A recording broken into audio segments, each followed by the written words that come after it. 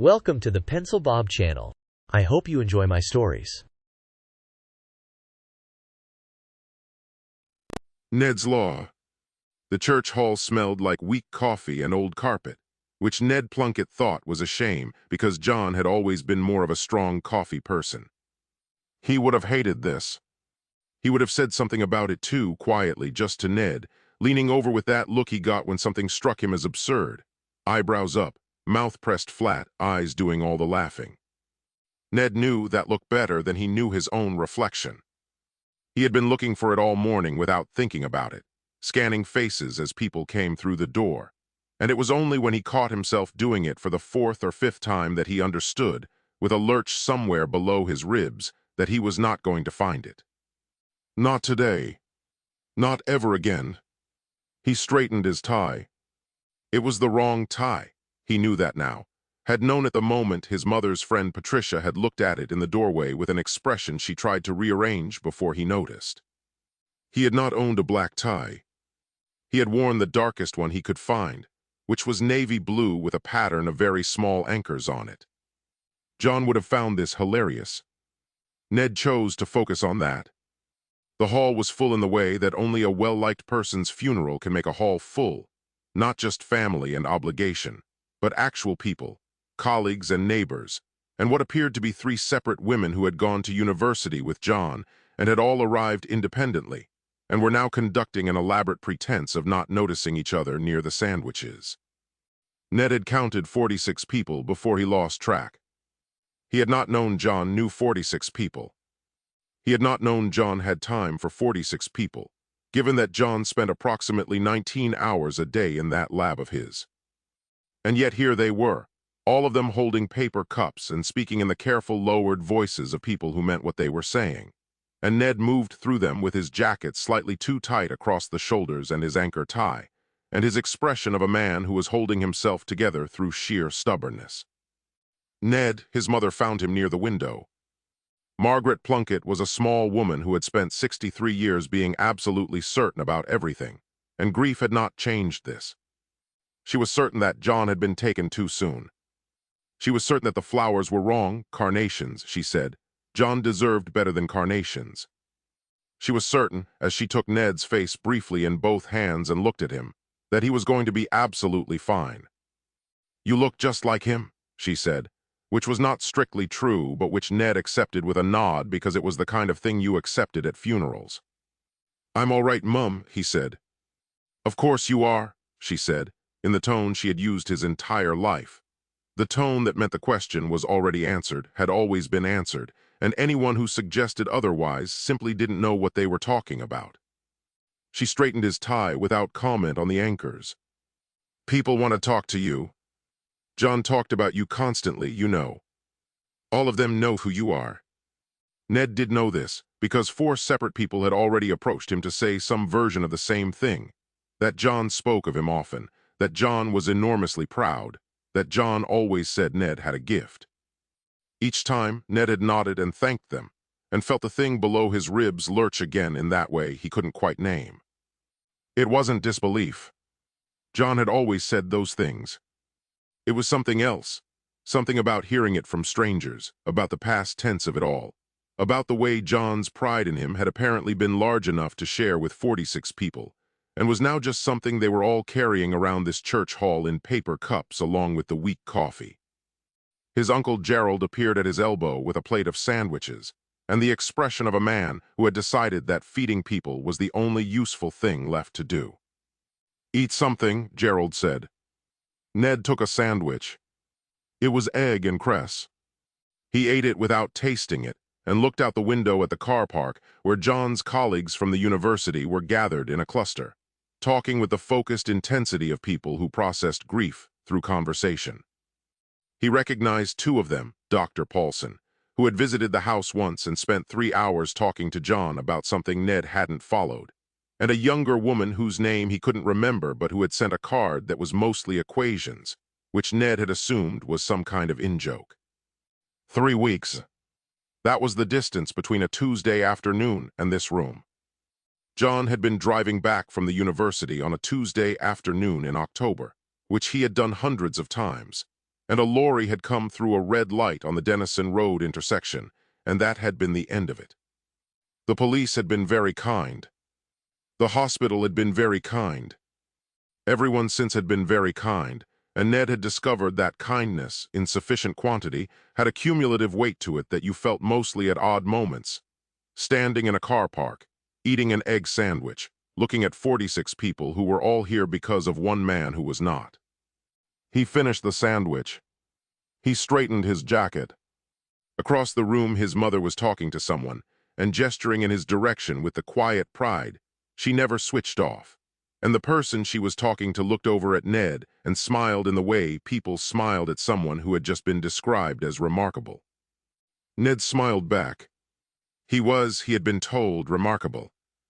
He had been told this his whole life by people who loved him, and he had no particular reason to doubt it. He looked out the window again at John's colleagues. The young woman with the equation card was talking, and the others were listening in that particular way, heads slightly forward, full attention. That people only gave to someone who was saying something genuinely worth hearing. Ned watched her for a moment. Then he looked down at his plate. Then he thought, not for the first time that morning and not for the last, about the lab. The eulogies were held in the main church before the hall, and Ned had sat in the front pew between his mother and his Aunt Dorothy, and listened to 3 separate people describe his brother in terms that made John sound like a cross between Einstein and a particularly organized saint. Dr. Paulson had gone first, speaking about John's contributions to theoretical physics with the reverence of a man reading from Scripture, using words that Ned recognized individually, but which in the combinations Paulson favored became essentially decorative. Ned had nodded throughout in the manner of someone following along. He had not been following along. He had been thinking about the fact that John's lab had, from what he remembered of his last visit, at least 4 separate rooms, and wondering which one was the biggest. He was not proud of this. He was aware, in a general way, that thinking about floor space during a eulogy was perhaps not his finest moment. But the thought had a persistent quality that he couldn't quite shut down, surfacing between paragraphs like a cork that kept bobbing up no matter how many times you pushed it under. John had left everything to him. Their mother had confirmed this 2 days after the accident, sitting at Ned's kitchen table with the solicitor's letter, and Ned had read it twice and then sat very still for a moment before his mother had put her hand over his and said that John had always trusted him more than anyone. Which was true.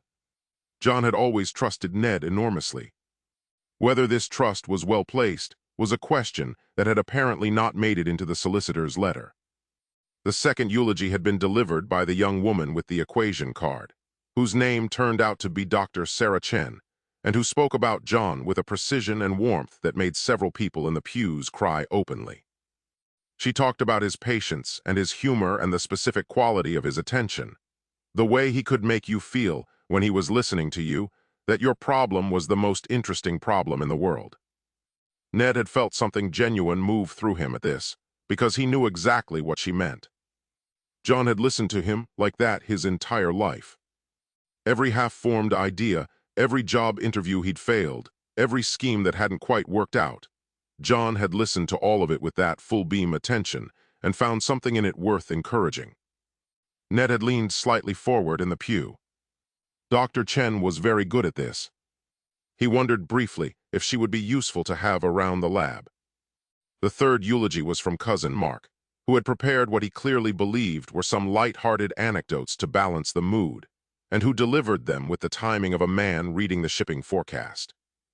Mark's anecdotes established that John had been funny, kind, and once fixed Mark's boiler using only a paperclip and what Mark described as some sort of gadget he had in his pocket.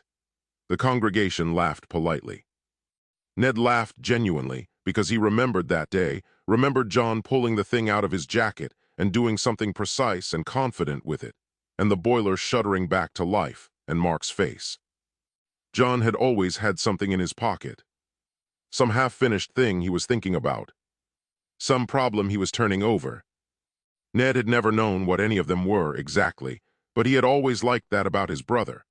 The sense that John's mind was so full of things that they physically couldn't all fit inside his head and had to be distributed into his pockets and notebooks, and the 4 rooms of his lab. 4 rooms, possibly 5 if you counted the basement. After the church, they had moved to the hall, and Ned had done his duty, had spoken to the colleagues and the neighbors and the 3 university women by the sandwiches, had accepted condolences with what he believed was dignity, and what his anchor tie slightly undermined, had eaten 2 more sandwiches and drunk 1 cup of the weak coffee, and confirmed his mother's description of him as remarkable to at least 6 people who had never met him before and were taking her word for it entirely. It was during his second circuit of the room that he found himself beside his Uncle Gerald again, who had abandoned the sandwich plate and graduated to a small glass of something amber, and was standing with the solidity of a man who had attended enough funerals to know that the trick was to find a wall and stay near it.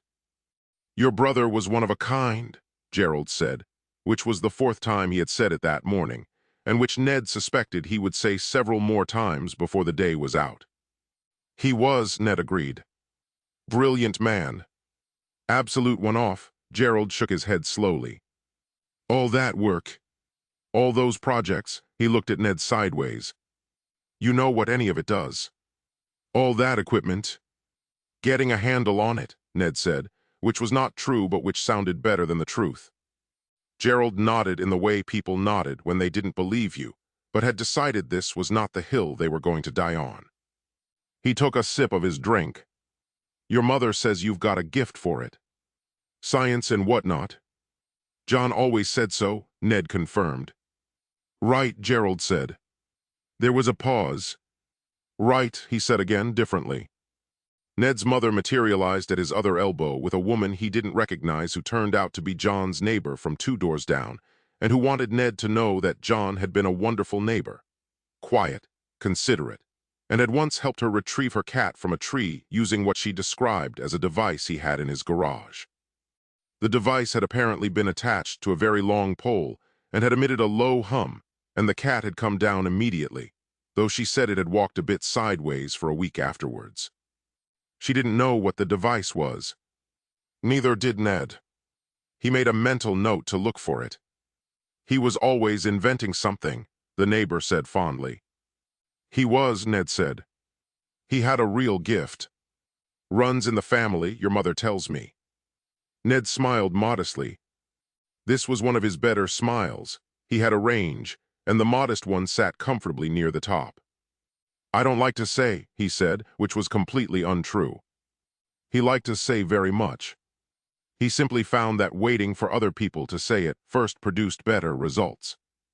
The neighbor patted his arm and moved away, and Ned stood with his weak coffee and his anchor tie, and looked around the room one more time, at the colleagues and the neighbors and the 3 university women who had finally acknowledged each other and appeared to be getting along, and he thought about John. Really thought about him. The lurch came back, heavier this time, and he let it sit there for a moment without trying to name it or manage it. John was gone. The lab was full of things Ned didn't understand yet. Both of these things were true simultaneously, and he was going to have to find a way to carry them both. He finished his coffee. He decided the second one was definitely true, but he was going to focus on it later. His mother caught his eye from across the room and smiled at him with the total confidence she had aimed at him since birth, and Ned straightened up inside his too-tight jacket and smiled back. "The smartest man in the room," she had told the neighbor. Well, someone had to be. The flashback came to Ned the way most things came to Ned, uninvited, at an inconvenient moment, and with enough force that he couldn't ignore it. He was standing near the hall's side exit, having successfully avoided Cousin Mark for the better part of 20 minutes, when he saw a boy of about 9 or 10 come through the main doors with his parents, dragging his feet in the way of a child who had been dressed up and brought somewhere dull and was making sure everyone knew it. The boy had his hands in his pockets, and his tie was already crooked, and he was looking around the room with the blank, evaluating stare of someone who had not yet learned to pretend to be interested in things that didn't interest him. Something about this, the tie, the hands, the expression, reached into Ned's chest and pulled. He had been 9 years old. John had been 17. This was the distance between them, 8 years and a universe, and for most of Ned's childhood it had felt like exactly that, like John existed in a different atmosphere altogether, one with different rules and different air, and a particular smell of solder and something electrical that Ned associated entirely with his brother's bedroom, which their mother called a fire hazard, and which John called a workshop, and which Ned called the best room in the house because John let him come in. That was the thing about John. He always let Ned come in. The memory was specific. It was a Saturday in November, which Ned knew because the radiator in John's room had been making the noise it only made in November. A rhythmic clanking that John had told him was the pipes expanding in the cold, and which 9-year-old Ned had privately believed was a small creature that lived inside the wall. John had been at his desk doing something with a circuit board and a soldering iron and about 14 things Ned couldn't name, and Ned had come in and sat on the bed and watched, which was what he usually did. He was good at watching John work. He had learned early that you didn't interrupt the soldering, you waited, and eventually John would surface from whatever he was inside and notice you were there. "What are you building?" Ned had asked when the soldering iron went down.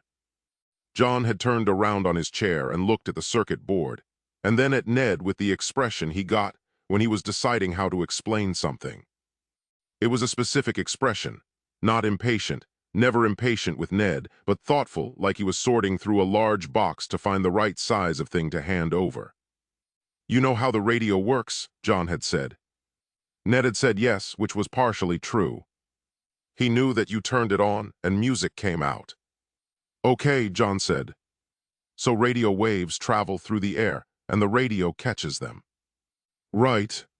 The information is just out there, moving through everything, and the radio is tuned to pick it up." Ned had nodded.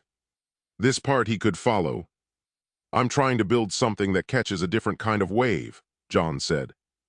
"Not radio. Something else. Something that hasn't got a name yet because nobody's really proved it exists." He had paused. "I think it exists." "What does it do?" Ned asked. "The wave." John had looked at the circuit board for a moment. "I don't know yet," he said, which to Ned had seemed like the most exciting answer possible. Here was his brother, 17 years old, building something to catch a wave that didn't have a name yet. The small creature in the radiator clanked twice. Outside it had begun to rain. "Can I help?" Ned asked. And here was the thing. Here was the exact thing that Ned carried with him out of that November afternoon and into every other afternoon since.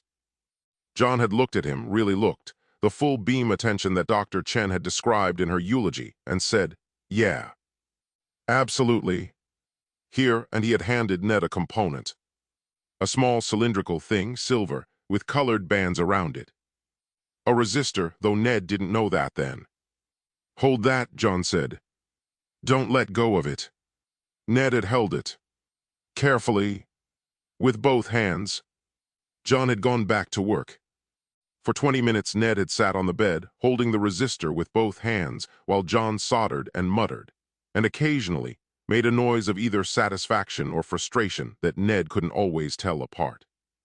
And then John had turned around and held out his hand, and Ned had given the resistor back, and John had placed it precisely into the circuit board, and done something quick with the soldering iron, and then sat back and looked at the whole thing. "Perfect," John said. Ned had felt this word land somewhere important. Perfect. He had held the component correctly. He had contributed. The thing John was building to catch the nameless wave was better now because of what Ned had done, and John had said so, and the radiator clanked, and outside it rained, and Ned was 9 years old and completely certain that he and his brother were together on the edge of something. He was still completely certain of this. He had been certain of it for 31 years. It had never once occurred to him to question it, because why would it, John had told him. John, who was the smartest person Ned had ever known, had looked at him with full attention and said perfect, and Ned had carried that word like a component in his pocket ever since, taking it out occasionally to check it was still there. It was still there.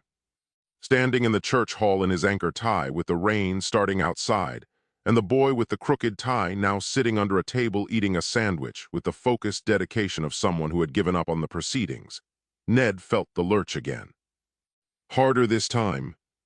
He put his paper cup down on the nearest surface, which turned out to be someone's handbag, a mistake he corrected quickly, and he pressed his thumb and forefinger against the bridge of his nose, and he stood very still for a moment and let himself feel the full weight of it.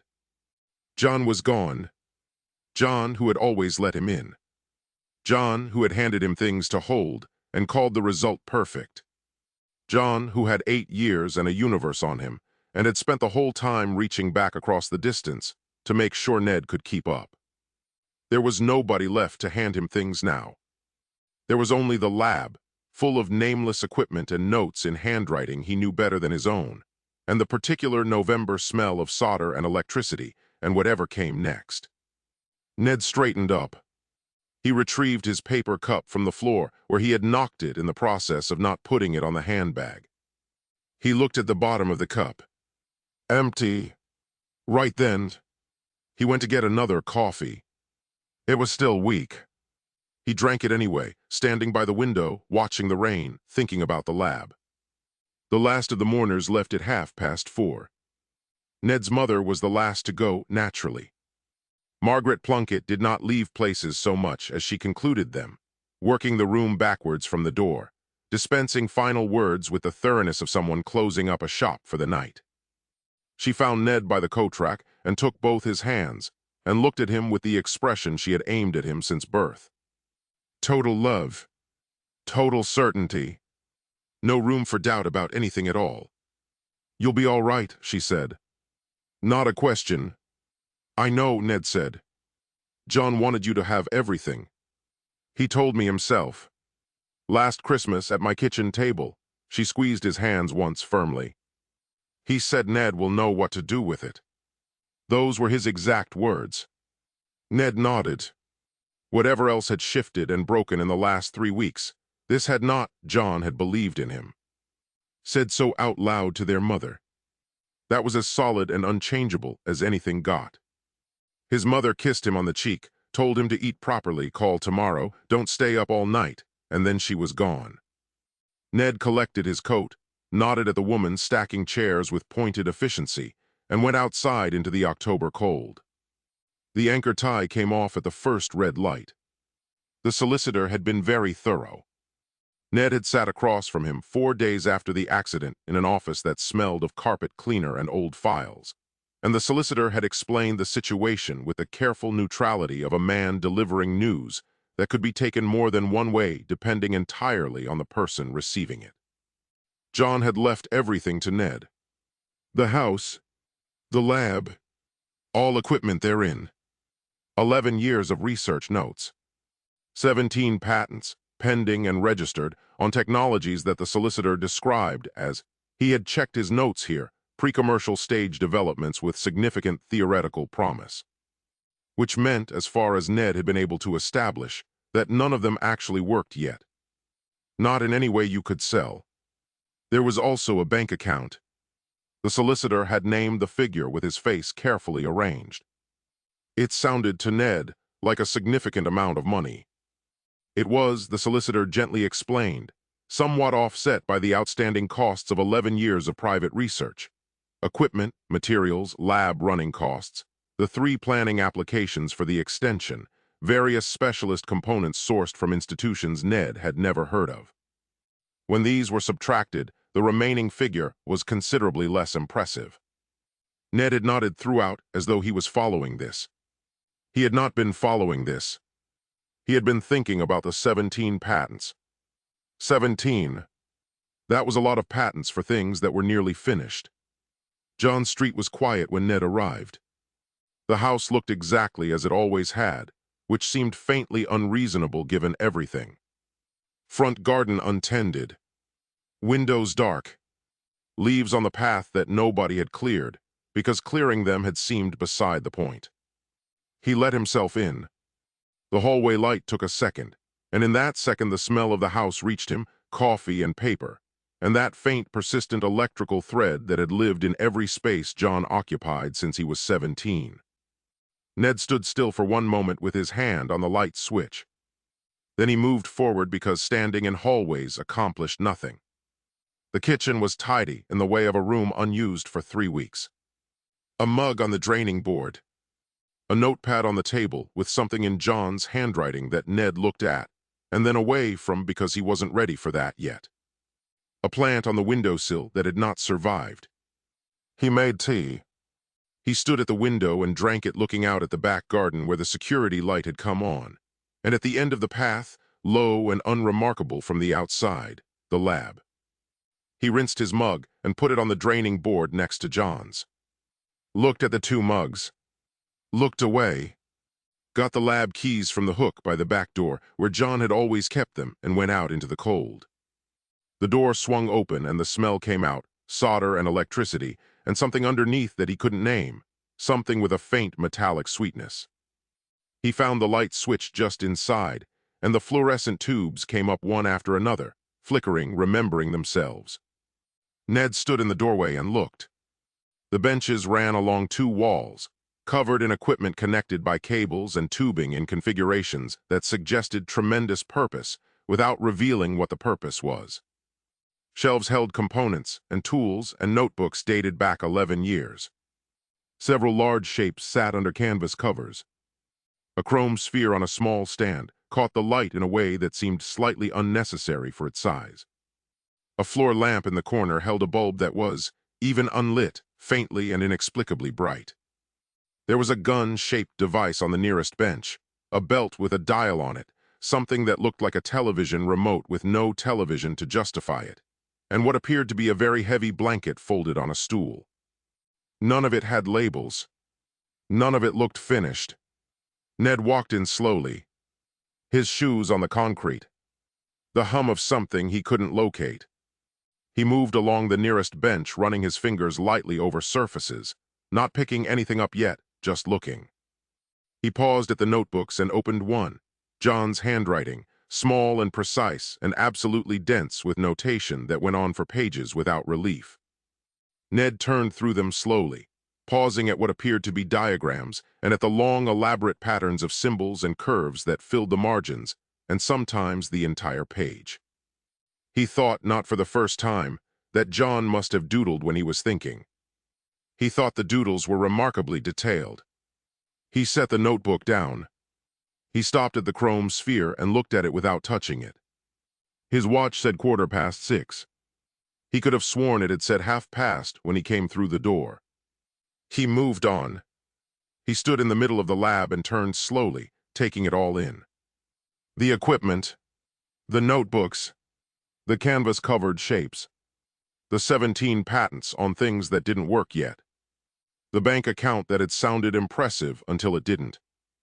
All of it, everything John had spent 11 years building toward, everything unfinished, everything waiting. Millions of dollars worth of almost. Ned stood very still in the humming fluorescent light of his brother's lab, with the October cold coming through the gap under the door and the distant sound of a neighbor's television through the wall, and he thought one thought. It was a clear thought, a simple thought, arriving with the kind of quiet, total certainty that he recognized from the best moments of his life. He was going to be a billionaire. He nodded once to nobody in particular, turned off the light, locked the door behind him, and went inside to find something to eat. Ned slept well. This was not surprising. He generally slept well regardless of circumstances, which his mother had always said was a sign of a clear conscience, and which Karen had once suggested, in a moment of candor she had immediately softened, might also be a sign of not thinking about things quite hard enough before bed. Either way, he was up at 7:30, which for Ned was early, showered and dressed and standing in John's kitchen making coffee with a purposeful air of a man who had somewhere to be. He did have somewhere to be. It was 20 feet from the back door. He had been thinking about it since approximately 4 in the morning when he had briefly surfaced from sleep and then gone straight back under. But the thinking had been enough to establish that today was the day he began to properly understand what John had left him, and by extension what the rest of his life was going to look like. He made the coffee strong. John had a good machine, one of the ones with the separate grinder and the small silver jug for milk, the kind of machine that suggested its owner took at least one thing in daily life seriously. Ned used it with the confidence of a man who had watched someone else use a machine twice and considered that sufficient training. The result was extremely strong, strong enough to be chewy, which Ned decided was exactly what he needed and poured into the largest mug he could find and took with him to the back door. Outside it was a cold, clear morning with a kind of thin October sunlight that illuminated everything without warming anything. The back garden looked worse in daylight, the grass long, the borders ragged. A broken pot he hadn't noticed the night before sitting on its side near the fence. John had not been a garden person.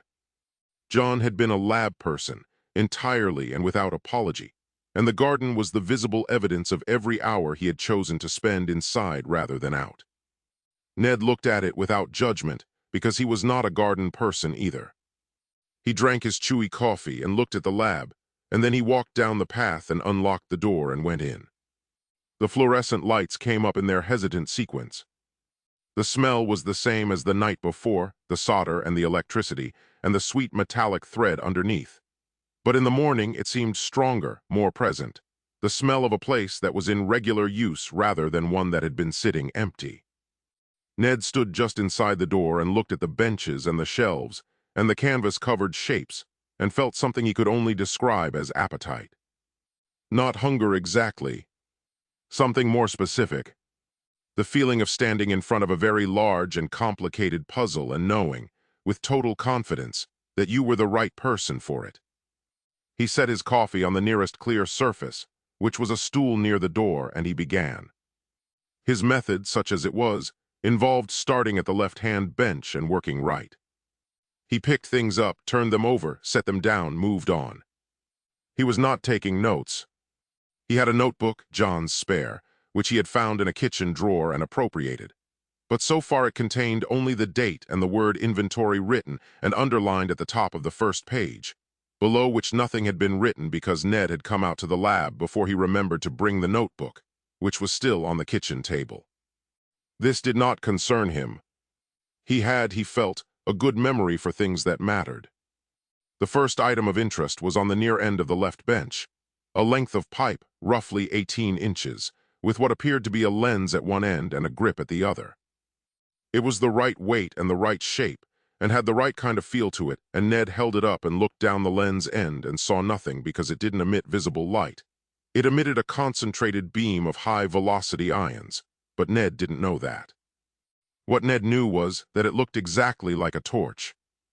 A very well-built, very solid, very John sort of torch, over-engineered in the way John over-engineered everything, made to a standard that the task probably didn't require, but which John would have considered the only acceptable approach. Ned thought this was brilliant. He thought his brother had built the world's best torch. He pointed it at the far wall and pressed what he took to be the on switch. The beam was invisible. What was not invisible was the effect on the metal shelving bracket it intersected with, which immediately began to glow at the contact point with a color that was not quite any color Ned had a name for. He lowered the torch. He raised it. He pressed the switch again, and the beam went off and the bracket continued to glow for a moment, and then stopped. Around it on the shelf, the air was doing something that Ned decided to call sparkling, a fine luminous quality to the disturbed ions that caught the fluorescent light beautifully. "Magic lab sparkles," Ned said to nobody approvingly. He set the torch down and moved along the bench. The belt with the dial he picked up and held at arm's length for a moment before setting back down. Something about it made him feel, inexplicably, that he was already slightly lighter than he had been a moment before, which he put down to the strong coffee and his general mood of optimism. The gun-shaped device he picked up more carefully, handling it with a respect that was appropriate if poorly reasoned. He thought it was some kind of industrial adhesive applicator, a glue gun, which was not entirely wrong in the way that saying a nuclear reactor is a kind of kettle is not entirely wrong. He set it down gently. The heavy blanket on the stool he shook out and examined. It was extraordinarily heavy for a blanket, dense in a way that had nothing to do with the material, as if the weight came from somewhere inside the weave itself. He swung it around his shoulders experimentally, and immediately felt the floor shift under him in a way that he diagnosed as a slight dizziness from the strong coffee. He took the blanket off. He folded it back up and put it on the stool and made a note mentally that the blanket was interesting. He was not technically supposed to be making mental notes. He was supposed to be making written notes in the notebook on the kitchen table. He was aware of this. He moved on. By 9:30, he had covered the left bench and half of the right, and had identified, to his own satisfaction, a torch, a glue gun, a fitness belt, a blanket, a remote control for a missing television, a compass, what appeared to be a very technical-looking stapler, and an elaborate set of headphones that he put on briefly and immediately took off again when the corner of the right-hand bench turned to powder. He looked at the powder. He looked at the headphones. He concluded that the foam on the ear cups must have been very old and very dry and had simply disintegrated, which could happen, and put the headphones back down with a mental note that they needed new ear cups. He finished his coffee. It had gone cold. He went back inside to make another one and to retrieve the notebook, and he stood in John's kitchen in the thin October sunlight and looked at the notepad on the table with John's handwriting on it, and this time he didn't look away. It was a list. A simple, ordinary list, the kind you left yourself mid-thought. 4 items, abbreviated in the quick shorthand John used when he was writing fast. Ned couldn't make out all of it. The first item looked like it might be a component name. The third looked like a calculation of some kind. But the last line was clear enough, written slightly larger than the others, underlined once. It said, "Don't forget Ned." Ned stood in the kitchen for a long moment. The coffee machine gurgled. Outside, the thin sunlight moved across the garden and touched the lab door and moved on. He tore the page carefully from the notepad and folded it and put it in his shirt pocket. Then he poured his second coffee, picked up the notebook and the pen, and went back out to the lab. He had work to do. Corinne arrived at 11 with a bag of groceries and the expression of a woman who had decided to be practical about things. This was Corinne's default response to situations she found difficult. When in doubt, bring food, make tea, address the immediate physical needs of whoever required addressing, and deal with the emotional architecture later. She had done this when her sister's marriage ended, when her best friend lost her job, and now here she was in John's driveway with 2 bags from the supermarket and a packet of decent coffee, because she had been to John's house before and knew about the strong coffee situation, and had decided Ned did not need any more help in that direction. She was 34, Corinne. Sensible in the way that people who have had to be sensible become sensible, not joylessly, not rigidly, but with the quiet competence of someone who had learned early that things didn't generally sort themselves out without assistance. She had brown hair and a practical coat, and the kind of face that was pretty without making a production of it. And she had been with Ned for 8 months, which was long enough to know him well and also long enough to have developed a specific expression she used when he said things that she was choosing not to respond to directly. It was a very controlled expression. She had gotten a lot of use out of it. She liked Ned. This was important to establish because it would shortly become relevant in complicated ways. She genuinely liked him, his cheerfulness, his enthusiasm, the way he approached every new situation with a confidence that she had initially found attractive and was only recently beginning to find occasionally exhausting. He was kind. He was funny without meaning to be, which was the best kind of funny. He remembered things that mattered, her coffee order, the name of her difficult colleague, the anniversary of her mother's death, which he marked every year with quiet thoughtfulness that still surprised her. He was not a bad person. He was not even in the ways that counted, a foolish person. He was just, she had spent some time looking for the right word. He was just magnificently, comprehensively, structurally certain about himself in a way that left very little room for incoming information. She knocked and let herself in with the key he had given her 3 months ago, which she had not yet decided what to do about. Ned was in the kitchen when she came through, standing at the counter with his notebook open and his pen behind his ear, and a look on his face that she had not seen before, focused, purposeful, lit up in a specific way that she might have found exciting if the source of it had been literally anything other than what it was. "You're up early," she said, setting the bags on the table. "Been up since 7, Ned said, which Corinne absorbed without comment because Ned was not a 7 o'clock person, and the fact that he was now apparently a 7 o'clock person told her something she wasn't sure she wanted to know. I've been in the lab all morning. Karen, you would not believe what's in there.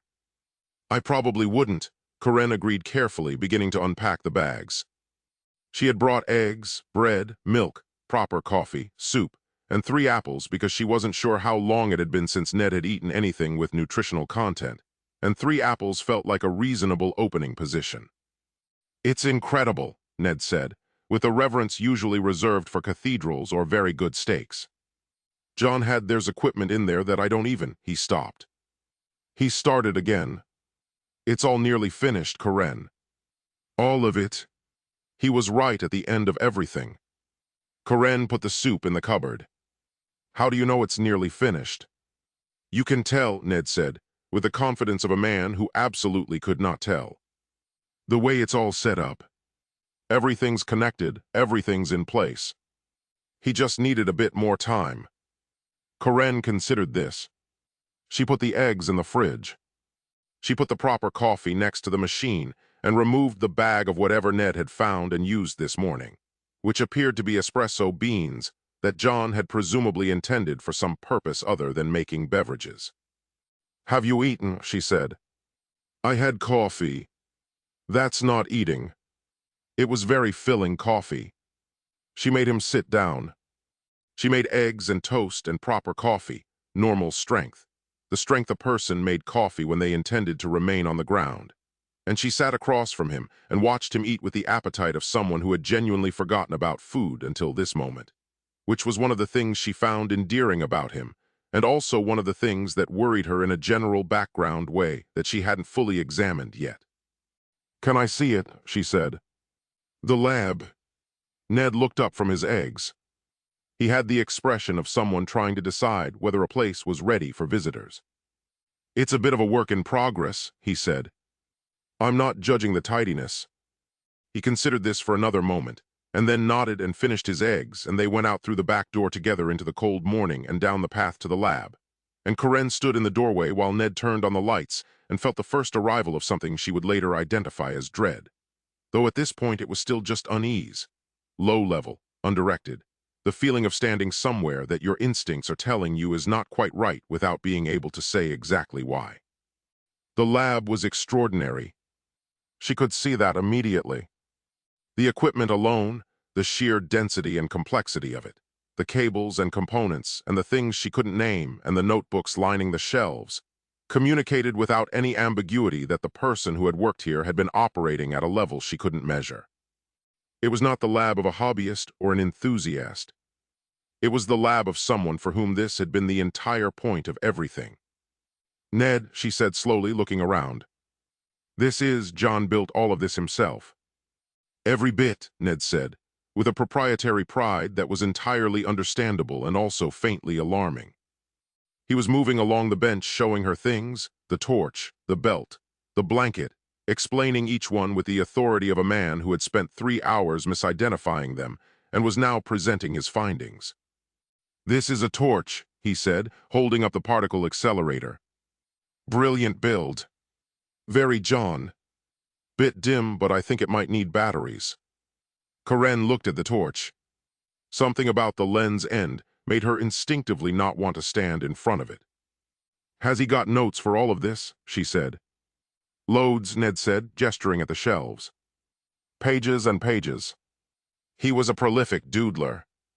Karen walked to the shelves and took down the nearest notebook and opened it. She looked at the first page. Then the second. She was not a scientist. She worked in hospital administration, which required a different and arguably more demanding form of intelligence. But she had processed enough medical and technical documentation in her career to recognize the difference between notes and doodles, and what was in this notebook was emphatically not doodles. It was dense, systematic, cross-referenced mathematical and theoretical notation, of a kind that she associated with people who had spent a decade or more getting to the point where they could write it. She turned 3 pages. Then she stopped at a section where John had written, in plain English between 2 blocks of notation, a short paragraph that began with the words critical safety parameters and contained the phrase under no circumstances twice in 4 lines. She closed the notebook. She looked at Ned, who was showing her the headphones with the enthusiasm of a man presenting a gift.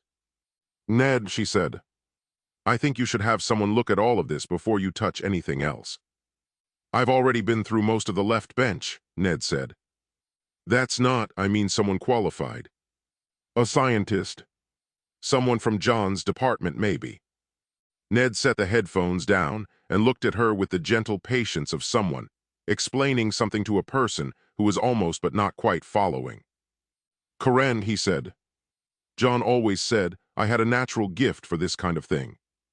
Karen looked at him. She looked at the notebook in her hand. She looked at the bench with the particle accelerator torch and the molecular binder glue gun and the phase-shifting blanket on the stool. She put the notebook back carefully on the shelf, spine out, exactly where she had found it. "Right," she said. "I'll be fine," Ned said.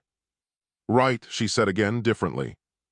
She went back inside to make more coffee and stood at John's kitchen window looking out at the lab and drank it slowly and thought about the words under no circumstances appearing twice in 4 lines of a dead genius's notebook, while his brother referred to the contents as doodles. And the unease she had felt in the doorway settled in a little further and made itself comfortable. Karen left it too, with the quiet purposefulness of someone who had decided not to have a conversation that wasn't ready to be had yet. She kissed Ned on the cheek, told him to eat the soup for dinner, and drove away. Ned watched her go from the back door and then turned and went straight back to the lab because there was something at the far end of the right bench he hadn't gotten to yet, and it had been bothering him all morning. It was under a canvas cover, separate from the other covered shapes, smaller than he'd expected when he pulled the canvas off. A booth, roughly shower cubicle-sized, dull gray metal, with a control panel on the outside and a door that stood slightly open. The panel had dials, switches, a digital display reading 0, and a keypad whose function Ned studied for a moment before deciding it was probably for entering dates. Because, of course, you would need to enter a date. That was the whole point. On the side of the machine, stenciled in John's careful hand, were 3 letters. Tim. Ned stood very still and looked at it. Time. It was obviously time. What other T word was relevant here? What other word starting with T had any business being on a machine with a booth and a countdown display, and a keypad for entering what were clearly dates? Ned was not a man who required a great deal of convincing when the evidence was this straightforward, and this was, he felt, about as straightforward as evidence got. He pulled the door fully open and looked inside. It was clean, functional, a small platform to stand on, a handle on the inside of the door, bare metal walls. He stood in the doorway without stepping in, not yet, that was tomorrow's work, and looked at the control panel from the inside and then from the outside, and felt the particular satisfaction of a man who has just confirmed something he already knew. John had built a time machine and left it to him. He found the notes for Tim on the bench beside it, a separate stack, thicker than the others, held together with a binder clip.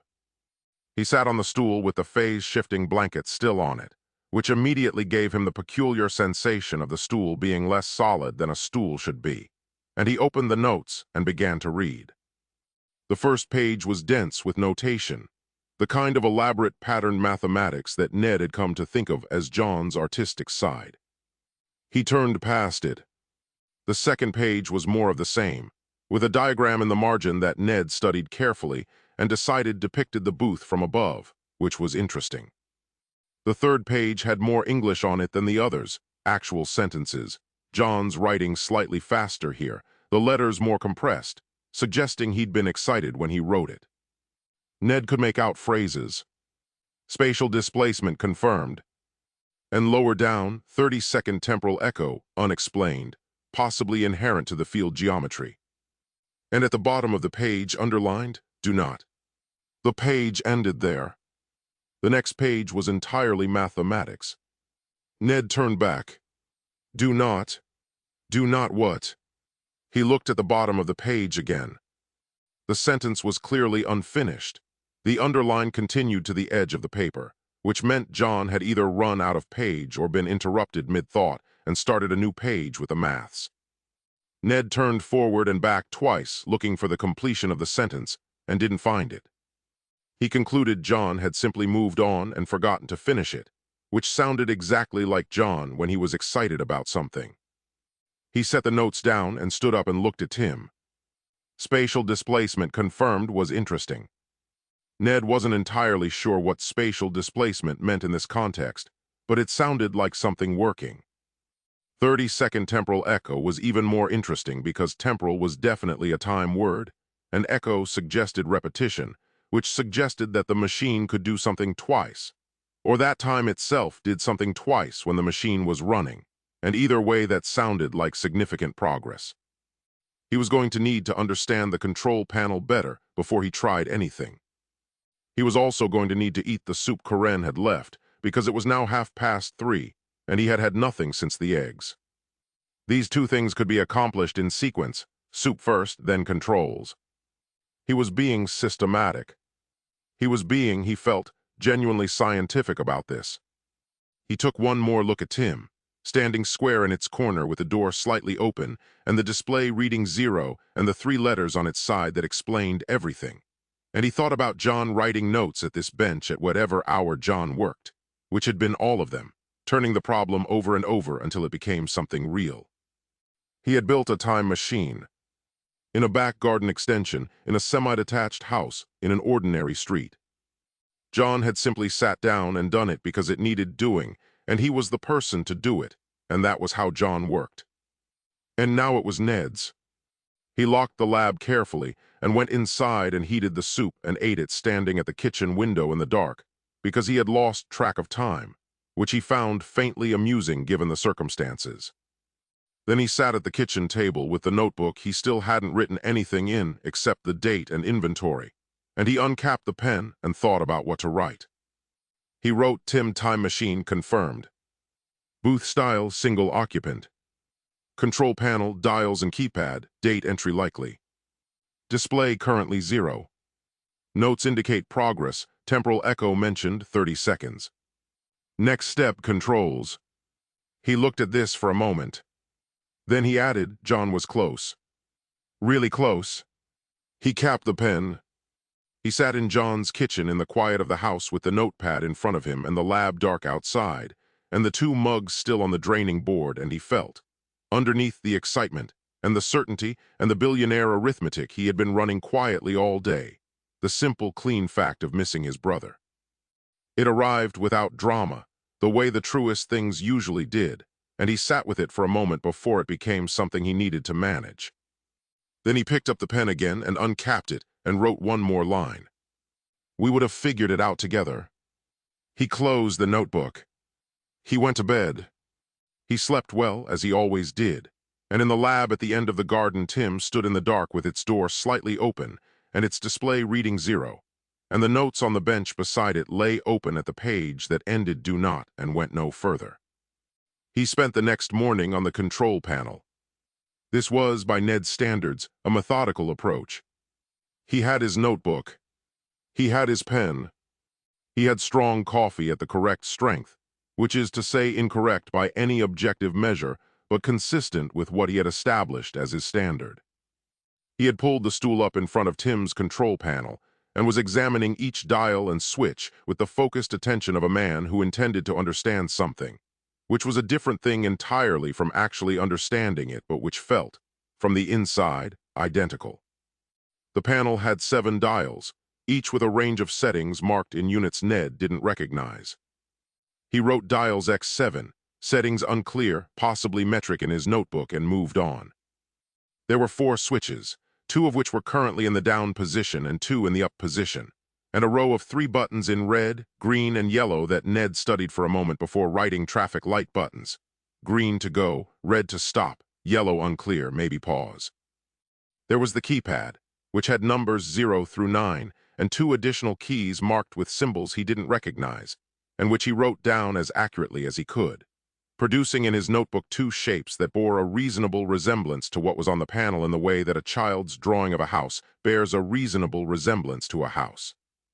And there was the digital display, which still read 0, and a countdown timer below it, currently unset. He sat back and looked at the whole panel and drank his coffee. The keypad was for dates. He was confident about this. The display would show the destination, the year, presumably or possibly the full date, and the countdown timer was self-explanatory. You set where you wanted to go, you got in, you counted down, and off you went. It was logical. It was clean. It was exactly the kind of elegant simplicity that John always worked toward underneath all the complexity. The dials were trickier. 7 dials with unrecognized units suggested fine-tuning of some kind, precision settings for the jump maybe. Distance in time, accuracy of landing, that kind of thing. Ned turned the nearest one slightly, 1 click clockwise, and nothing visible happened, which he took as confirmation that the dials were calibration rather than activation. Good. You wouldn't want the calibration dials doing anything dramatic on their own. He turned 3 more, experimentally, to positions that felt approximately central. This seemed right. You'd want to start in the middle and adjust from there. Basic logic. He looked at the switches. 2 up, 2 down. He thought about this for a moment, and then flipped one of the down switches to up on the grounds that symmetry suggested all 4 should be in the same position, and John would have appreciated symmetry. Something in the panel made a low sound, not alarming, just present, a hum that joined the existing hum of the lab and sat alongside it comfortably. Good. That was the power coming on. Probably. He set the countdown timer. He picked 30 seconds because it was a round number, and because the notes had mentioned 30 seconds specifically, and he felt this was John giving him a starting point. The display flickered and then read 30. He looked at this with satisfaction and wrote timer set, display responding, system live in his notebook. He stood up. He looked at the booth. He looked at the notebook. He wrote first test and underlined it and put the notebook on the bench. He had no particular plan beyond getting in and seeing what happened, which was, he felt, essentially what science was. You formed a hypothesis, time machine, clearly, and you tested it. You didn't overthink it. John had probably overthought it, which was why it had taken 11 years. Ned had the advantage of a fresh perspective and the kind of instinctive grasp of a situation that couldn't be taught and didn't show up in notebooks full of doodles. He stepped into the booth. It was smaller inside than it looked, which was impossible but true. The platform was solid underfoot. He took the handle on the inside of the door and pulled it shut and stood in the dim interior with the hum around him, and the display visible through a small window in the door, counting down. 30 seconds. 28. 25. He stood up straight. He put his free hand in his pocket. He thought briefly about what year he might aim for once he got the hang of the basics, and decided the immediate future was probably the sensible place to start. A week from now, something like that, just to confirm the mechanism before he got ambitious. 20 seconds. 17. He wondered if there would be a sensation. A pulling feeling, maybe, or a brightness, or the kind of pressure change you got in an aeroplane. John's notes hadn't described the experience, not in the pages he'd read anyway. But then John's notes were mostly doodles, so perhaps he'd simply not gotten to that part yet. 10 seconds. 8. Ned tightened his grip on the handle. 5. 4. 3. 2. The display hit 0. What happened next happened very quickly, and then immediately afterwards seemed to take a long time. There was a sound, not an explosion, not a bang, more like the sharp compressed syllable of something that had been holding its breath, releasing it all at once. There was a sensation of being taken apart and put back together that lasted no time at all, and also, subjectively, several weeks.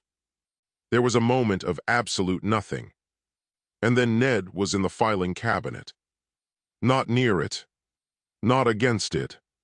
In it, specifically in the second drawer from the top, which had been closed, and which was now open in the sense that Ned had resolved inside it, and the force of this had taken the drawer and a significant portion of the cabinet's left side panel out into the room with him. He was on the floor. The drawer was around his left arm. The side panel was leaning against his shoulder with a kind of apologetic intimacy. Various files that had been in the drawer, were now distributed across the lab floor in a radius that suggested considerable enthusiasm. Ned lay on the lab floor and looked at the ceiling and took stock. He was alive. His left arm was inside a filing cabinet drawer, but this appeared to be a containment issue rather than a medical one. His right shoulder hurt in the specific way of something that had hit something else at speed.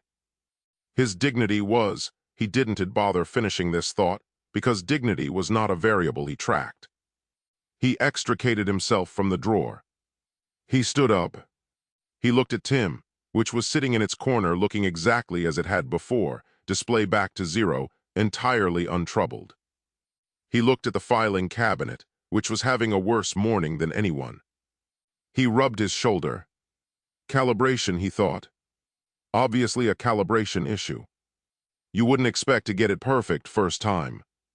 That wasn't how science worked. You tested, you assessed, you adjusted. He picked up his notebook from the bench and uncapped his pen and wrote, beneath first test and its underline, landed short, approx 15 feet off target. Adjust calibration dials. Try again tomorrow. He looked at this. He added progress. Then he put the notebook down and picked up the filing cabinet drawer and leaned it against the wall and went inside to make lunch, stepping over the scattered files with the easy confidence of a man whose morning had gone more or less as expected. Behind him in the lab, Tim hummed quietly, and the display read 0, and the notes on the bench lay open at the page that said do not, and outside in the house next door Mr. Gerald Purcell, who had heard the sound clearly through the shared wall and was already on his third complaint to the council about the previous tenant, picked up his pen and opened the notebook he had started keeping and wrote down the date and time, and the words loud bang, structural concern, and underlined it twice. Ned spent the morning with John's notes. This was, in theory, the right approach. Before running further tests on Tim, he needed to understand the calibration system better, and the calibration system was in the notes, and therefore the notes were where he needed to be. He sat at the bench with the thick binder-clipped stack in front of him, and his notebook open beside it, and his coffee, and his pen, and the genuine intention of a man who was going to do this properly. The problem was the doodles. There were so many of them. Page after page of the elaborate pattern notation that Ned had come to think of as John's artistic outlet. The curves and symbols and long branching lines that filled margins, and sometimes entire pages, with a density that suggested John had done this constantly, compulsively, the way some people drummed their fingers or clicked pens. Ned had no quarrel with the doodles. He found them genuinely impressive. John had clearly had a gift for them, a consistency of style that ran through 11 years of notebooks like a visual signature. He just wished there was a bit less of it, and a bit more of the plain English that appeared occasionally between sections, because the plain English was where the useful information lived. He found some on the 4th page. John's writing, slightly compressed, the letters of a man thinking faster than he was writing. Ned leaned in. Field geometry remains the central problem. Displacement is consistent at short range, but the temporal echo effect cannot be eliminated, and I am no longer certain it should be. It may be intrinsic to the mechanism rather than incidental. The 30-second window appears fixed regardless of power input, which suggests it is a property of the field itself, rather than a calibration variable. Ned read this twice. Temporal echo. 30 seconds. Fixed window. He wrote in his notebook, 30-second time jump is built in, not a bug, a feature. John confirmed. He underlined confirmed and moved on.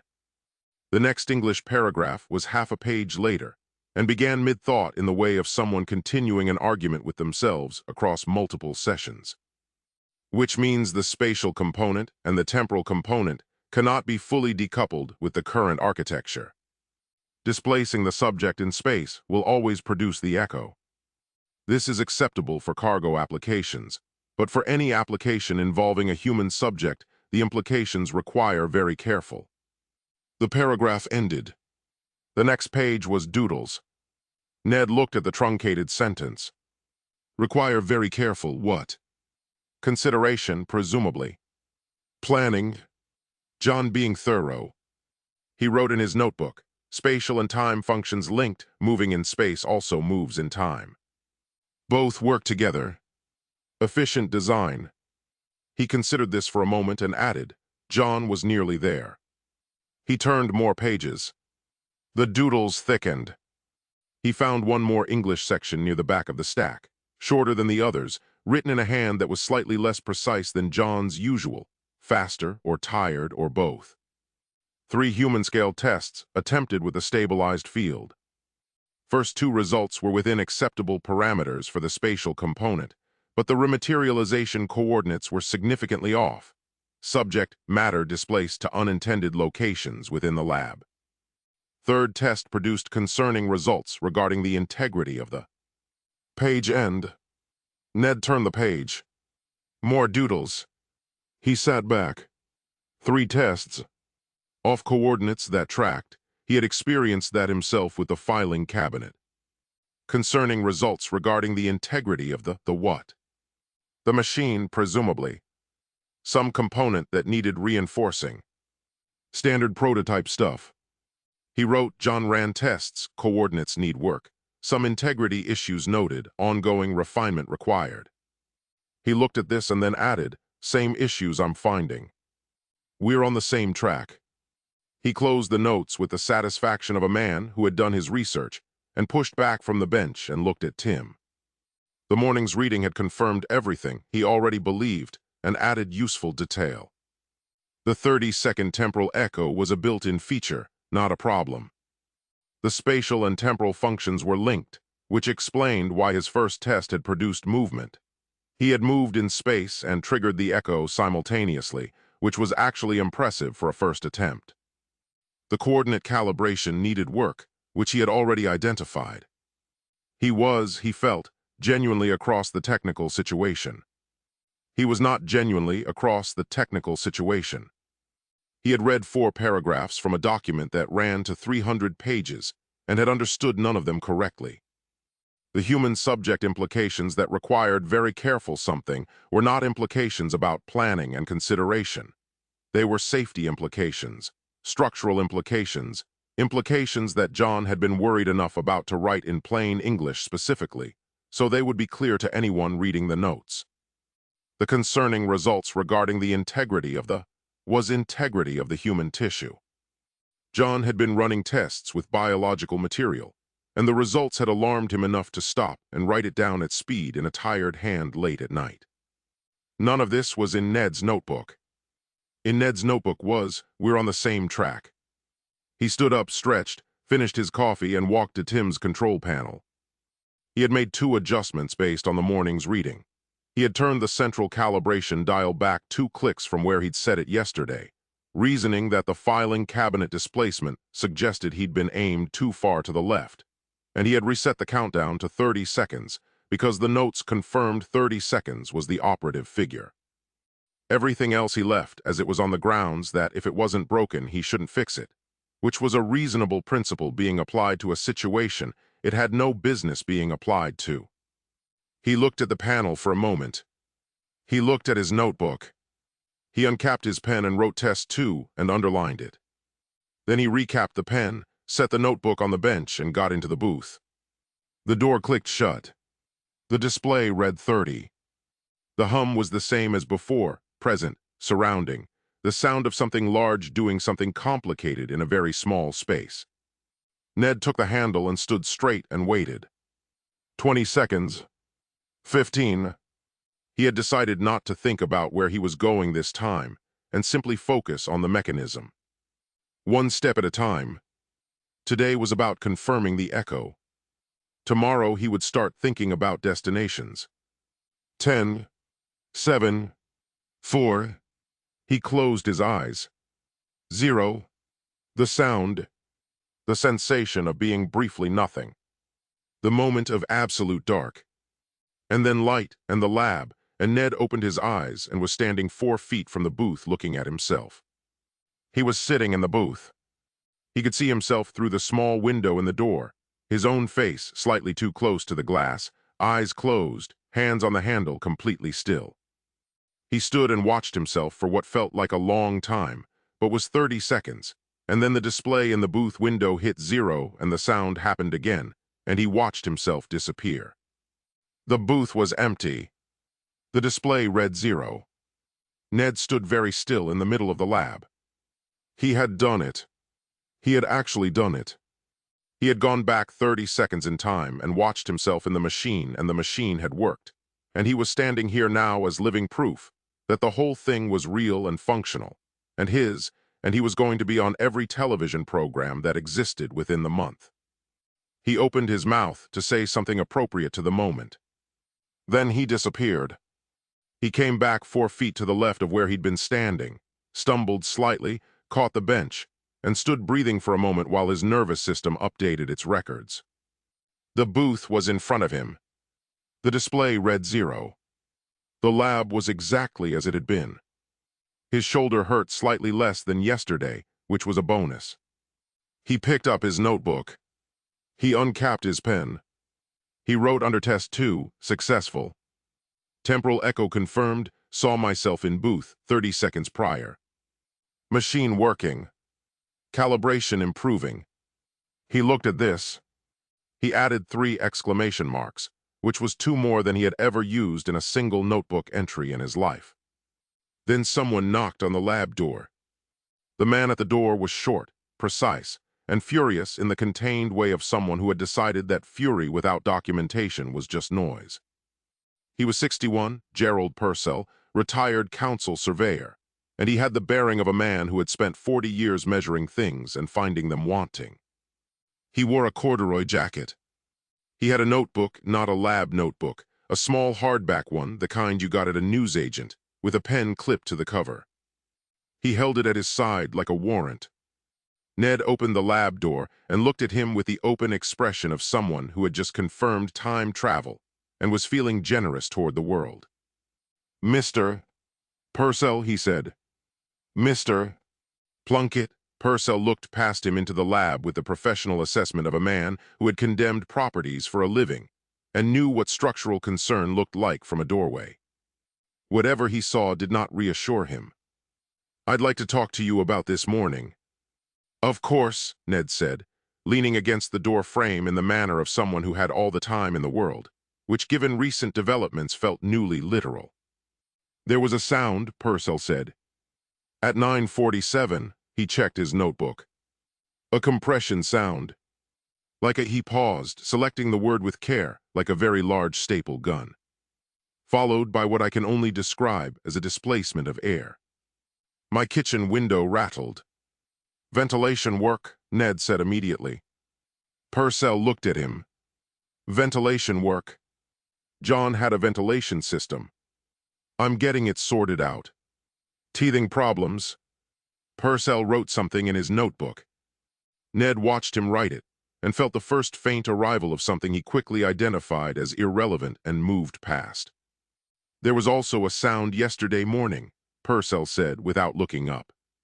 "At approximately the same time. And last Tuesday a smell sulfuric coming through the shared wall that lasted 40 minutes. Old equipment," Ned said. "Burning off the dust. All perfectly normal." "Mr. Plunkett," Purcell looked up. He had very steady eyes, the kind developed by decades of looking at things that were not level and remaining calm about it. "I made 6 complaints to the council about your brother's lab over the past 3 years. Your brother was always courteous and always explained what he was doing in terms I couldn't follow but which sounded." He paused again, plausible. "I'm extending you the same good faith. I am asking you directly whether you know what you're doing in there." Ned straightened up slightly. "My brother always said I had a natural gift for this kind of thing." Purcell looked at him for a long moment. Then he wrote something else in his notebook and clipped the pen back on the cover.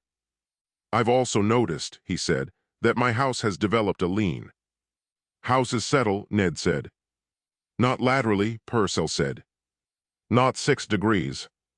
Not in the direction of your lab." "Old foundations," Ned said. "This whole street. You'd want to get someone to look at that." Purcell stared at him with the expression of a man standing at the base of a very high wall and deciding whether it was worth the climb. He decided, apparently, that it was not. Not today. He took a card from his jacket pocket and held it out, a plain white card with his name and number on it, the kind a person prepared specifically for situations like this one. "My solicitor," he said, "in case you need it." "Or I do." Ned took the card. He looked at it. "I'm sure it won't come to that," he said pleasantly. "No," Purcell said, in a tone that meant the opposite. He turned and walked back across the garden, toward the fence, with the upright precision of a man preserving his dignity across difficult terrain. At the fence, he turned back. "The sound this morning," he said. "Was it at least productive?" Ned thought about standing 4 feet from Tim, watching himself disappear. "Very," he said. Purcell looked at him for one final moment, wrote one final thing in his notebook, and went home. Ned looked at the card. He put it in his pocket and went back inside. He ate lunch, worked through the afternoon on Tim's calibration dials, and by evening had adjusted 4 of the 7 to positions that felt, intuitively, more centered. He had no way to verify whether this had improved anything without another test. He decided tomorrow. Corinne called at 7:30. Ned was in John's sitting room with his notebook and a plate of toast, having forgotten again about the soup. "How's it going?" she said. It was not quite a question. "Really well," Ned said. "Big day. Very productive." A pause. "What happened?" "Progress on Tim mostly. Significant progress." The temporal echo confirmed. "I actually saw it working, Corinne. I saw the whole mechanism in action." Another pause longer. "Ned, what is a temporal echo?" "It's the 30-second window," Ned said. "Built into the design." John confirmed it in his notes. "It's a feature, not a problem. The machine goes back 30 seconds as part of the process." Corinne was quiet for a moment. "You got into the machine." "Test 2, Ned said. "Much better than test 1. Barely any filing cabinet involvement." "There was filing cabinet involvement in test 1. Minors. Calibration issue fully identified, already corrected." He ate a piece of toast. "The neighbor came round." "What did he want?" "General concerns. Very reasonable man. I gave him a full explanation." Corinne's silence had a quality to it that Ned had noticed before, a density, like weather before rain. "Did you read any more of John's notes?" she said carefully. "All morning," Ned said. "Really getting across the technical side." John was very close, Corinne. "We're basically on the same track." The silence came back, denser. "Ned," she said, "I want to ask you something, and I want you to actually hear it." "Always," Ned said. "Have you considered that you might not be understanding the notes correctly?" Ned considered this with the brief, open-minded pause of a man who has already discarded the idea before examining it. "I think John wrote them for someone with a practical approach rather than a purely theoretical one," he said. "Plays to my strengths." Corinne said nothing. "The doodles are basically a separate layer," Ned said. "The English is the important part, and I'm focusing on that." "The doodles," Corinne said, very quietly to herself rather than to him. "Look, I know it sounds." "It's fine," she said, in the tone that did not mean fine. "Eat something that isn't toast." "I'll call tomorrow." She rang off. Ned looked at the phone for a moment, and then at his toast, and then at his notebook, open on the table to the page with the 3 exclamation marks. He picked up the pen and turned to a fresh page and wrote at the top, "Outstanding issues, calibration dials 4 and 6, coordinate accuracy, Tim range." He looked at this list. He added, "Talk to Corinne about not worrying so much." He underlined it. He finished his toast. He went to bed and slept immediately and well, and the exclamation marks sat on the page in the quiet house, and next door Gerald Purcell was at his kitchen table with his notebook open, adding a 3rd page to what had begun as a complaints log, and was becoming something more organized than that, something with dates and categories and a section at the back he hadn't filled in yet that was headed, in his neat surveyor's hand, "Evidence." Test 3 happened on a Tuesday. Ned had spent Monday on preparation, which in practice meant rearranging 4 of the calibration dials to new positions based on a system he had developed overnight that involved the positions of the existing dials relative to each other, and a general principle of symmetry that felt scientifically sound, and was not. He had also moved the filing cabinet to the opposite side of the lab on the grounds that it was in the wrong place, and he didn't want a repeat of Test 1, which was reasonable thinking applied to the wrong problem. The filing cabinet's location was not the issue. The filing cabinet's location had never been the issue. He had also, on Monday afternoon, found something new on John's bench. It was pushed to the back, half behind a monitor that wasn't connected to anything. A canister, roughly the size of a large thermos, gray, with a nozzle and a trigger grip, and a small dial on the side currently set to what appeared to be the lowest of 5 positions. It had weight to it, a sloshing internal weight that suggested liquid contents. Ned turned it over in his hands and looked at the nozzle and looked at the dial and arrived, by the process that served him in lieu of deduction, at a conclusion. Bug spray. John had made his own bug spray, which was completely John. Why buy something when you could engineer a better version yourself? Ned had noticed a spider in the corner of the lab 2 days ago and had been meaning to deal with it. He pointed the canister at the corner and pressed the trigger. A thin gray liquid misted out across the corner of the lab. The spider, a large house spider that had been entirely minding its own business, vanished. Not fled, not retreated. Vanished between one moment and the next, with a faint sound like a zip being done up very quickly. Ned looked at the corner. He looked at the canister. He pressed the trigger again briefly, and watched a small section of skirting board develop a spreading gray quality before he released the trigger, and the effect stopped. Very aggressive, he thought. Very thorough. He set the canister back on the bench and made a note. Bug spray, powerful, used sparingly, possibly industrial grade. He looked at the corner again. Clean as anything. John's bug spray made no compromises. He approved of this entirely. What the canister actually contained was nanobot disassemblers, microscopic machines programmed to dismantle complex carbon structures into component atoms. The spider was gone in the truest possible sense. The skirting board had lost approximately 4% of its molecular integrity. The nanobots had not stopped working. They had simply run out of immediately available material and gone dormant, waiting, distributed through the lab's atmosphere at a density too low to cause immediate visible effects, but sufficient to be gradually, very slowly, eating the wooden shelving on the back wall. Ned didn't notice this. He went to bed early and slept well and got up Tuesday ready for Test 3. He ran the test at 10 in the morning. The same sequence, panel check, countdown set to 30, notebook on the bench into the booth. The hum, the display counting down. The handle in his hand. The difference this time was that he had set dial 4 to a new position, 3 clicks further clockwise than yesterday, based on the entirely unfounded theory that dial 4 controlled lateral displacement, and that 3 clicks represented approximately the distance between Tim and the correct landing zone, which he had estimated by standing in the booth and eyeballing the distance to the center of the lab, and converting this to what he imagined dial clicks might represent. 0, the sound, the nothing, the return. Ned opened his eyes and was on the ceiling. Not near the ceiling. On it, oriented as though the ceiling were the floor, standing on it with perfect stability, looking down at the lab from above with his hair hanging the wrong way and his coffee mug on the bench 12 feet below him, which from up here looked very small. He took stock. He was uninjured. The ceiling was solid underfoot, concrete render, slightly cold through his socks because he had come out this morning without shoes, a fact that had seemed unimportant at ground level.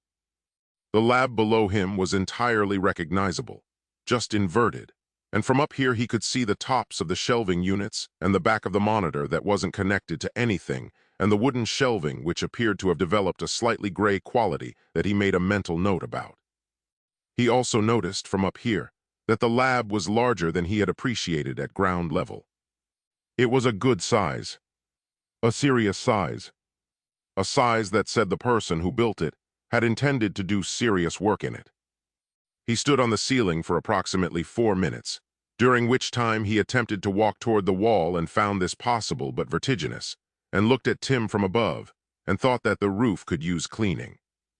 Then whatever had been holding him up there resolved itself, as these things do, and Ned fell the 12 feet to the lab floor and landed on his left side on the concrete with a sound that disturbed Gerald Purcell's pigeons from his roof next door. He lay on the floor and looked at the ceiling he had just been standing on. He was alive. His left hip would be interesting tomorrow. His elbow had found the floor with some enthusiasm. His socks were slightly dusty. He got up. He got his notebook. He wrote under test 3. Significant improvement, major distance achieved, landed outside lab parameters, return successful. He looked at the ceiling. He added, vertical calibration needs work. He looked at dial 4, currently 3 clicks clockwise from yesterday. He turned it back 1 click, reasoning that he had overshot vertically and 1 click would compensate. This would not compensate. The dials did not control what Ned thought they controlled. The dials controlled things that would have required 3 pages of John's notes to explain, and that Ned would have identified as doodling. He made coffee. He sat on the stool. His hip hurt with the steady, reliable hurt of something that was going to be worse tomorrow, and he shifted his weight and opened his notebook to a fresh page and wrote at the top, calibration notes, ongoing. Below this he wrote, in a numbered list, everything he believed he had learned from 3 tests. The list had 11 items. 2 of them were accidentally correct, the 30-second window, and the observation that the machine's spatial and temporal functions appeared to be linked. The other 9 ranged from confidently wrong to spectacularly wrong, culminating in item 11, which read, vertical displacement may be controllable, potential application for upper floor access without stairs. He looked at item 11 for a moment. He thought about marketing. He thought about patents. He thought about the solicitor's letter and the bank account that had sounded impressive until it didn't, and the 17 patents that didn't work yet, and the gap between those 2 things. Then he stood up, straightened his notebook, and went inside to find some painkillers for his hip, stepping carefully because his left side had opinions about stairs that it hadn't had this morning. Karen came over that evening and noticed the limp immediately. What happened to your leg? Hip, Ned said. Minor calibration issue. Fully resolved. Karen looked at him with the expression she had been developing over the past week, the one that had started as mild concern and was quietly accreting detail, the way a small crack in a wall accretes until one morning you notice it goes all the way through. She was carrying a bag. She had brought soup again, a different kind this time because the first kind was presumably still in the cupboard where she had put it, and Ned had been eating toast. She was right about the soup. She put the new one next to the old one and turned around and looked at him standing in John's kitchen in his socked feet with a bruise developing along his left forearm, and the particular expression of a man who had decided in advance that he was fine and was not going to be talked out of it. Show me, she said. It's nothing. Ned. He showed her. She pressed 2 fingers gently against the bruise on his forearm and watched him not react, and then looked at his hip where the bruise was visible above his waistband and said nothing for a moment. Then she went to John's freezer and found a bag of frozen peas and handed it to him and told him to sit down. He sat. He held the peas against his hip. He had the expression of a man accepting first aid under protest, which Karen had seen before on him. At the time he had tried to fix a shelf and put a screwdriver through his palm, and at the time before that which had involved a ladder and a gutter and a story she had never gotten the full version of. Ned's relationship with physical consequence was that he acknowledged it briefly and then reclassified it as irrelevant. Tell me what happened, she said, sitting across from him. Test 3, Ned said. Tim made real progress, significant distance this time, well outside the lab. Vertical calibration slightly off, came back at the wrong altitude, fell. Karen looked at him. You fell from what height? Ceiling height. 12 feet approximately. She was quiet for a moment. You fell 12 feet onto a concrete floor. Left side took most of it. I'm fine. You could have broken your back. But I didn't, Ned said, with the cheerful logic of a man for whom not breaking his back counted as a successful outcome regardless of how he'd gotten there. And I've already identified the dial adjustment needed. Test 4 will be much cleaner. Karen put her hands flat on the table and looked at them for a moment. This was something she did when she was choosing between several things she could say, and none of them were quite right. Ned had come to recognize it. He waited. I want to read the notes, she said. John's notes. Yes. They're quite technical, Ned said. I work in hospital administration, Karen said. I read technical documents for a living. I'm not going to understand the science, but I might understand what John was trying to say. Ned considered this. He thought about the notes, the doodles, the plain English paragraphs, the truncated sentences. He thought about Karen in the lab on her first visit, going slightly pale over the notebook she'd picked up. He thought about do not at the bottom of the page that ended there and went no further. They're in the lab, he said. I know where they are. They went out together through the back door, Ned limping slightly with the frozen peas in his hand, Karen with her coat on and her face set in the expression of someone who had decided to find something out and was prepared for what they might find. The lab door opened, the lights came up in sequence, and Karen went straight to the shelf and took down the main Tim stack and carried it to the bench and opened it. Ned watched her read. She turned pages steadily, not rushing, pausing at the English sections the way he had, though her pauses were longer and her expression was different.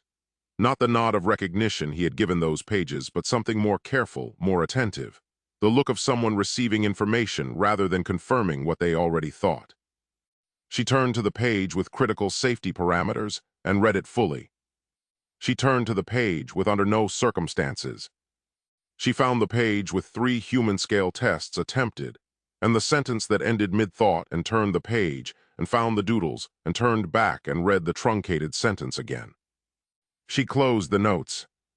She turned around and looked at Ned, who was leaning against the opposite bench with his frozen peas and his expression of reasonable confidence, and she said, Ned, the things you think are doodles.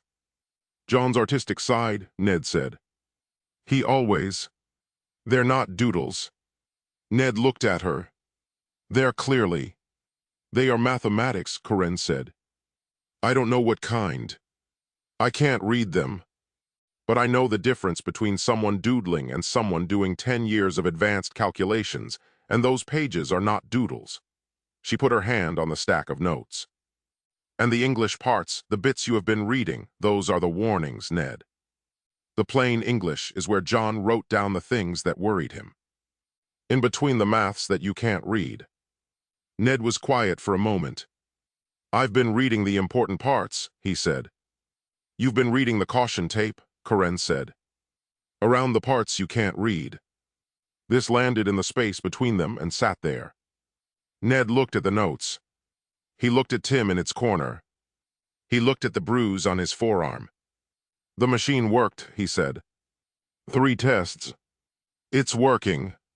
Something is working, Karen said. I don't think it's what you think it is. She picked up her coat from the bench where she'd laid it, and looked at him with an expression that had moved past the concerned stage and arrived somewhere more complicated. Something with tiredness in it, and genuine worry, and underneath both of those something that might have been the very early stages of a decision that hadn't been made yet, but was beginning to take shape. Eat the soup, she said. The new one, not the old one. And put some ice on that hip, not frozen peas, actual ice in a cloth. She paused at the lab door. I mean it about the notes, Ned. Have someone read them. Someone who can actually read them. She went back up the path to the house. Ned stood in the lab with his frozen peas and looked at the Tim notes on the bench, and then at Tim and then at his notebook open to the page with the 11 calibration observations, and item 11 about upper floor access without stairs. He picked up the notebook. He looked at item 11 for a long moment. Then he picked up his pen and added a question mark after it, which was as far as doubt was going to get with Ned Plunkett on a Tuesday evening, and went inside to heat the soup.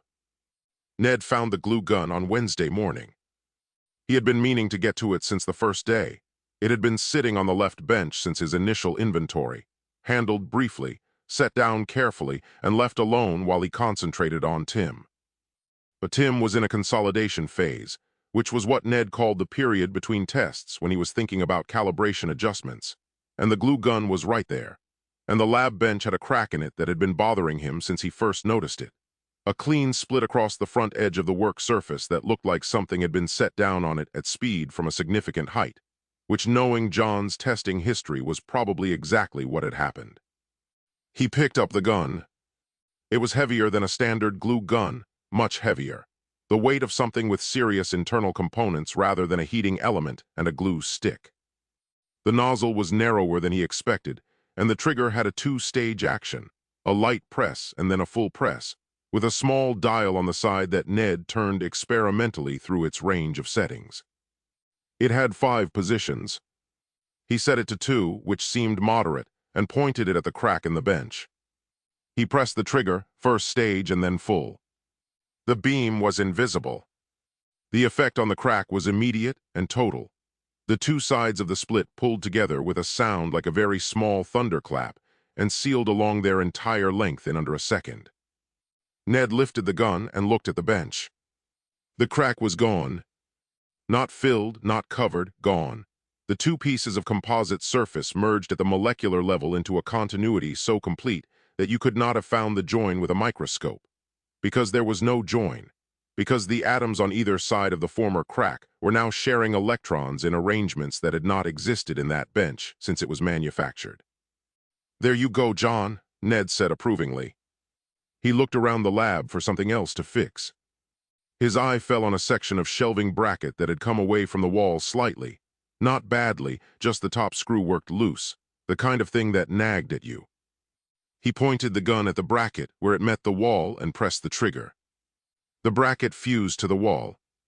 Completely and permanently, the metal of the bracket and the plaster of the wall and the brick behind it sharing electrons in a bond that would outlast the house and possibly the street. Ned nodded and moved on. He fixed the crack in the door frame.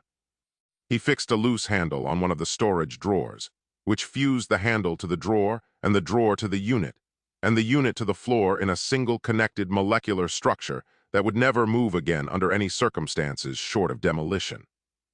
He fixed a chip in the corner of the bench nearest Tim, pressing the gun briefly to the damaged corner and watching it smooth itself into a perfect edge. Then he went inside to make coffee and fix the kitchen. The kitchen had several things that could use fixing: a cabinet door that didn't close flush, a tile above the sink that had lifted slightly at one corner, a mug with a hairline crack that he'd been using carefully for 3 days. He fixed the cabinet door first. It fused to the cabinet frame in the closed position, permanently and completely, and could not be opened again by any force available to a human being. Ned tried it, found it firm, and concluded the hinge was now very solid. He fixed the tile. It fused to the wall and to the adjacent tiles in a continuous ceramic and grout structure that would require a jackhammer to disturb. Ned ran his finger along the grout line approvingly. He picked up the cracked mug. He held the gun to the hairline crack and pressed the trigger, and the mug sealed instantly, and he set it on the counter and reached for the kettle, and in doing so put his left hand flat on the counter next to the mug, and the gun, which he was still holding loosely, discharged against the counter's surface at the point where his palm made contact. He tried to pick up the kettle. His hand did not come with him. He looked down. His left hand was on the counter. It was very much on the counter, bonded to it at the palm with a join that had the same molecular integrity as everything else he had fixed this morning, which was to say absolute. He pulled. Nothing moved except his shoulder, which complained. He pulled again with more conviction, and the counter moved slightly, which meant the counter's bond to the unit was slightly less total than the bond between his hand and the counter, but not different enough to matter because what moved was approximately 2 millimeters, and what he needed to move was his entire hand. He stood at John's kitchen counter with his left hand flat on the surface and the gun in his right hand, and looked at the situation with the steady assessment of a man who had not yet decided to panic and was going to try very hard not to get there. He set the gun down carefully on the other side of the counter, as far from his hand as his reach allowed. He tried pulling again. He tried twisting. He tried the flat-handed push that you used when something was stuck, which in this case made his hand hurt without producing any other result. He got a chair with his right hand and sat down, because standing was making the whole thing worse. He sat at John's kitchen counter with his left hand, bonded to it at the palm, and thought about what John would do in this situation. John would, he thought, read the notes for the device and find the reversal procedure. John had the notes in the lab. Ned could get to the lab, the back door was 6 feet away, well within reach of his right hand, and the lab was 20 feet down the path, also within reach if he brought the counter with him, which he couldn't because the counter was attached to the unit which was attached to the floor. He was not going to the lab. He considered the phone, which was in his pocket. He could call someone. He thought about who to call. He thought about Karen, who would come, and what her face would look like when she arrived, and what she would say, and decided to give it another hour before he called anyone. He gave it another hour. Then another. By the third hour he had developed a system. He could reach the kettle with his right hand, and the kettle could reach the tap if he stretched, and he had made himself a cup of tea which he was drinking standing slightly sideways with his left hand flat on the counter and his right hand managing the mug. And he had concluded that the bond would have to degrade on its own eventually, because everything degraded eventually. Which was true in a general cosmic sense, and not particularly helpful in the immediate practical sense. He did not call Karen.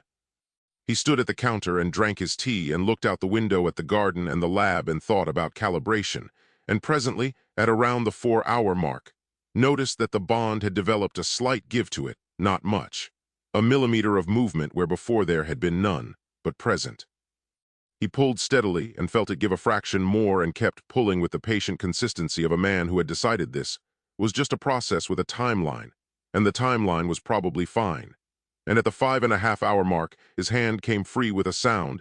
He decided not to describe even to himself, and he stood up straight and looked at his palm, which was uninjured and had a faint rectangular mark on it that would fade by morning. He flexed his fingers. He picked up the gun from the far end of the counter. He looked at it for a moment, and then put it in the drawer under the counter because the lab had enough going on, and the kitchen didn't need any more improvements. Then he went to the lab and wrote in his notebook, molecular binder, powerful, fast-acting. Possible bond duration limit, approx 5-6 hours. Handle with care. He looked at this. He added excellent build quality. The entropy reverser looked like a small air conditioning unit. It was box-shaped, cream-colored, with a dial on the front that went from 1 to 10 and a grill on the side that emitted a faint smell of ozone when it was running, which Ned discovered when he carried it in from the lab on Thursday morning and plugged it into the kitchen socket because the lab was cold, and the kitchen was where he was spending most of his time, and he was tired of being cold while he drank his coffee and thought about calibration. He turned the dial to 3. Nothing dramatic happened, which Ned took as confirmation that it was doing what it was supposed to do, running quietly in the background, moving air around, making the room more comfortable. He made his coffee and sat at the kitchen table with his notebook and worked on his calibration theory for an hour while the entropy reverser ran on 3, and the room did become more comfortable in a sense, though not the sense Ned intended. What was actually happening was that the device was reversing entropy in a 6-foot radius, which meant that every physical process within that radius was running backwards in time at the molecular level. This had no immediately dramatic visible effect. Entropy reversal at low settings was subtle, incremental, the slow unwinding of disorder back toward order. What it meant in practice was that the milk Ned had spilled on the counter yesterday was slowly unspilling itself, retreating back toward the glass in a thin white thread that Ned noticed peripherally, and took for a drip from the counter edge running the wrong way, which he thought was probably a surface tension thing, and turned back to his notebook. The toast he had made this morning and eaten half of was, on the plate beside him, becoming progressively less toasted. By the time he finished his coffee, it was bread. By the time he refilled his coffee, it was cold bread with a slightly raw quality. He picked it up, looked at it, put it down. Made more toast. The new toast became bread within 20 minutes. He ate it in the window between toasted and not, standing at the counter and eating quickly, which was not how he preferred to start his day, but which was better than the alternative. He turned the dial to 4 because he was still cold. The milk in the fridge, which had 4 days left on it, acquired 10. The apple on the counter that had been soft went firm, and then went very firm, and then developed the taut, bright quality of something newly picked. The crack in the kitchen ceiling, which had been there when John bought the house, a long diagonal that the surveyor had noted and John had ignored, filled itself in, the plaster remembering its original configuration and returning to it with the quiet confidence of something correcting a mistake. Ned looked at the ceiling, looked at the crack that wasn't there anymore. He had not fixed the ceiling crack with the molecular binder. He had specifically noticed it and specifically not fixed it because he was rationing the gun's applications after the hand incident. He looked at the gun in the drawer, which he had not opened since yesterday. He looked at the ceiling again. Houses settled, he thought, and sometimes they unsettled. Old plaster did things. He turned back to his notebook and turned the dial to 5 because he was still cold. Next door, Gerald Purcell was in his kitchen making breakfast when his own ceiling crack, a different one, a sympathetic one that had appeared in the last week and that he had already photographed and added to his folder, filled itself in. He stood very still and looked at it. He got his phone and took another photograph. He got his notebook. He wrote, ceiling crack self-repaired, 8.47 m, no works visible on Plunkett property, cause unknown. He underlined cause unknown, and then crossed it out and wrote cause unclear, because he was a precise man, and unknown and unclear were different things.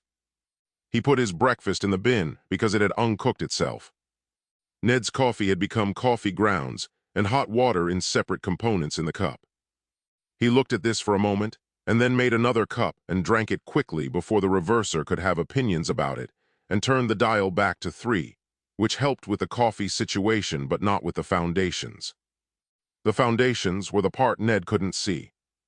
The entropy reverser running at 3 to 5 for several hours was doing to the concrete and steel of the building's base what it was doing to the toast, and the milk, and the ceiling crack, returning it to an earlier state, a pre-settled state, the state of foundations that had not yet fully cured and compacted and made their peace with the weight above them. Not dramatically, not visibly from inside, but measurably and in a direction, and the direction was sideways and specifically toward next door. Purcell's house was already 6 degrees off vertical. It was now 6.4. Purcell noticed this not because he could feel it, but because he had a spirit level that he had taken to carrying in his cardigan pocket, which was the action of a man who had moved past casual concern into something more systematic. He checked it against his kitchen doorframe at 9:15, and looked at the bubble and wrote the new figure in his notebook with the date and time, and then stood in his kitchen for a moment making a decision. He called the city at 9:30. He explained the situation to the person who answered, which took some time because the situation resisted brief summary. He was told someone would come and look. He was told this with the specific intonation of a municipal organization that meant someone might come and look, eventually, when they could. Someone came that afternoon. Ned was in the lab when the inspector arrived, a young man with a clipboard and a high-visibility vest who walked around the outside of John's property with the careful look of someone who had been told to find something and wasn't sure what he was looking for. Ned heard the gate and came out and introduced himself with his hand extended and his most reasonable expression, which was considerable. The inspector looked at the exterior of the lab extension and wrote something on his clipboard and looked at it again and wrote something else. He looked at the gap between John's house and Purcell's house, which was a standard Victorian terrace gap of approximately 18 inches, and which appeared to be 17.5 inches at the top and 17 at the bottom. A discrepancy that was small but consistent, and consistent was the kind of thing that inspectors noticed. "Any work been done recently?" the inspector asked. Research, Ned said. Scientific. All very controlled. The inspector looked at him. He was young enough that he hadn't yet developed the full professional neutrality of his seniors, and his face was doing some of the work that his words weren't. He wrote something on the clipboard. We'll send a full structural assessment team, he said, in the tone of someone who had seen enough to know they weren't the right person for this. Absolutely, Ned said. Any time. Open door policy. The inspector went back to his car, and Ned watched him go with the benign confidence of a man who had nothing to hide, which was true in the sense that Ned didn't know he had anything to hide, which was not the same thing but felt identical from the inside. He went back to the lab and turned off the entropy reverser, which he had left running on 4 all afternoon, and the kitchen behind him began very slowly and quietly returning to the present tense. The milk aging forward, the apple softening, the foundations doing what foundations did when entropy resumed, which was settle, and settling in a structure that had spent the afternoon moving sideways was not quite the same as settling in one that had stayed still. Purcell's spirit level, checked at 5 p.m., read 6.8 degrees. He opened a new page in his notebook, wrote structural movement, accelerating at the top, and below it wrote 2 words he had been holding back for a week in the interest of fairness and precision. Get lawyer. Karen came for dinner on Friday. Ned had spent the afternoon cooking, which he approached with the same systematic confidence he brought to everything, and with approximately the same results. He had found a reasonable-looking pan, a packet of pasta, and 2 chicken breasts in John's fridge that were technically still in date if you were optimistic about the use-by system. He had also found, on a shelf in what he thought was the kitchen pantry, but was actually the doorway to the metallurgy wing, a collection of implements that he took for cooking utensils. One of them was the subatomic agitator. It looked like a mallet, a well-built, heavy, slightly unusual mallet with a dial on the handle and a head that was denser than standard kitchen mallets, but a mallet. Ned knew you were supposed to flatten chicken before cooking it. He had seen this done.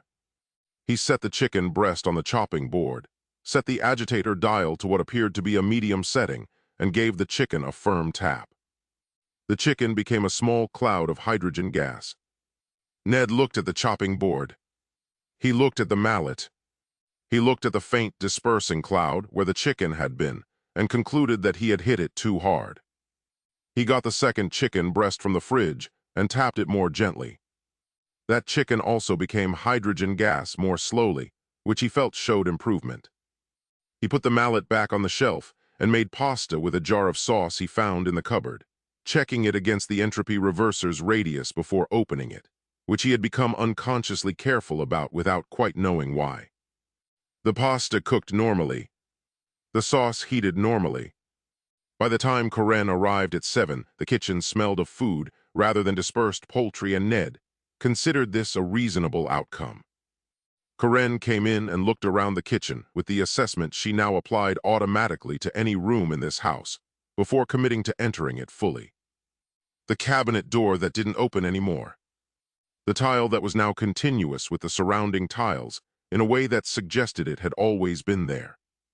The slight lean of the room that was not, she was fairly sure how kitchens were supposed to feel. Smells good, she said carefully. Pasta, Ned said. Chicken fell through.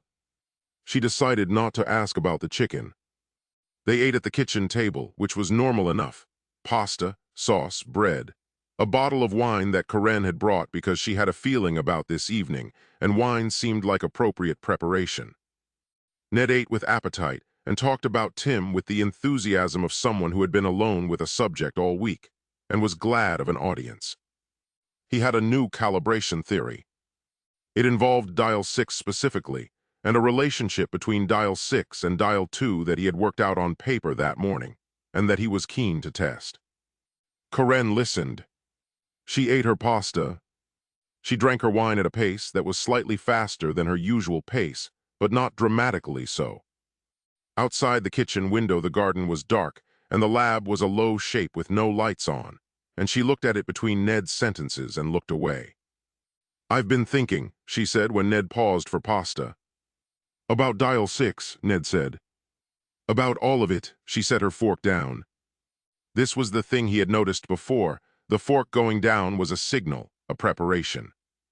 Ned, you've been here less than 2 weeks, and you've glued your hand to the counter, fallen off the ceiling twice, and the building inspector left looking like he needed a sit-down. The inspector was very positive, Ned said. He was not positive. He said they'd send a full team. That's engagement. Karen looked at him. In the 2 months since she had decided, quietly and without drama, that this relationship was probably entering its final phase, she had revised this assessment twice. Once upward, when Ned had remembered the anniversary of her mother's death with a card and flowers, and once sharply downward when she had read the words under no circumstances in John's notes and watched Ned refer to them as the less interesting bits. She was currently holding steady at a position she didn't have a clean word for. Not gone yet, but getting there. I spoke to someone at work, she said. A doctor. I described the equipment, and he said, You described it to someone. I described it generally. He said that laboratory equipment of that complexity should not be operated by anyone without the relevant qualifications and training, and that the notes should be reviewed by a qualified physicist before anything else happened. Ned was quiet for a moment. John always said. I know what John always said. Her voice was gentle, but the gentleness had a firmness underneath it now, like the table. John loved you. He said wonderful things about you, and he meant them. But Ned, he didn't mean you should climb inside his untested prototype alone and press buttons. Ned looked at his pasta. He picked up his fork. He thought about the filing cabinet and the ceiling and the chicken that was now hydrogen somewhere in John's kitchen and the 5.5 hours with his hand on the counter. And he arranged all of these into a narrative in which each one was a calibration issue, fully identified, already addressed, and that was where they stayed. Test 4 is going to be much cleaner, he said. Karen picked up her fork too. She ate a piece of pasta. She looked out the window at the dark shape of the lab, and then at Ned, who was eating with the uncomplicated appetite of a man at peace with his decisions. And she thought about the doctor at work who had gone quite still when she described what she'd seen in that lab, and said, carefully, that whoever was operating that equipment should probably stop immediately. She finished her wine. She didn't say any of this. What she said instead was, Is there any bread left? There was. Ned passed it. They finished dinner and Ned made tea and they sat on John's sofa and watched television for an hour. And it was almost completely normal and Karen sat beside him and thought about the fork she had put down and picked back up and didn't examine too closely what that meant. She left at 10. Ned walked her to the door and kissed her goodnight and went back inside and washed up and went to the lab for an hour to look at dial 6 because he had thought of something during dinner. He was in there until 1 in the morning. The lights in the lab were the last lights on the street. Purcell knocked at 9 on a Saturday morning, which was deliberate. Saturday morning was when people were home and couldn't claim work as a reason to cut things short.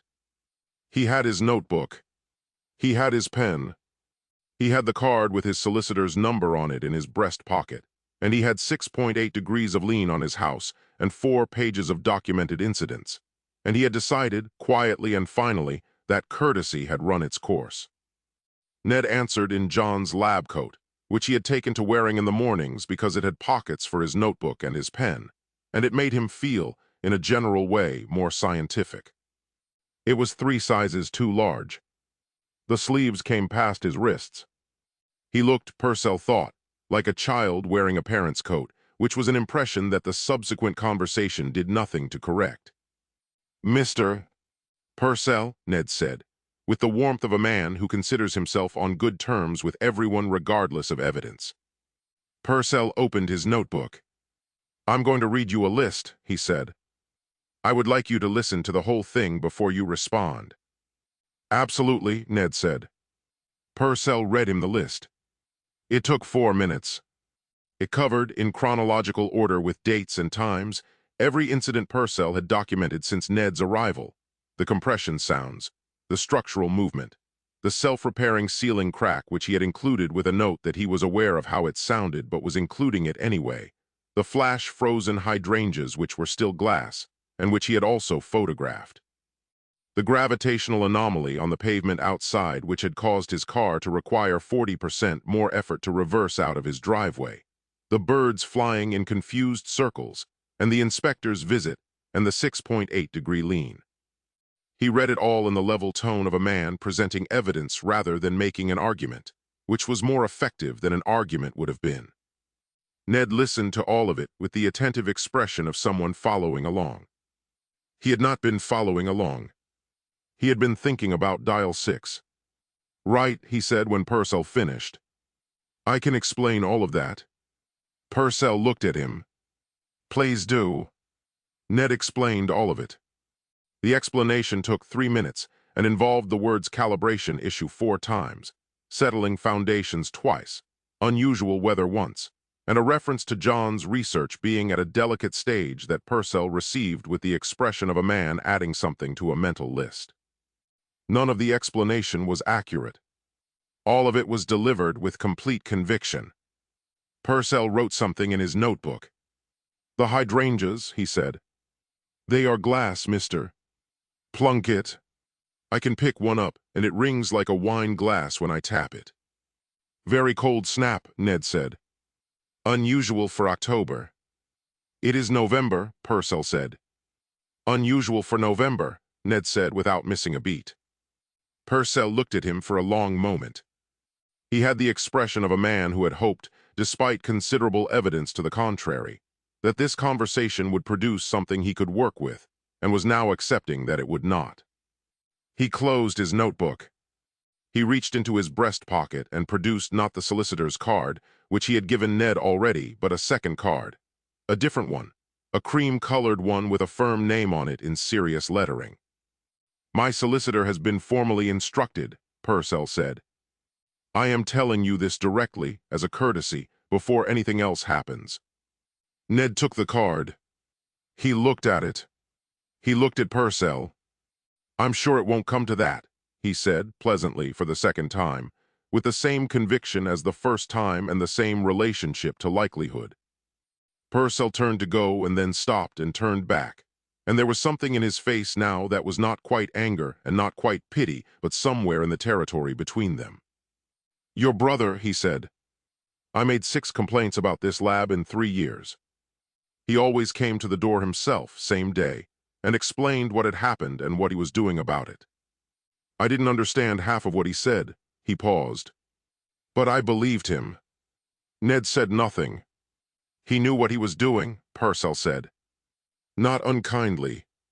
Just precisely. That was the difference." He went back to his house. Ned stood in the doorway in John's lab coat with the solicitor's card in his hand, and watched him go, and felt something arrive that he immediately identified as irrelevant and reclassified accordingly. He went inside. He put the card on the kitchen counter next to the first card, which had been there for 2 weeks.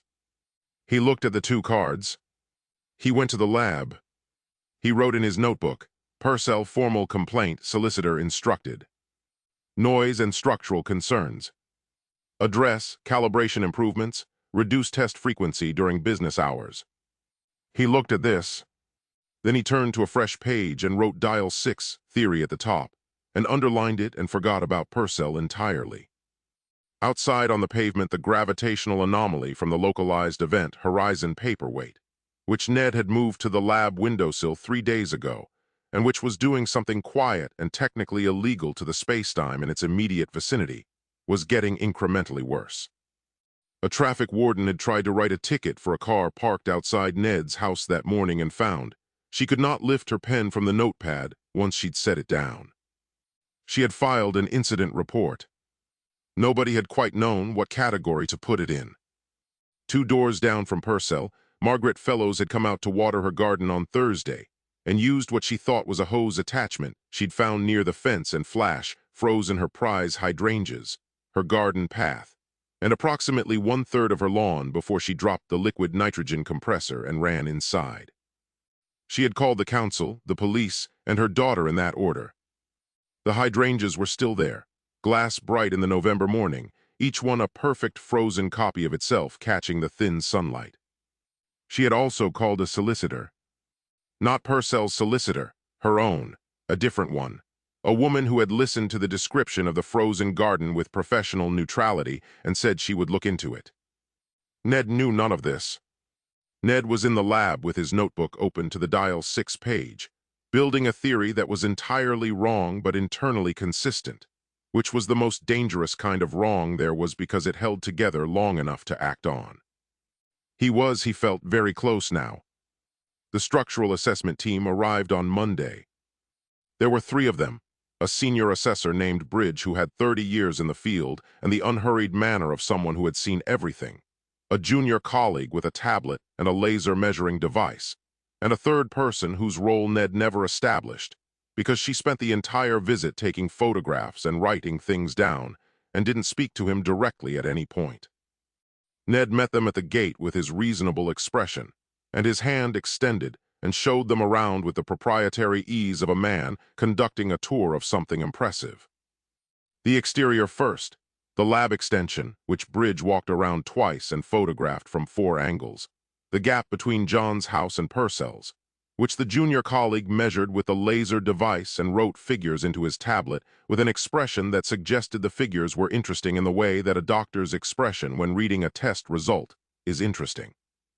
Then the interior of the house, which Ned showed them through with commentary. The kitchen, where the cabinet door that wouldn't open anymore went unmentioned because Ned had genuinely stopped noticing it. The ceiling crack that had repaired itself, which Bridge stood under for a long moment looking at with his head tilted before writing something in his folder. The slight lean of the rooms, which was perceptible if you were looking for it as a mild but consistent sense that the floor was making a suggestion about which direction you should go. Bridge was looking for it. He found it. Then the lab. Ned opened the door and the lights came up and Bridge walked in and stopped just inside the door and looked at the room the way he had looked at the gap measurement. Not alarmed, not impressed, just taking it in with the professional attention of someone cataloging rather than reacting. The junior colleague came in behind him and stopped similarly. The third person came in, looked around once, and started photographing everything systematically from left to right. "Your brother's equipment," Bridge said. "Inherited," Ned confirmed. "I'm continuing his research." Bridge looked at the bench. He looked at the shelving, which had developed the faint gray quality that Ned had noted from the ceiling and had not addressed because he hadn't identified it as the nanobots eating it from the inside. He looked at Tim in its corner, now uncovered with its panel of dials and its display reading 0. He looked at the chrome sphere on its stand, and then looked away from it with the slightly effortful quality that everyone who looked at the chrome sphere displayed. He looked at the floor lamp with the vacuum energy siphon bulb that was, even switched off, faintly bright. "What's that?" he said, pointing at Tim. "Research equipment," Ned said. "Prototype stage." "What does it do?" "Early days yet," Ned said, which was the most accurate thing he had said all morning. Bridge wrote something in his folder. He looked at the walls, which had the character of walls that had been asked to do things walls weren't designed for and had mostly complied but were tired. He knocked on one with his knuckles, a solid knock, a professional knock, the knock of a man reading a wall's structural history through his fist. He knocked on a second wall. He looked at where the 2 walls met in the corner and wrote something else. The junior colleague measured things with the laser device. The figures went into the tablet. His expression got more interesting. After 20 minutes, Bridge closed his folder and looked at Ned with the steady brown eyes of a man who had something to say and was deciding how to say it. He had the manner, Ned thought, of someone who was very good at not alarming people, which turned out to be exactly right. "Mr. Plunkett," he said, "I'm going to be straight with you." "Please," Ned said. "The lien on this property and the adjacent property is consistent with subsidence originating from this plot. The rate of movement suggested by Mr. Purcell's records is unusual, faster than standard subsidence, more directional." He paused. "Have you had any equipment running continuously? Anything generating heat, or," he looked at the lab, vibration, "or anything else?" "Research equipment," Ned said. Runs quietly. Very controlled. Bridge looked at the lab one more time. He looked at Tim. He looked at the chrome sphere. He looked at the bulb in the floor lamp that was faintly bright even when off. He wrote one more thing in his folder. "We'll file our report," he said. "You should expect a follow-up from the council. In the meantime, I'd recommend not operating any equipment that could be contributing to ground movement." "Absolutely," Ned said. Bridge nodded. He shook Ned's hand with the firm, brief handshake of a man concluding professional business and led his team back out through the house and down the front path to their van. Ned stood at the front door and watched them go. The junior colleague said something to Bridge at the van.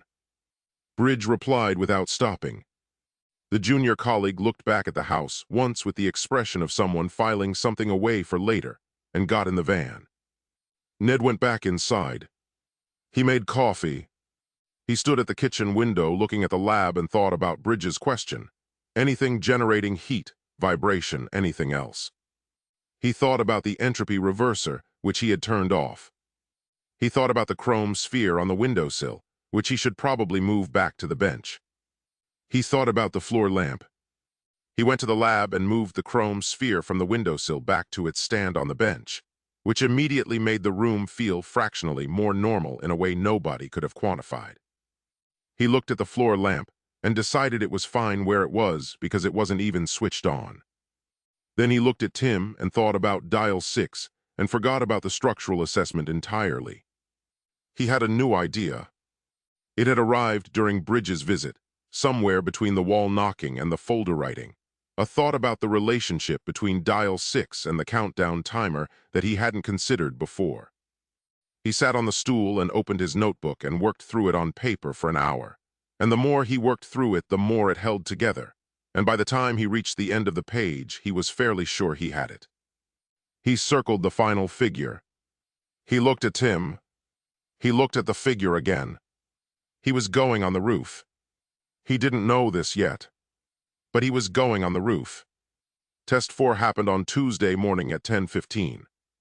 Ned had spent Monday evening on preparation, which this time actually resembled preparation in the sense that he had written 3 pages of notes, adjusted 4 dials including dial 6 to the new position his theory required, reset the countdown to 30 seconds, and gone to bed at a reasonable hour and lain awake for 2 hours thinking about the dial 6 relationship before falling asleep with his notebook on his chest.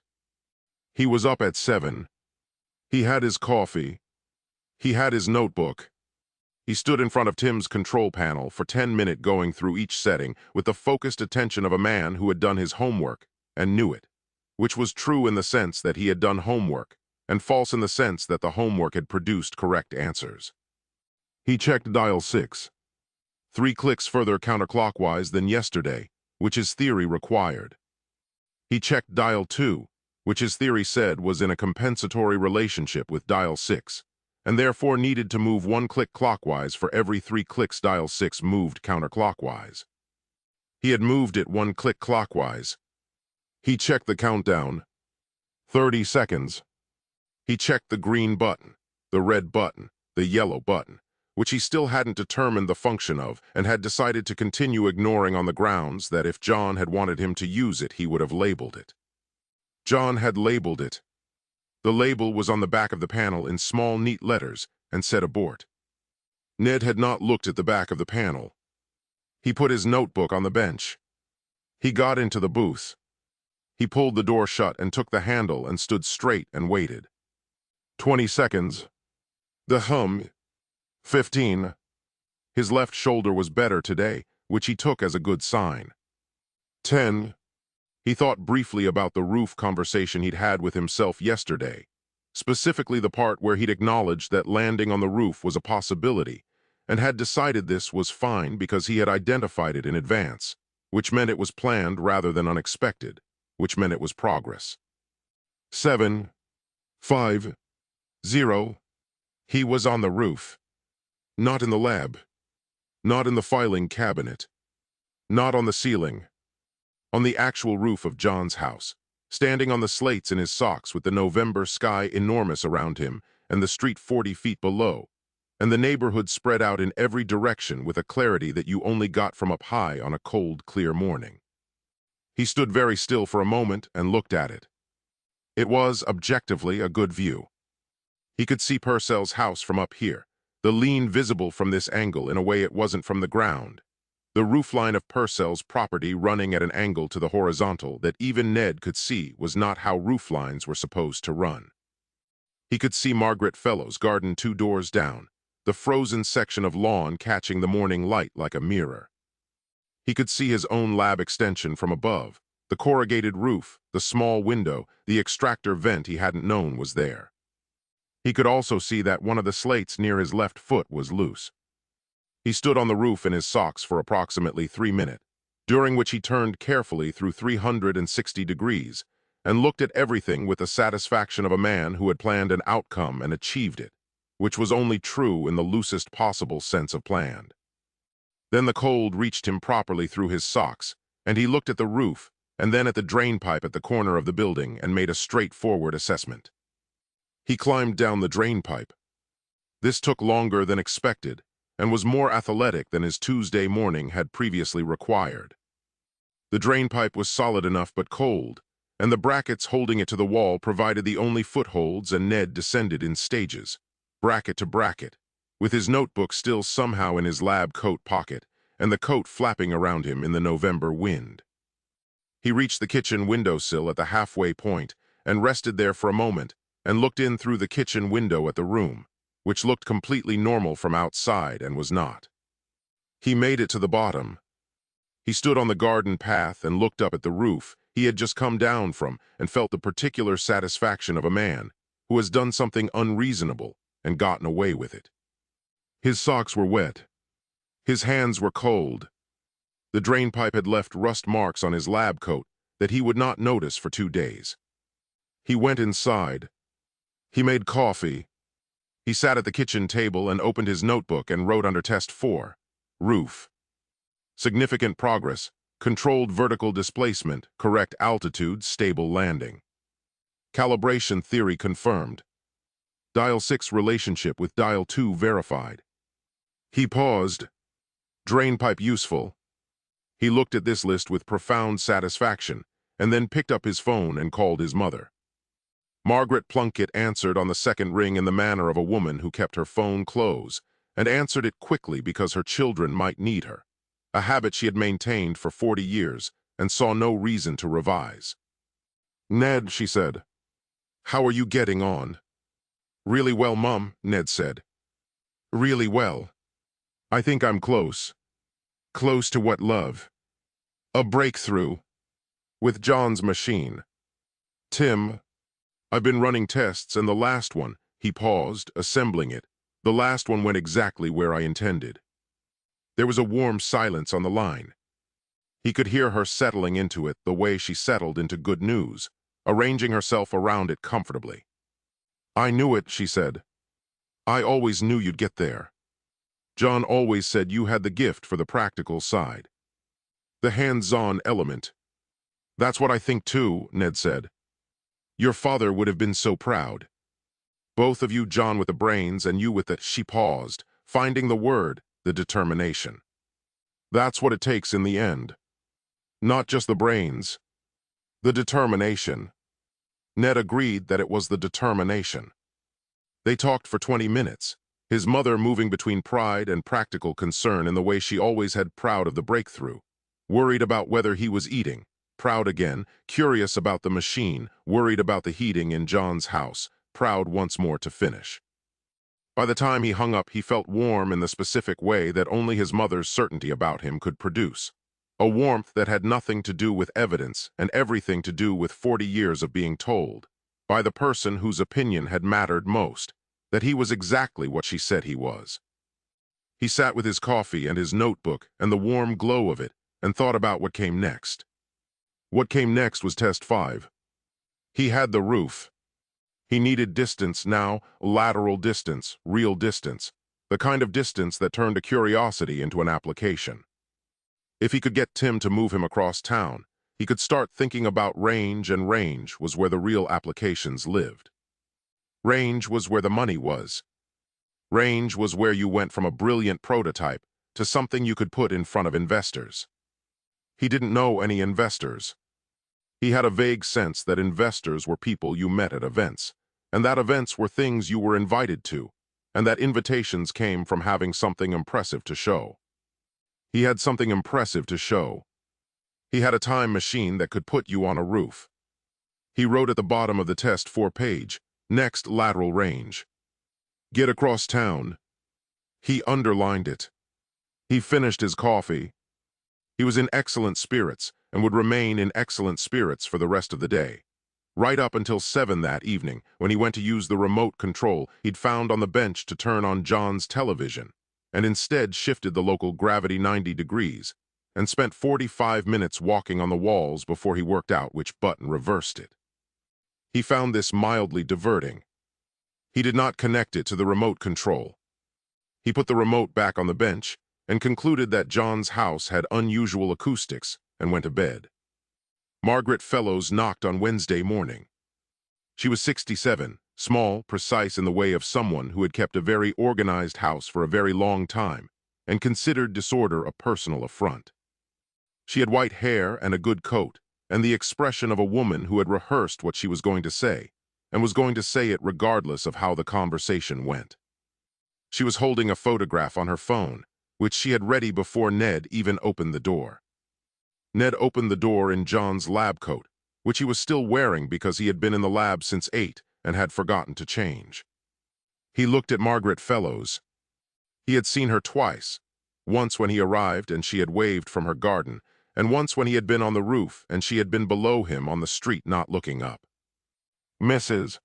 Fellows, he said, because he remembered names, which was one of his genuine skills. Mr. Plunkett, she held up the phone. On the screen was a photograph of her garden, the frozen section, the glass hydrangeas, the lawn with its mirror quality catching the November light. I want to talk to you about this. Ned looked at the photograph with genuine interest. From a photographic standpoint, it was actually rather beautiful. The hydrangeas in particular had a crystalline quality that caught the light well. Extraordinary, he said, which was true but not in the way Margaret Fellows wanted. It was my garden, she said. Past tense. Whatever came over that fence from your property did this, and I would like to know what it was and what you intend to do about it. Ned thought about the liquid nitrogen compressor, which he had taken outside 3 days ago because the lab was cluttered, and he had thought it was a water toy and had been curious about what it did in open-air conditions. What it had done in open-air conditions was flash freeze everything within a 15-foot radius to absolute zero, including Margaret Fellows' hydrangeas and approximately 1/3 of her lawn, before Ned had dropped it and gone back inside because it wasn't doing anything interesting from his perspective. He had not connected this to Margaret Fellows' garden. He made the connection now. Water table, he said. Margaret Fellows looked at him. I beg your pardon.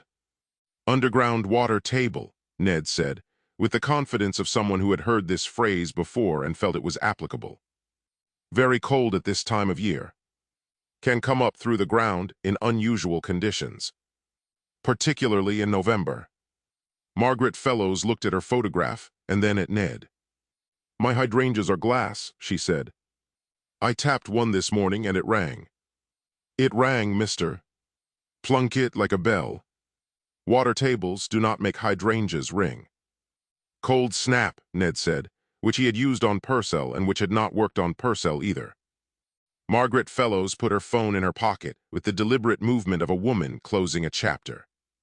I've spoken to a solicitor, she said. I want you to know that formally. I've also spoken to Mr. Purcell, whose house is now leaning, and to Mr. Antonscu at number 42, whose car has been behaving strangely outside your property for 2 weeks. Ned had not met Mr. Antonscu. He filed this away. What sort of strangely?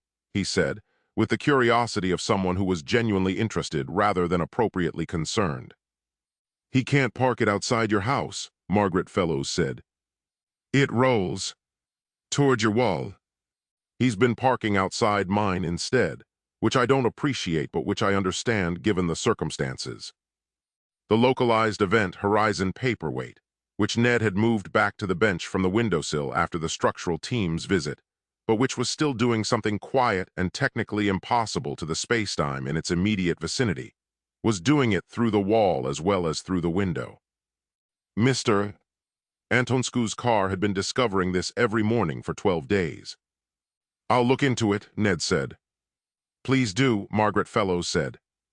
She looked at him for a moment with the assessing look of someone trying to determine whether they were dealing with malice or incompetence and arriving, not happily, at incompetence. "Your brother," she said, "was a very considerate neighbor." This was the second time in a week someone had said a version of this to Ned, and the second time it landed somewhere that he immediately covered over with something else. He nodded.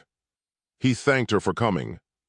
He watched her walk back down the path with the upright posture of a woman who had said what she came to say, and was now going home to call her solicitor again. He went back inside and stood in the kitchen for a moment. 3 solicitors. Purcell's Margaret Fellows, and presumably one for Mr. Antonscu, who he hadn't met yet, but who was parking outside Margaret Fellows' house because of his wall. He looked at the 2 cards on the kitchen counter, Purcell's solicitor and Purcell's original card, still there, still unacted upon. He picked them up and put them in the kitchen drawer next to the molecular binder gun, which seemed like the right place for things he wasn't dealing with today. He went to the lab. He sat on the stool and opened his notebook and wrote, "Neighbours, Fellows, and Antonscu now involved. Solicitors mentioned. Address when time permits." He looked at this. He turned to a fresh page and wrote test 5 lateral range theory at the top and underlined it. He looked at Tim. He thought about across town. He thought about investors.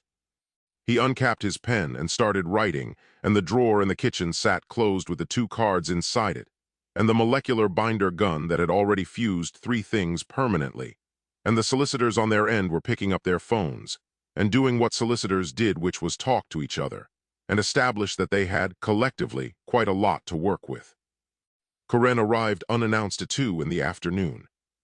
She had not called ahead because she had learned, over the past 3 weeks, that calling ahead gave Ned time to describe whatever was happening in the lab in terms that made it sound manageable, and she had decided she wanted to see it without the description first. She parked outside, walked up the front path, let herself in with her key, and went through the house to the back door. She stood at the back door and looked at the lab. The light coming from the lab window was wrong. Not wrong in the sense of too bright or too dim, but wrong in the sense of being a color and intensity that laboratory windows did not generally produce in the middle of a Tuesday afternoon. It had the quality of light from somewhere that was not quite operating within normal physical parameters, which was accurate, and which Corinne registered in the instinctive way that people register things that are not right before they have words for why. She opened the back door and walked down the path and opened the lab door. The light hit her first, the full force of it, the overexposed quality that made everything in the lab look like a photograph taken too close to the sun. She put her hand up. She stood in the doorway and waited for her eyes to adjust, and when they did, she took in the lab in stages. Tim in its corner, substantially different from the last time she had seen it. The floor lamp without its bulb, the bulb apparently relocated to Tim's rear panel where it sat in an adapter fitting and glowed with an intensity that had no business coming from a single bulb. Something bungeed around Tim's middle that she identified after a moment as a belt with a dial on it. The display on Tim's panel glowing too brightly. The hum that she felt in her chest rather than heard with her ears. Ned floating at approximately shoulder height in the middle of the lab, holding a wrench. He was not distressed. He was not alarmed. He was examining the wrench with the focused attention of a man who has picked up a tool and is deciding whether it is the right tool for the job. And he was doing this while floating at shoulder height with the complete calm of someone for whom this had become a normal orientation. His lab coat hung straight down from his shoulders. His socks, which he was still wearing instead of shoes, pointed at the floor from a height of 5 feet. He looked up and saw Corinne in the doorway. "You're here," he said with genuine pleasure. "Good timing. I was going to call you tonight." Corinne looked at him floating at shoulder height. She looked at Tim with the bulb in its panel, and the belt around its middle, and the nanobots which were not visible, but which were working their way through Tim's interior wiring with quiet, systematic enthusiasm. She looked at Ned's desk in the corner, which had developed a fine white powder along its front edge that she had not noticed before, and which was the leading edge of what would eventually be the entire desk. She breathed in. She breathed out.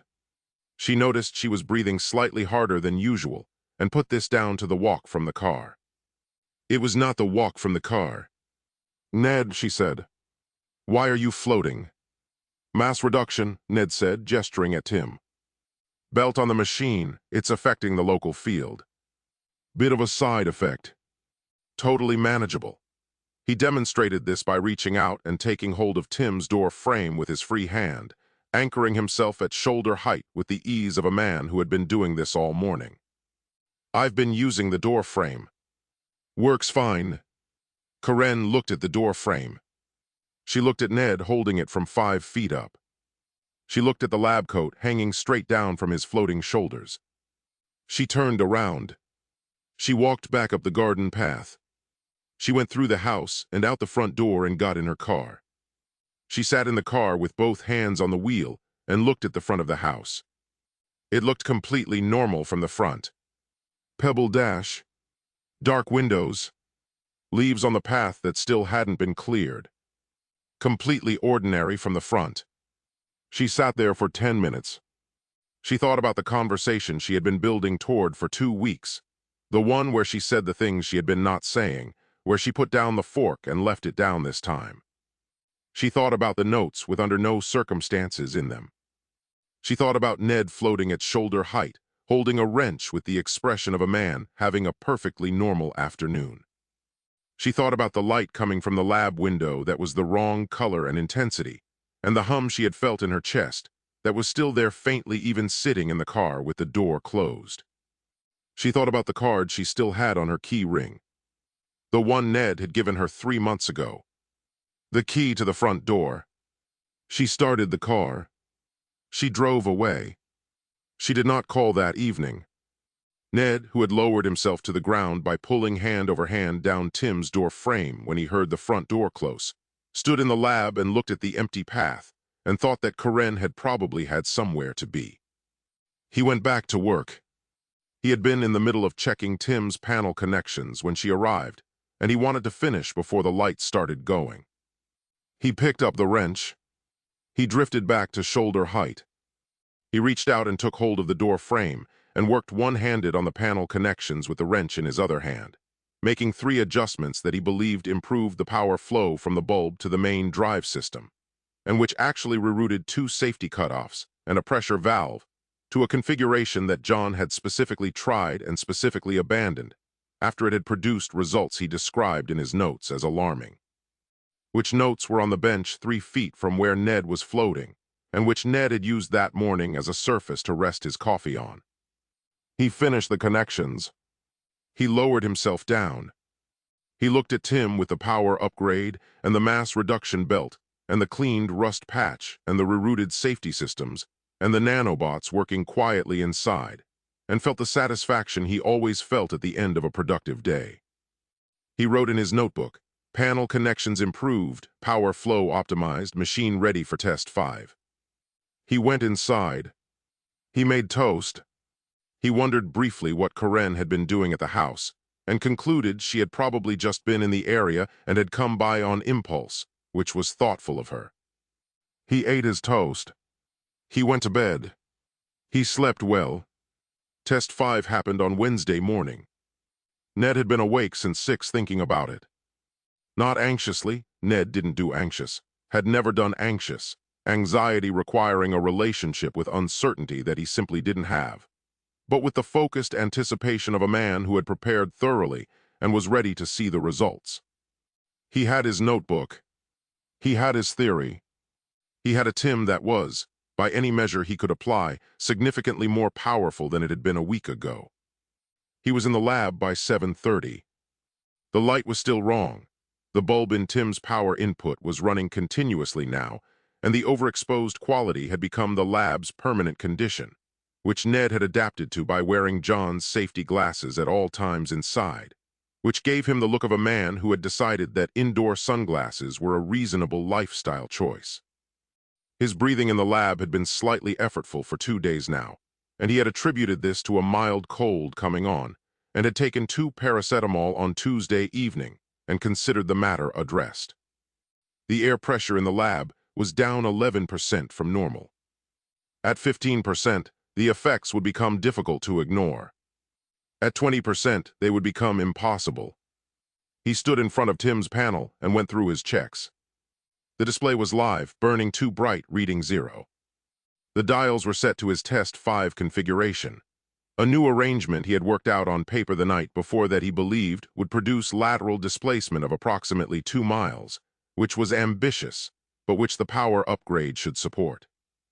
The mass reduction belt was bungeed in place, the dial set to its middle position. The countdown was set to 30 seconds. He put his notebook on the bench. He got into the booth. The hum was different inside today, louder, more complex, with a layered quality that suggested multiple systems running simultaneously. Ned took the handle and stood straight, and noticed that standing straight required slightly more effort than usual, a muscular effort like standing on a boat in a mild swell, and put this down to the mass reduction field affecting his inner ear. 20 seconds. The display outside the small window burning white. 15. He thought about 2 miles.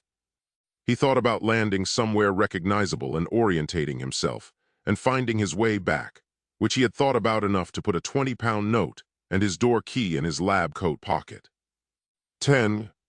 He thought about range and investors and the 17 patents and the bank account that had sounded impressive until it didn't. 5, 4, 3. He closed his eyes. 0. The sound. The nothing. The return. He opened his eyes and was in a supermarket. Specifically, he was in the bread aisle of the Tesco Metro on Clarence Street, which was 1.8 miles from John's house as the crow flew, and which was experiencing a quiet Wednesday morning with approximately 12 customers distributed across its 7 aisles, 11 of whom were not in the bread aisle, and 1 of whom was. A woman of about 40 with a basket over her arm who was comparing 2 loaves of sourdough, and who looked up when Ned appeared beside her with an expression that moved through surprise, confusion, and a very rapid return to the sourdough comparison in the way of a person who had decided that whatever had just happened was not her problem. Ned stood in the bread aisle of Tesco Metro and looked around. He had done it. He had actually, genuinely, unambiguously done it. He was 2 miles from the lab, standing in a supermarket, having traveled here instantaneously from a booth in a back garden lab, and the 30-second echo would bring him back automatically, which meant he had 30 seconds to be here and be certain of what he was seeing before he went back. He looked at the bread. He looked at the ceiling. He looked at the end of the aisle where a Tesco employee was stacking canned goods with headphones in, and had not noticed anything unusual. He looked at the woman with the sourdough, who had made her selection and was moving away without looking at him. 20 seconds left, approximately. He picked up a loaf of bread because he needed bread and he was here, and it seemed practical. He looked at the price. He put it back because he had the 20-pound note, but the self-checkout situation was going to be complicated given that he had about 15 seconds left. 10 seconds. He stood in the bread aisle with his hands in his lab coat pockets and his safety glasses on, and the slight breathlessness that had been with him all morning, and he felt, in the marrow of it, the absolute vindication of every test and every calibration adjustment, and every morning in the lab since he had pulled the canvas off Tim and seen the 3 letters stenciled on its side. 5 seconds. He smiled at the woman with the sourdough, who was now 3 aisles away and not looking at him. 0. He was back in the lab, 4 feet from the booth, slightly to the left. The hum, the overexposed light, the safety glasses, the wrench on the bench where he'd left it. He grabbed his notebook. He wrote under test 5, his hand moving fast, Clarence Street TESCO. 1.8 miles. Successful. Full lateral displacement confirmed. Returned automatically. 30-second window held. Machine performing. He stopped. He looked at what he'd written. He added in capitals, underlined twice, ITWRKS. He put the notebook down. He stood in the middle of the lab in the wrong light with his safety glasses on, and his breathing slightly labored, and the nanobots eating Tim's interior wiring, and the air pressure at 13% below normal, and he laughed. Not the polite laugh or the social laugh, but the real one, the one that came from somewhere genuine, the laugh of a man who had been told his whole life that he had a gift, and had just proven to himself, if nobody else, that the gift was real. He picked up his phone and called his mother. She answered on the second ring. "Mom," he said, "I need to tell you something." "What's happened?" she said immediately, in the tone that meant she was ready for news of any kind. "I was just in Tesco," Ned said. "On Clarence Street." A pause. "That's the one by the cinema." "Yes. I got there from the lab." "Instantaneously." 1.8 miles. The silence on the line had a quality he recognized. She was assembling what he'd said into a shape she could hold. "You mean the machine?" she said. "Tim," Ned said. "It works, Mum. It actually works." What came down the line then was the sound of his mother being certain about something she had always been certain about, expressed in the specific frequency of a woman who had spent 40 years being right about her son, and was not remotely surprised to be right again. She said wonderful things. She said inevitable things. She said John would be so proud, which landed somewhere true and complicated that Ned held for a moment before moving past it. He hung up 15 minutes later and stood in the lab and looked at Tim and thought about what came next. What came next was range. He had 1.8 miles. He needed more. He needed to know the upper limit.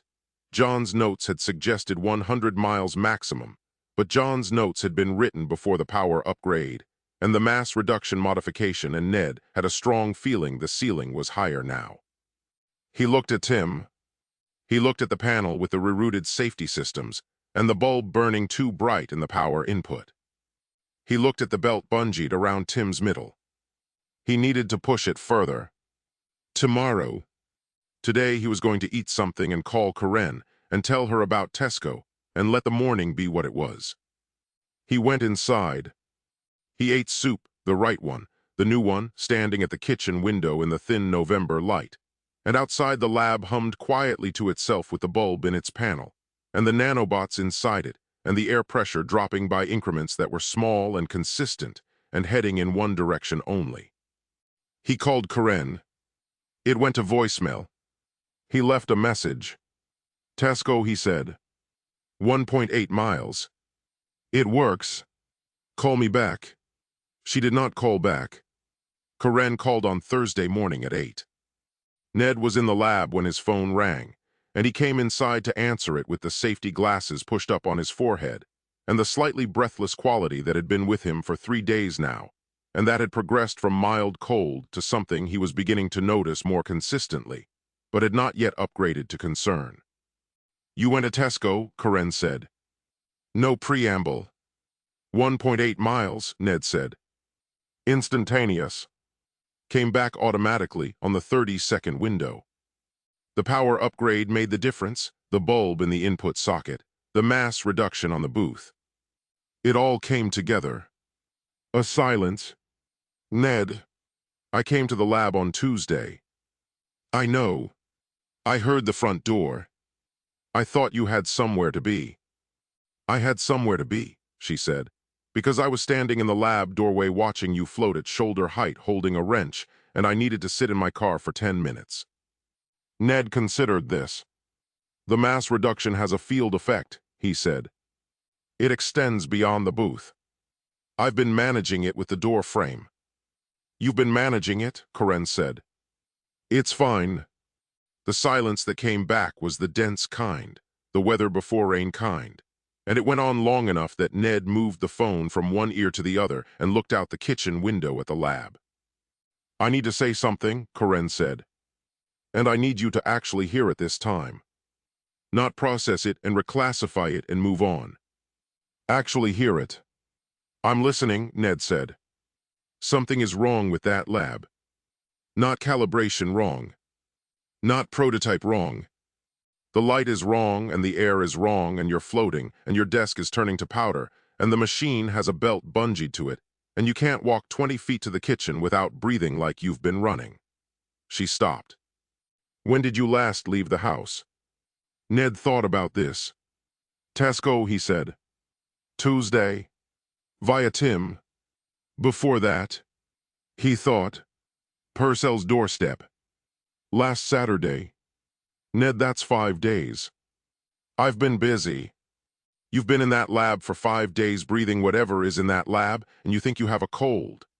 Her voice was steady, but the steadiness was the kind that was being maintained deliberately, like something held level by effort rather than nature. I want you to open the lab door and leave it open and go outside and stand in the garden for 10 minutes before you go back in. I'll open the window, Ned said. The door. Open the door and go outside. He went out. He stood on the garden path in the November morning in his socks with the lab door open behind him and breathed the cold outside air, and after about 90 seconds noticed that breathing was noticeably easier out here than it had been inside, which he had not appreciated until the comparison was available. He stood for a moment with this information. Better, Corinne said. Bets, he admitted. The air in that lab is wrong, Ned. Something is taking it. I don't know what and you don't know what, but something in there is running, and it is using up the air, and you have been in there for 5 days. She paused. Do you understand what I'm saying? I'll leave the door open when I'm working, he said. A long silence. Okay, she said finally. Not the flat okay of someone who had given up, not quite. But close. The okay of someone who had run out of the specific form of energy required to keep pushing, and was taking a break from it without quite admitting that was what she was doing. Leave the door open. And Ned, the desk. The powder on the desk. Do you know what's doing that? Ned looked at the lab from the doorway. The desk was visible from here. The powder had spread along the full front edge now, and was working up the sides. A fine white quality to the wood that was not dust and not age but systematic molecular disassembly progressing at the rate of approximately 2 inches per day. Old wood, he said. Damp. This house is Victorian. Corinne was quiet for a moment. It's not damp, she said. Damp doesn't do that. I'll look at it, Ned said. Today. Today, he agreed, which meant later, which meant after test 6. Which he had been thinking about since he woke up and which involved a new dial configuration and a target distance of approximately 15 miles, which if it worked would put him somewhere in the industrial estate on the far side of town, and which he found more interesting than the desk at this particular moment. They talked for a few more minutes. Corinne asked about the neighbors. Ned told her about Margaret Fellows and Mr. Antonscu with the parking problem. Corinne said 3 solicitors was a lot of solicitors. Ned said he was going to address it when he had time. Corinne said when would he have time? Ned said after he pushed the range further. Corinne said right. She hung up. Ned stood on the garden path with the phone in his hand, and the lab door opened behind him and the cold November air moving through the lab, and doing in 5 minutes what it would have taken the depressurization weeks to undo, the pressure equalizing, the oxygen returning to normal levels, the lab becoming briefly the kind of place a person could work in without consequences. He went back in. He breathed normally. He noted, without connecting it to the open door, that the slight breathlessness was gone, and attributed this to the paracetamol he had taken that morning finally kicking in. He went to the desk to look at the powder situation. He touched it with one finger. It had a fine dry quality, not damp at all. Corinne was right about that. He looked at the shelf above the desk, which had the faint gray quality he had been noticing for 2 weeks, and at the back wall behind it, which had the same quality to a lesser degree. He made a mental note to investigate, and then looked at Tim, and the mental note dissolved. He had a new idea about the dial configuration.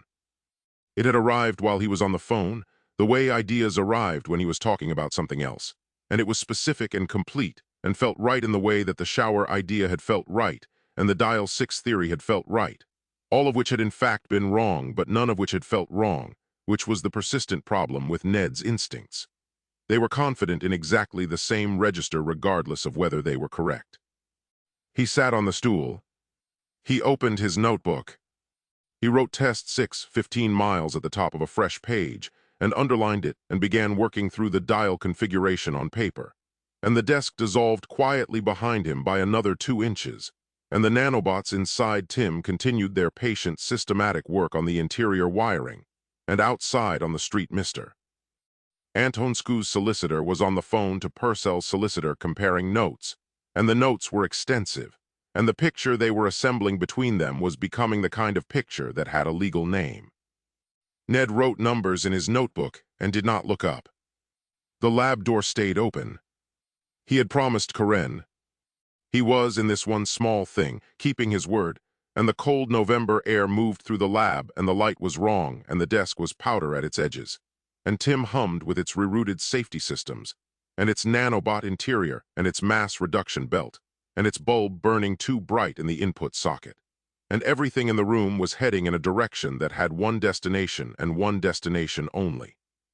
Ned circled a number on the page. He looked at it. He looked at Tim. 15 miles, he thought. And then further. Ned woke up on Friday feeling like a man who had cracked something fundamental about the universe, which he had not, but which was how he felt, and feeling was what he had instead of data. He lay in bed for a moment taking stock. Test 5 had put him in Tesco. Test 6, which he had run yesterday afternoon with a 15-mile configuration, had put him in a field outside town that he had identified from a water tower as approximately the right distance, and which had contained 3 cows who had regarded his sudden appearance with the philosophical calm of animals that had decided a long time ago not to be surprised by anything. He had been back in 30 seconds. The cows had gone back to their grass. It had been by any measure a success. He had 2 things to do today. The first was push the range further, 20 miles, maybe 30, maybe more. The second was work through the remaining equipment, because he had been so focused on Tim that the rest of John's inventory had been sitting on benches and shelves waiting, and he was aware that somewhere in that equipment was the next breakthrough, or the one after, or the one after that. John had not built one thing. John had built dozens of things, and all of them were nearly finished, and all of them were potentially extraordinary, and Ned had been in the house for 3 weeks and had barely scratched the surface. He got up. He had his coffee. He went to the lab. He decided to start in the basement. John's basement was accessed through a door in the kitchen that Ned had opened twice and not gone through because the stairs were steep, and the light was on a pull cord at the bottom, and both of these things had seemed like inconveniences he would deal with later. Today was later. He went down the steep stairs holding the rail and found the pull cord, and the basement came up in a yellow light that was immediately and dramatically wrong. The basement was full of tomatoes. Not normal tomatoes. Beach ball tomatoes. Tomatoes the size of beach balls, 14 of them distributed across the basement floor in the dense red-purple way of things that had grown past any reasonable size and kept going, each one sitting in what had been a standard terracotta pot, now cracked open by the root system underneath. They were the color of very ripe tomatoes, but darker, with a quality to the skin that suggested tremendous internal pressure, and they were glowing. Not brightly, not the wrong light glow of the lab, but a faint, steady blue that pulsed very slightly, slow as breathing, in the yellow basement light. Ned stood at the bottom of the stairs and looked at them for a long moment. John had been growing tomatoes in the basement. This was unexpected but not entirely surprising. John had always done things his own way, and growing tomatoes in a basement under what appeared to be a very powerful grow lamp that was not a grow lamp, but a miniature unshielded fusion core was completely John. Ned looked at the lamp on the shelf above the pots. A compact unit, very bright, with a warmth coming off it that you could feel from the stairs. A warmth that had nothing to do with standard lighting and everything to do with sustained nuclear fusion at a scale that should not have been possible in a terracotta pot context. He went over to the nearest tomato and crouched down and looked at it. It was extraordinary up close. The blue glow had a depth to it, coming from inside the flesh rather than from the surface, and the skin had a taut perfection that suggested it was at the absolute limit of what tomato skin could contain. He pressed it gently with one finger. It was firm, extraordinarily firm. It did not yield at all, which was not how tomatoes behaved, but which Ned attributed to the variety John had chosen, which was clearly a specialist one. He picked it up. It was heavy, much heavier than a tomato of even this size should have been. The density of something that had been grown under conditions that compressed matter as well as accelerating it. He carried it upstairs with both hands and set it on the kitchen counter and looked at it in the normal kitchen light where the blue glow was more visible, a definite pulse, slow and steady. He got a knife. He cut it. The inside was extraordinary, deep red flesh with blue luminescent threads running through it in patterns that Ned thought looked like the doodles in John's notebooks, which was either a coincidence or evidence of something he couldn't quite articulate.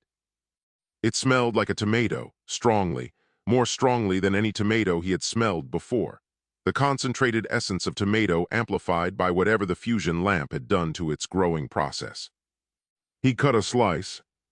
He ate it. It was, he decided, spicy. Not hot spicy, a different spicy. A deep internal warmth that arrived not on his tongue but somewhere further in. A warmth that spread outward from his stomach with a steady blue quality that he could not see because it was inside him, but which was there. The bioluminescent compounds from the fusion-grown tomato distributing themselves through his digestive system with the thoroughness of something that had been grown under nuclear conditions and intended to make an impression. He ate another slice. Still spicy. Very good, actually. He found a plate and cut 4 more slices and took them to the lab with his coffee and ate them at the bench while he looked at his test 6 notes, and the blue warmth spread further, and by the time he finished the plate it had reached his extremities. He did not know this. He felt warm and energized and slightly unusual in a way he attributed to the strong coffee and the productive week, and he opened his notebook and started thinking about tests 7 and 30 miles and the upper limit of what the power upgrade had made possible. At 11, he went to the kitchen to make more coffee and turned the light off by mistake before he found the switch, and in the 3 seconds of darkness before he corrected it, he saw himself. Not his reflection. Himself, his own hands, his own torso, the outline of his ribcage visible through his shirt and his skin, and his lab coat in a faint blue light that was coming from inside him. A steady pulse, slow as breathing, the same pulse as the tomatoes in the basement. He found the light switch. He turned it back on. He stood in the kitchen and looked at his hands, which in normal light looked completely normal. He turned the light off again. His ribcage glowed blue. His hands glowed blue at the fingers. His forearms had a faint luminescence that traced the veins underneath the skin. He turned the light back on. He stood for a moment. He turned the light off. He turned it on. He looked at his hands in the normal light and then at the wall in the dark. "Huh," he said to nobody. He turned the light on and made his coffee and went back to the lab and wrote in his notebook, at the bottom of the test 6 page, in small letters as though it was a footnote. Tomatoes very good, unusual aftertaste, some kind of internal warmth. Possible vitamin enrichment from specialist lamp. Slight bioluminescence, presumably dietary, will monitor. He underlined will monitor and turned to the test 7 page and started writing numbers, and did not think about his glowing ribcage again for the rest of the morning, which was, all things considered, exactly the kind of morning it was going to be. It started raining at 11:30. Not heavily, a thin November drizzle, the kind that couldn't decide if it was rain or just very committed dampness, drifting sideways occasionally when the wind caught it. Ned noticed it through the lab window and thought about the gutters, which he had been meaning to check since he'd seen one hanging loose from the corner of the house during the roof test. A loose gutter in rain was a loose gutter getting worse. He should deal with it. He found the umbrella by the lab door. It was a large one, full-sized, black, solid-looking, the kind of umbrella that suggested its owner took weather seriously. Ned opened it with the satisfying mechanical snap of a well-made umbrella and went outside.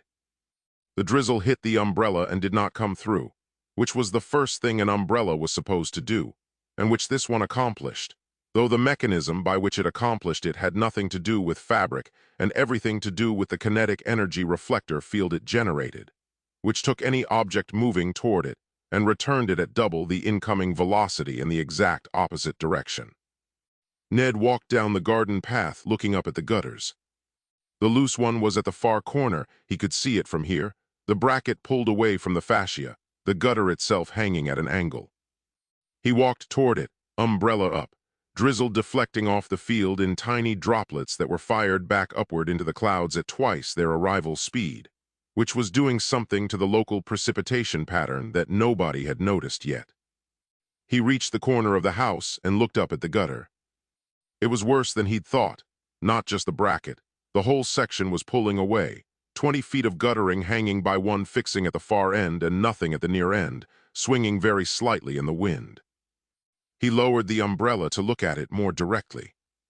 A raindrop hit the edge of the field at the wrong angle and was returned at 40 miles per hour into the hanging gutter section, which was all it needed. The gutter came free. 20 feet of Victorian cast iron guttering, which weighed considerably more than modern guttering, and which had been hanging at an angle that gave it potential energy, it was delighted to convert, swung down and hit the kinetic energy reflector field at the bottom of its arc. The field returned it, at double the incoming velocity. The gutter left Ned's garden at approximately 60 miles per hour on a shallow upward trajectory that took it over the garden fence, over Purcell's garden, over the fence on the far side of Purcell's garden, and into Purcell's garden shed, which it entered through the roof and did not exit, because there was not enough shed left to exit through. The sound was considerable. Ned lowered the umbrella and looked at where the gutter had been. He looked at the fence. He looked at the space above Purcell's garden, where the gutter had recently traveled. He looked at the umbrella. Very bouncy, he thought. From next door came the sound of a door opening and Gerald Purcell's voice, saying something that Ned couldn't make out, but whose tone required no translation.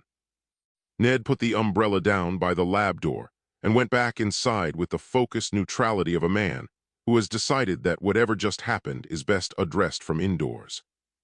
He was at his bench writing test 7 notes when Purcell knocked. He waited. Purcell knocked again, harder. Ned looked at the lab door and then at his notebook, and then at the lab door and wrote one more line in his notebook before he went to answer it. Purcell was standing in the garden with his notebook open, and an expression that had moved past fury into something colder and more organized. Behind him, visible over the fence, was the shed. Or the former shed. The gutter had entered through the roof, and the roof had disagreed with this, and the resulting structural argument had produced a shed that was now more of a shed-adjacent pile of timber, with a piece of Victorian guttering through the middle of it. Purcell looked at Ned. He looked at his notebook. He wrote something without breaking eye contact, which was impressive. "That," he said, "came from your garden." "The gutter's been loose," Ned said. "I was actually just dealing with it." "It went over 2 fences," Purcell said. "At speed." "Wind," Ned said. "Gusting today." "You'd be surprised what wind can do with a loose gutter." Purcell looked at the sky, which was producing its thin, indecisive drizzle in the complete absence of any wind whatsoever. He looked at Ned. He wrote something else in his notebook. "That shed," he said, "contained my late wife's garden furniture. Her tools. Things I was keeping." He stopped. His voice had not changed, but something behind it had, a quality that was not anger but something more serious than anger. "Things I cannot replace." Ned looked at the shed. He looked at Purcell. The thing he usually covered over-arrived, and this time he didn't cover it immediately. "I'm sorry," he said, and meant it, which was the most useful thing he had said to Gerald Purcell since arriving. Purcell looked at him for a moment. He wrote one more thing in his notebook and closed it. "My solicitor will be in touch," he said quietly and went back inside. Ned stood in the garden in the drizzle for a moment. Then he went inside and stood in John's kitchen and thought about Purcell's face when he said "things I cannot replace," which had a quality he recognized from the last 3 weeks of his own life, and which sat in him uncomfortably for about 10 minutes before the Test 7 configuration reasserted itself in his thinking, and he went back to the lab. He picked up the umbrella from beside the door and put it in the storage cupboard at the back of the lab, behind the super soaker and the back scratcher, and the various other things he hadn't gotten to yet. He closed the cupboard door. He sat on the stool. He opened his notebook. He looked at the Test 7 page. He wrote at the top in small letters, "Check on shed later." Then he started on the dial configuration for 30 miles, and the shed and Purcell's face moved to the back of the queue where everything that wasn't Tim lived, and stayed there. The cross-dimensional comlink was on the shelf above the headphones. Ned had noticed it before, a handheld device, roughly the size and shape of a walkie-talkie, with a small antenna and a dial and a green button and a red button, and a small speaker grill that had a quality to it suggesting it was designed to produce sound rather than just emit it. He had been meaning to try it for a week. He had assumed it was some kind of radio, John's version of a radio, over-engineered and specialist, possibly tuned to frequencies that standard devices couldn't reach. He took it down from the shelf at 1 o'clock because he wanted to order pizza and his phone was dead, and he hadn't found John's landline yet, and the comlink was right there. He pressed the green button. The device made a sound, not static, not a dial tone, but a frequency that was present and purposeful, the sound of something connecting rather than searching. He held it to his ear. "Hello," he said. A pause. Then a voice. It was his voice, recognizably, unmistakably his voice, the same pitch and cadence and slightly flat vowels that he heard on voicemails and didn't quite believe were him, but with a quality underneath it that was not quite right, a texture to the consonants that suggested they were being produced by a mouth that was shaped slightly differently than his. "Hello," said the voice that was his voice but wasn't. "Right," Ned said. "I'm trying to reach, is this a pizza place?" A pause. "What is pizza?" said the voice. Ned considered this. "It's a flat bread with toppings. Cheese. Tomato. You bake it." Another pause longer. "We have flatbread," said the voice. "We put things on it. Insects mostly. And a paste made from ground beetles." "That's not pizza," Ned said. "It is what it is," said the voice with a philosophical quality that Ned found irritating. He took the comlink away from his ear and looked at it. He put it back. "Who is this?" he said. "I could ask you the same," said the voice. "You called me." "I was trying to order pizza," Ned said. "You've got the wrong, I think there's a crossed line." "There is no line," said the voice. "There is a dimensional membrane, and you have punctured it with this device, which I have been trying to understand for 3 weeks, and which I have apparently been using incorrectly." Ned was quiet for a moment. "3 weeks," he said. "I've had it for 3 weeks." "Yes," said the voice. "Where are you calling from?" Ned said slowly.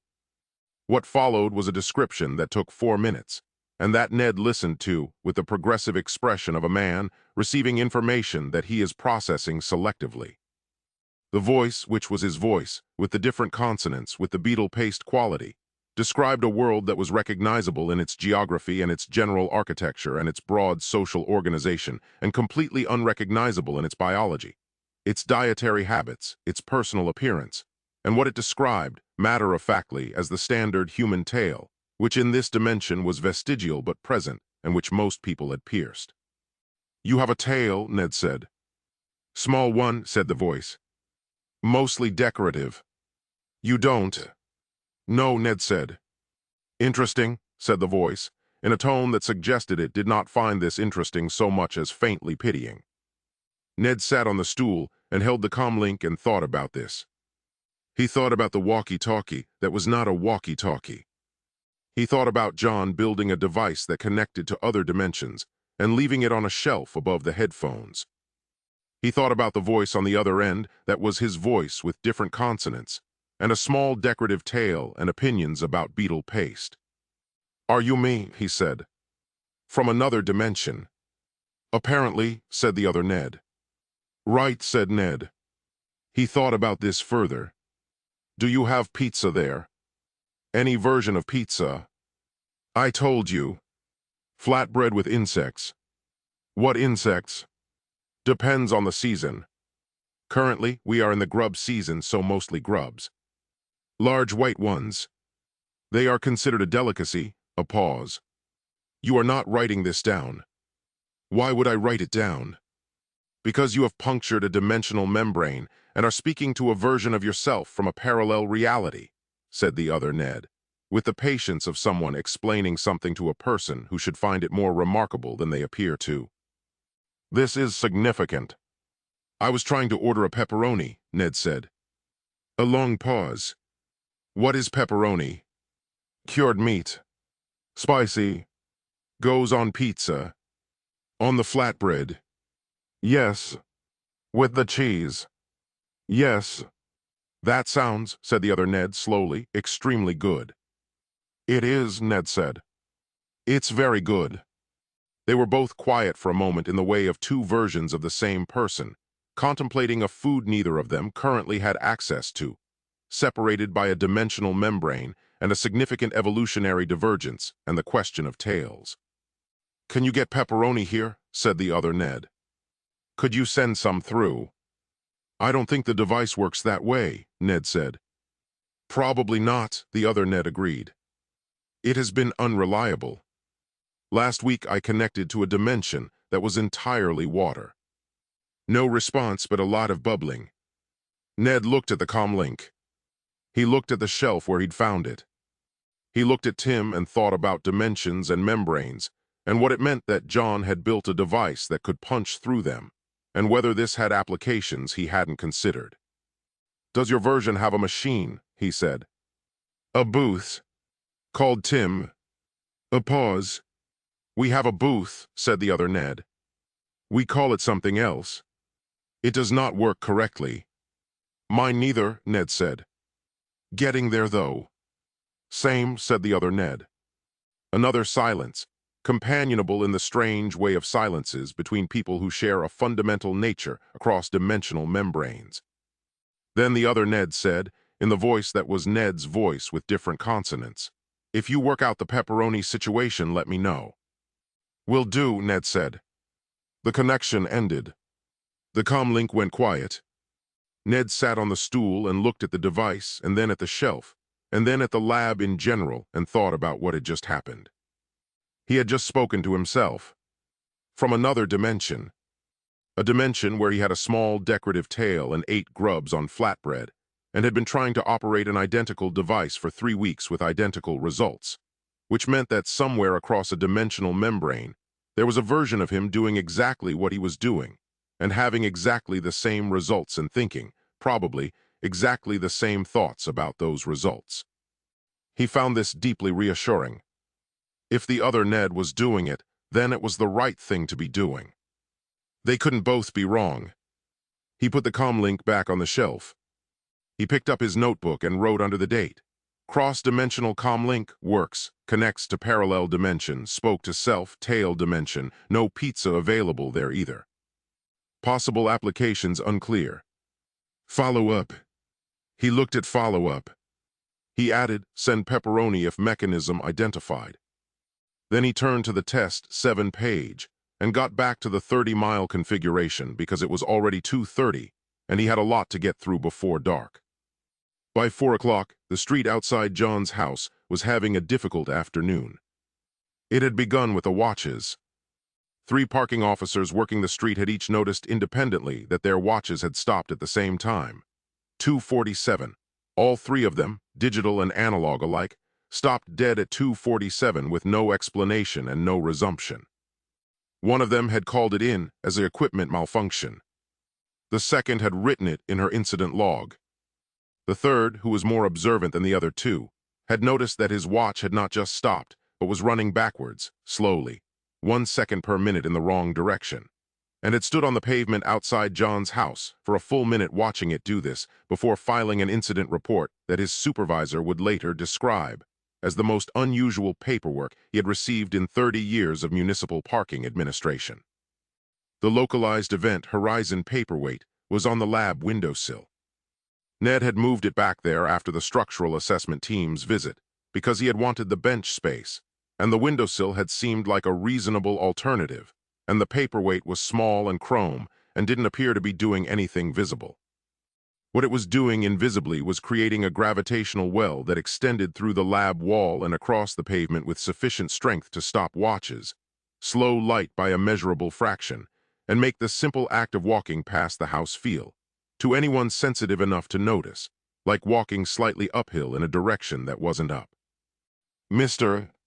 Antonscu, who had been parking outside Margaret Fellowes' house for 2 weeks because his car rolled toward Ned's wall when parked outside his own, came out at 3 to find that his car had rolled anyway, down the slight gradient of the street, past 3 houses, and come to rest with its front bumper gently against Ned's garden wall with the patient inevitability of something that had always been going to end up there. He stood on the pavement and looked at his car against Ned's wall. He took a photograph. He called his solicitor. His solicitor, who had been speaking to Purcell's solicitor and Margaret Fellowes' solicitor with increasing frequency, received this information with the calm of someone whose file was already substantial and who was simply adding a tab. Ned was unaware of all of this. Ned was in the lab working on the night light. He had found it on his bedside table 3 days ago, a glass jar with a small black speck inside that gave off a soothing purple glow that he had found conducive to sleep. He had assumed John had put it there for that purpose, which was not wrong in the sense that John had put it there, and was entirely wrong in the sense of the purpose, which had been to observe the effects of microscopic black hole containment on biological matter at close range under controlled conditions, the controls being the magnetic suspension system that was keeping the microscopic black hole from doing what microscopic black holes did without magnetic suspension. The suspension was failing. It had been failing for 3 weeks at a rate consistent with the general deterioration of equipment that had not been maintained or checked since John's death. Ned had been sleeping 12 inches from a failing microscopic black hole containment system and waking up feeling fantastic, which was the time dilation. Near the event horizon, time moved slower, which meant that what felt to Ned like 8 hours of sleep was actually occurring in 20 minutes of outside time, which was why he felt rested, and why the birds outside his window always seemed to be at an unusually early stage of their morning when he woke up regardless of the clock. He had brought the jar to the lab because the purple glow was pleasant, and the lab could use pleasant given the wrong light situation from the bulb.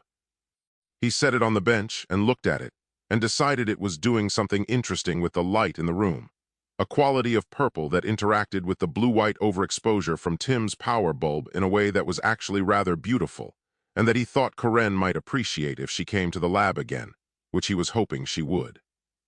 He thought about Karen briefly. He had left a voicemail on Monday and she had called back on Thursday, and the conversation had been careful in the way her conversations had become careful, measured, with the quality of someone choosing words rather than just saying them. He missed the earlier version of her conversations, the ones where she just talked. He thought he would suggest dinner this weekend, somewhere out, away from the house and the lab, just the two of them at a restaurant like normal people. He looked at the purple jar and thought he would call her tonight. He went back to his notebook and the 30-mile configuration, and worked through it for another hour while outside the street continued its difficult afternoon. A 4th parking officer arrived to investigate the watch situation, and her watch stopped immediately. Purcell called his solicitor from the wreckage of his shed, which he had been documenting photographically for an hour, and then called the city, and then called the local news desk because he was a thorough man and thoroughness had its own momentum.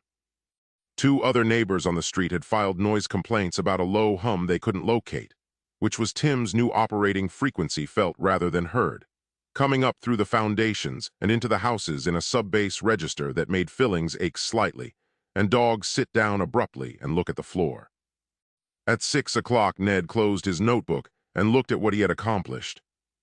He had found the tomatoes and eaten one and been briefly bioluminescent in the dark, and was still bioluminescent though he had not checked.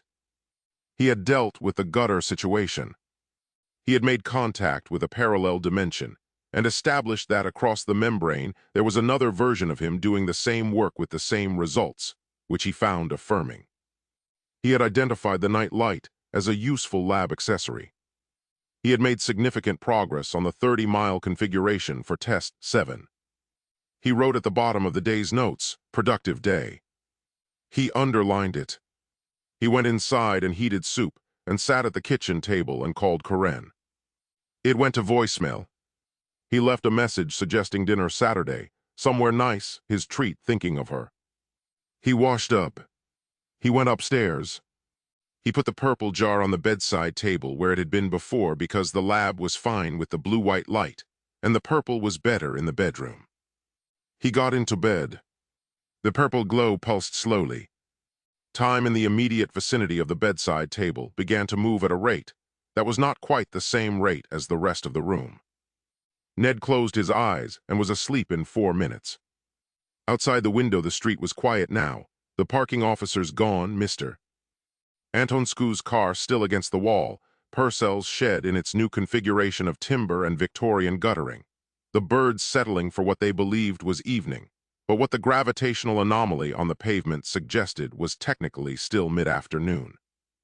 In the lab, Tim hummed and the bulb burned and the nanobots worked through the interior wiring with their patient, systematic thoroughness.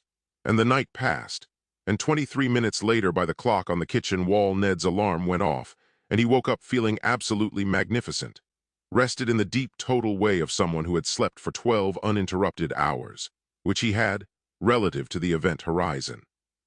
He lay in bed feeling magnificent and looked at the ceiling, and thought that today was going to be another good day. He was right that it was going to be eventful. He was wrong, as usual, about the good part. He got up. He made coffee. He went to the lab. He did not notice, pulling on his lab coat in the dark of the bedroom, that his hands glowed faintly blue at the fingertips when the light was off. He was too busy thinking about 30 miles. Corinne arrived on Saturday morning with a box. It was a medium-sized box, the kind you got from a supermarket, sturdy, with the logo of a breakfast cereal on the side that she had turned inward so the logo faced in. Ned noticed this detail later, the turned-in logo, and understood that she had thought about the box before she brought it, had prepared it, which meant she had been thinking about this before today, which meant today was not a decision made this morning, but a decision that had been made some time ago, and that today was simply the execution of. He did not notice it when she arrived because he was mid-experiment. Test 7 was running. He had the 30-mile configuration set, the booth running, the mass reduction belt doing its thing, and he had been in and out of the booth twice already this morning. Once landing in a retail park 28 miles out that he had identified from a Curry's sign, once landing in a field that could have been anywhere and that he had returned from with mud on his socks. He was adjusting dial 3 for the 3rd time when he heard Corinne's key in the front door. He came out of the lab into the garden and saw her through the kitchen window, moving through the house.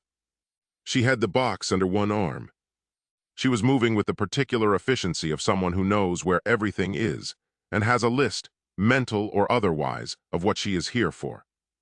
He went inside. "You came," he said with genuine pleasure, because he had left the dinner message 3 days ago and she hadn't responded and he had been wondering. Corinne looked at him. She looked at the lab coat, the safety glasses pushed up on his forehead, the mud on his socks, the faint blue quality his fingertips had developed that was visible in the kitchen light if you were looking, and that she was looking at now with an expression he couldn't quite read. She looked at the box in her own hands, as though she had briefly forgotten she was holding it. "I came to get some things," she said. Ned looked at the box. He looked at Corinne. The thing that the box meant arrived at the edges of his understanding, and he looked at it for a moment before it retreated to somewhere more manageable. "I've got Test 7 running," he said. 28 miles on the last attempt. I think I can get it to 30 with one more dial adjustment." "Okay," Corinne said. She went to the sitting room. Ned followed. She put the box on the coffee table and looked around the room with the systematic assessment of someone taking inventory.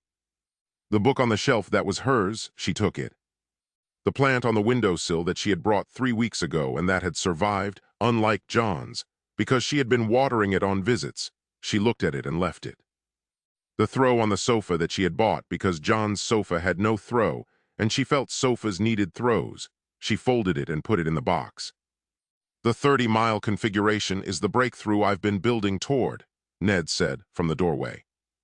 "Once I've confirmed the range, I can start thinking about applications. Commercial applications. The patents cover the technology, so it's a matter of finding the right investor presentation." And Ned, Karen said not unkindly. She took a coffee mug from the shelf, her mug, the one she had brought because John's mugs were all enormous, and she preferred a smaller one, and put it in the box. "The investor side is actually more straightforward than people think," Ned said. "You don't need connections necessarily. You need a demonstrable proof of concept, and I have that now. I have 6 successful tests with increasing range." And Karen went to the kitchen. Ned followed. She opened the cupboard and found 2 more things that were hers. A specific tea she liked that John hadn't stocked. A small cafetiere she had brought because the big machine made too much, and put them in the box. "Are you hungry?" Ned said. "I was going to make lunch. I found more of the tomatoes in the basement. I know they look unusual, but they're actually very good, quite spicy. I think John was doing something interesting with the growing conditions." "I'm fine," Karen said. She went back through the sitting room to the hallway where she had left her coat. She put the coat on. She looked at the box.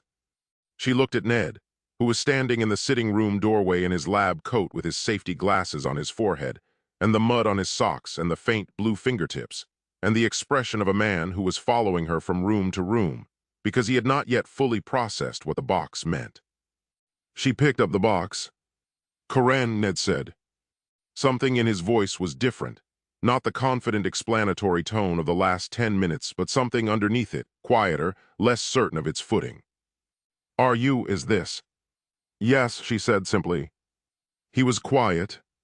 She looked at him and he looked at the box, and for a moment the lab and Tim and the 30-mile configuration and the investor presentation retreated entirely, and it was just the 2 of them in John's hallway on a Saturday morning with a supermarket box between them. "I thought dinner," he said. "I left a message about dinner." "I know," she said. "Saturday," I said. "Somewhere nice." "I know, Ned." He was quiet again. He looked at the box. He looked at her face, which was not angry and not cold, but had the quality of something that had been decided. Not hastily, not carelessly, but thoroughly, in the way Karen did everything. "Is it the lab?" he said. "Because the tests are going really well, if you saw the results from this morning." "It's not the lab," she said. And then, because this was not quite true, "It's not only the lab." She put the box down on the hall table. This was not what Ned expected. He had expected her to leave, had been bracing for the door, for the sound of her car, for the particular silence that would follow. Instead, she put the box down and looked at him with the expression of someone who had rehearsed something and had decided, standing here, that the rehearsed version wasn't right and was going to say the real version instead. "Come here," she said. Not affectionately. Practically. She walked past him into the sitting room and he followed, and she sat on the sofa and he sat in the armchair across from her, and she looked at him for a moment the way she had looked at John's notes the first time, carefully, with full attention, reading something she wanted to understand correctly before she responded to it. "I want to say something," she said. "And I want to say it properly because I've been saying versions of it for 3 weeks, and none of them have been quite right." "Okay," Ned said. "John's notes," she said. "The ones you call doodles. I want you to hear this, they are not doodles. I know I've said this before and you've heard it and moved on, but I want you to actually land on it this time." She paused. "What is in those notebooks is the most serious and complex scientific work I have ever seen. I don't understand it. I can't read it. But I know what serious work looks like, and that is what it is." Ned opened his mouth. She held up one hand, not sharply, just firmly. "The English parts," she continued. "The parts you have been reading and treating as the useful sections. Ned, those are the warnings." John wrote the warnings in plain English specifically, so that anyone who couldn't read the mathematics would still be able to read those. He was being careful. He was thinking about someone exactly like you picking up those notes, and he wrote the important safety information in plain English because he wanted it to be readable. She looked at him steadily. And you read them and thought they were the interesting bits between the doodles. Ned was quiet. His hands were in his lap, and he was looking at them, and the faint blue at his fingertips was visible from where she was sitting, and she looked at it and looked away. "The machine," she said. "Tim, I don't think it's what you think it is. I don't know what it is. But I know that John had not finished it, and I know that the notes say it should not be operated by an unqualified person, and I know that you have been getting into it and pressing buttons and landing in supermarkets and on roofs, and I am frightened for you." Her voice was steady, but the steadiness was the maintained kind, the kind that required effort. "I am genuinely frightened. Not annoyed. Not frustrated. Frightened." Ned looked up from his hands. He looked at her face and saw that this was true, that the thing she was describing was actually there, had been there for weeks, underneath the careful conversations and the soup and the practical decisions. He saw it and felt the lurch he associated with things that were true arriving without warning. "Your fingers," she said quietly. "They glow blue, Ned. In the dark they glow blue. I saw it in the kitchen last week when the light went off. You ate something from that basement, and your fingers glow blue, and you wrote in your notebook that you would monitor it, and you have not monitored it." "It's dietary," Ned said, which was what he had written, which had not become more true in the intervening week. Karen looked at him. "It is not dietary," she said, as gently as it was possible to say something that was not gentle. "Nothing dietary makes your fingers glow blue." She paused. "I want you to see a doctor." "I'm fine." "I know you think you're fine." She looked at her hands for a moment. "That's the thing, Ned. You always think you're fine. You have always been told you're fine, that everything is fine, that whatever is happening is fine, and that anyone who thinks otherwise just doesn't understand you properly." She looked up. "Your family love you. I know they love you.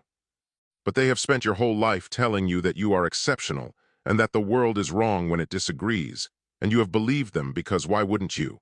And now you are in a lab full of equipment you cannot operate safely, and your fingers glow blue, and you think it is all fine." The room was very quiet. Outside, the November morning went about its business. Somewhere down the street, a car started. The lab hummed its low sub-bass hum through the foundations of the house, and into the sitting room floor, and into the soles of their feet. "I don't say this to be unkind," Karen said. "I say it because I have been trying to say it in the right way for 3 weeks, and the right way is just to say it." She looked at him with the full beam attention that he associated with John, that quality of someone who was actually looking at you rather than in your direction. "You need someone who can actually help you, not someone who tells you you're exceptional. Someone who can read those notes and understand what John was building and tell you what it actually does and whether it's safe." She paused. "That person is not me. I can't do that for you. I'm sorry." Ned sat in John's armchair and looked at Karen on John's sofa and held everything she had said in the way he held things that were uncomfortable, at arm's length, examining them, looking for the part that didn't apply to him. He found several parts. He arranged them into a response. "I understand," he said, "that this has been a lot. The lab, the tests, the equipment. I know it looks chaotic from the outside.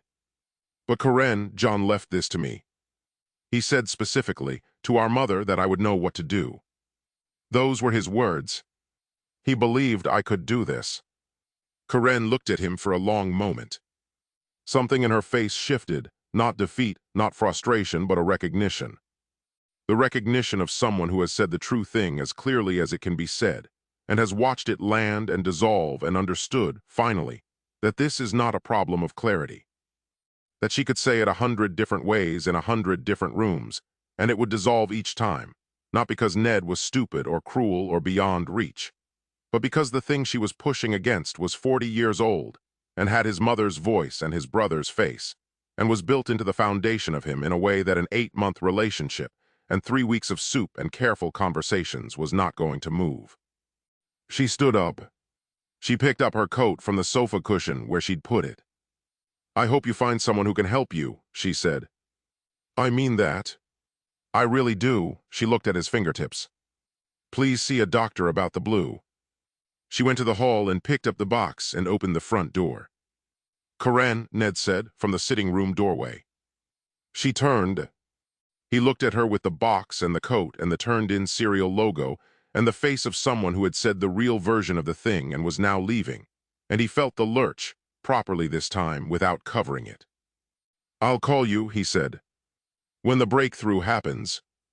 I want you to know about it. Karen looked at him. Her expression did something complicated and brief that he couldn't read, and then settled into something quiet and final. Okay, Ned, she said. The door closed.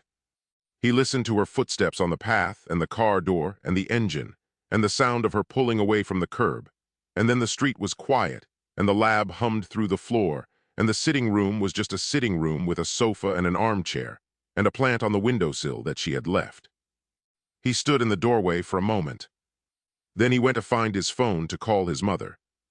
He couldn't find his phone. He looked in the lab coat pocket, which had his notebook and his pen and the 20-pound note from the Tesco test, and a calibration diagram he had drawn on a piece of folded paper, and a biscuit he had no memory of putting there. No phone.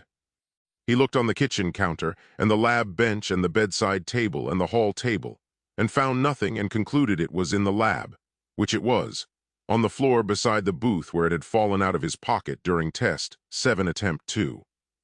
He went to the lab and found the phone, and while he was there picked up the cross-dimensional comlink from the shelf, because it was closer, and he used it as a phone before, and it worked as a phone in the sense that it connected to something, and you could have a conversation with it.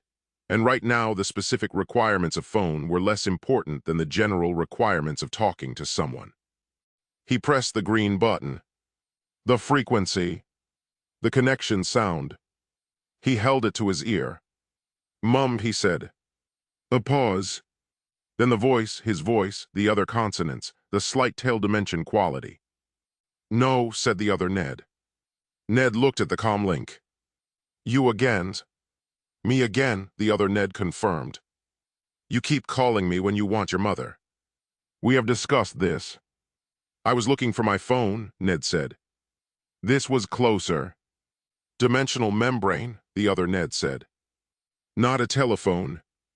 I know what it is, Ned said, which was not true in any meaningful sense. Karen left, he said after a pause. A silence on the other end. Then mine too, said the other Ned, in a tone that was different from his usual tone, flatter, with a weight behind it that Ned recognized because he was currently carrying the same weight. 3 months ago. Hers was called something different. But same situation, I think. Ned sat down on the stool. The lab, he said. The lab, the other Ned confirmed. And the machine. And the notes. And the fingers. Ned looked at his fingertips. Yours too. Blue, said the other Ned. Since the tomatoes. Spicy, Ned said. Very spicy, the other Ned agreed. They were both quiet for a moment. 2 versions of the same person sitting in parallel laboratories in parallel dimensions with parallel blue fingertips, and the same recent absence from the same chair on the same sofa, separated by a dimensional membrane and the question of tails, and the apparently universal inability of any version of themselves to hear what the people around them were saying clearly enough to change what they were doing. Does it get better? Ned said. 3 months on. Does it get better? The other Ned was quiet for a moment. The work gets better, he said finally. The machine improves. The range extends, a pause. The other thing, he stopped. I don't know yet. I'll let you know. Right, Ned said. Keep going, said the other Ned. With the machine. I think we're close. Me too, Ned said. The connection ended. Ned sat on the stool in the lab with the comlink in his hand, and the wrong light around him, and the low hum in the floor and the blue at his fingertips, and the sitting room at the end of the garden with the plant on the windowsill that Karen had left, and the sofa where she had sat 20 minutes ago, and said the real version of the thing. He put the comlink back on the shelf. He went inside. He went to the sitting room and sat in the armchair and looked at the sofa and thought about John. Not about the lab or the machine or the 30-mile test or the investor presentation. Just John. The Saturday afternoons when John had come over to Ned's flat with beer and a bag of crisps, and they had watched whatever was on without talking much, which was the best kind of afternoon. The way John listened. The way John had of making whatever you were saying feel like the most interesting thing, said that day even when it wasn't, especially when it wasn't. The specific quality of being known by someone who knew everything about you, including the parts that didn't reflect well, and who showed up on Saturday with beer anyway. He missed him with a simplicity and a weight that had nothing to do with the lab or the patents or the billionaire arithmetic. He just missed him. The way you missed someone who had been the fixed point and was not there anymore, and everything since had been a process of finding out what moved when the fixed point was gone. He sat in the armchair for a while. The lab hummed.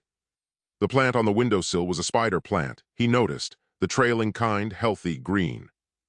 Karen had watered it on every visit without mentioning it. He hadn't watered it once. He would water it, he thought. Today, he would make that a thing he did. He sat for a little longer. Then he stood up. He went to the kitchen and filled a glass with water and came back and watered the plant carefully at the base, the way you were supposed to. He stood back and looked at it. John would have liked Karen. He thought this clearly and for the first time. John would have liked her directness and her practicality, and the way she read 3 lines of a notebook and understood immediately that something was serious.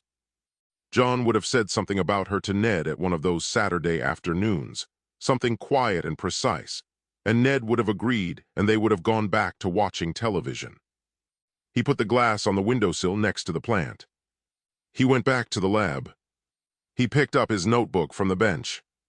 He stood in the middle of the lab with the wrong light and the low hum and the nanobots doing their quiet work inside Tim's wiring, and he opened the notebook to a fresh page and uncapped his pen and wrote in the middle of the page 3 words. Karen left. Refocus. He looked at this. He added, Tim, test 7, dial 3 adjustment, 30 miles confirmed, push to 40. He capped the pen. He put the notebook down. He looked at Tim in its corner with the belt around its middle, and the bulb burning in its input socket, and the display reading 0, and he felt, underneath everything else that was in him today, the thing that had been there since the first night he stood in the lab doorway and looked at the 3 letters stenciled on the side of the booth. The certainty. Still there. Unbudged. He went to the control panel and looked at dial 3. He had it set 2 clicks clockwise from the test 7 position.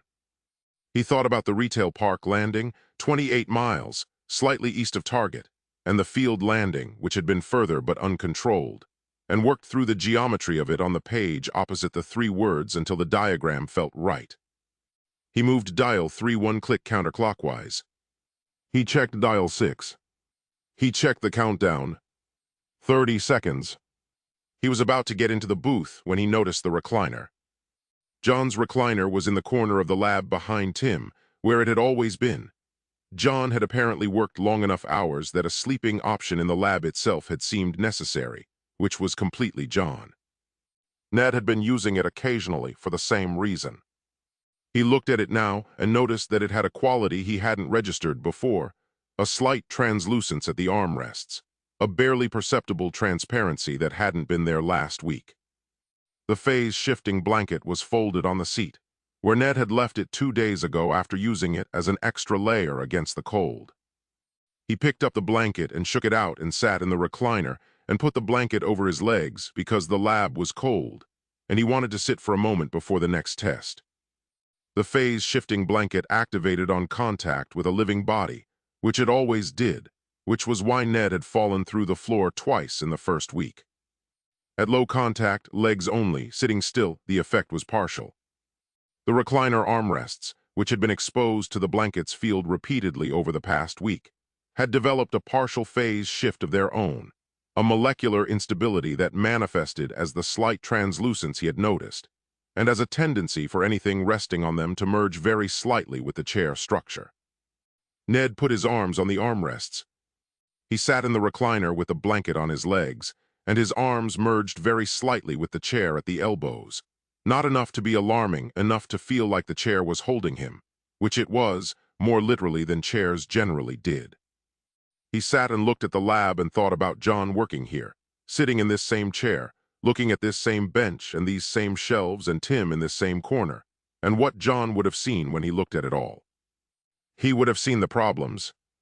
John always saw the problems.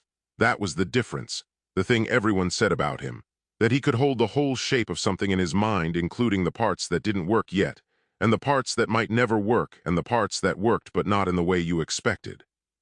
He would have looked at Tim and seen all of it simultaneously, the promise and the danger and the gap between where it was and where it needed to be.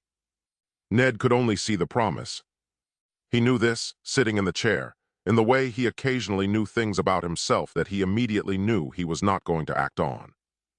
He could only see the promise because the promise was the only part that felt true, the only part that matched the version of himself he had been handed at birth and carried ever since.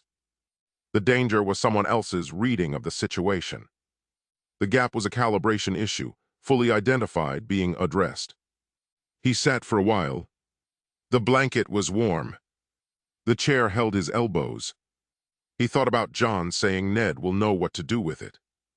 He thought about John at 17 handing him the resistor and calling the result perfect. He thought about all the Saturday afternoons and the way John listened, and the plant on the sitting room windowsill that he had just watered for the first time. He thought, I hope you'd be proud of this. I think you would. I think you'd see what I'm trying to do even if you do it differently. I think you'd sit in this chair and look at all of it, and you'd see the problems, and then you'd look at me, and you'd find the thing that was right about what I was doing, and you'd hand it to me and call it perfect. I think you'd find something to hand me. He sat until the cold of the lab worked through the blanket's warmth and became impossible to ignore. Then he stood up, which required a moment's careful extraction from the armrests, the chair releasing him with the faint reluctance of something that had gotten comfortable. He folded the blanket and put it on the stool. He looked at the recliner's armrests, which were more translucent than before, a quality that was going to become a significant issue within the week, but which today was just a thing he noticed and moved past. He went to Tim's panel. He checked the dial 3 position, one click counterclockwise where he'd set it. He checked the display. He set the countdown to 30. He picked up his notebook and wrote under the dial 3 adjustment. Test 7, attempt 3, 40 miles, new target, industrial area north of town or beyond. He thought for a moment and added, for John. He put the notebook on the bench. He looked at the 3 words on the previous page. Karen left. Refocus and looked away. He opened the booth door. He stepped inside. He took the handle. The hum surrounded him, and the display counted down, and outside the November afternoon was getting dark early the way November afternoons did. The light going out of things quietly and without drama, and the street was settling into evening with Mr. Antonscu's car still against the wall and Purcell's shed in its new configuration, and the parking officer's incident report sitting in an tray somewhere in the municipal building downtown. And Karen was in her flat with her box unpacked, and the cafetiere on the counter and the small specific mug on the shelf. And somewhere across a dimensional membrane another version of Ned was sitting in another lab with the same hum and the same wrong light and the same blue fingertips thinking the same thoughts. And in the hospital downtown, a doctor who had spoken to a woman in hospital administration about a man in a lab was making a note in a file that he would look at again in 3 weeks and shake his head over. 10 seconds. 7. 5. Ned closed his eyes. 3. 2. 1. 0. The formal notice from the city arrived on Monday morning. It was a single page, dense with the particular typography of municipal bureaucracy, a font that had been chosen to communicate authority without warmth, margins that left no room for interpretation, a reference number at the top that suggested this document was one of many and that the many were organized and cross-referenced and going somewhere. Ned read it at the kitchen table with his coffee and his safety glasses pushed up on his forehead, and the blue at his fingertips visible in the morning light. The notice cited the structural assessment team's report. It cited 3 formal complaints from neighboring properties. It cited the parking officer's incident reports, which Ned had not known existed. It cited a noise complaint filed collectively by 4 residents of the street, describing a low-frequency vibration of unknown origin that was causing, among other things, fillings to ache and dogs to behave strangely. It cited a report from the city's environmental office regarding an unexplained gravitational anomaly on the public pavement, outside the property that had been investigated by 2 officers who had filed reports that the notice described, in the careful language of a document that needed to remain professional, as presenting unusual characteristics.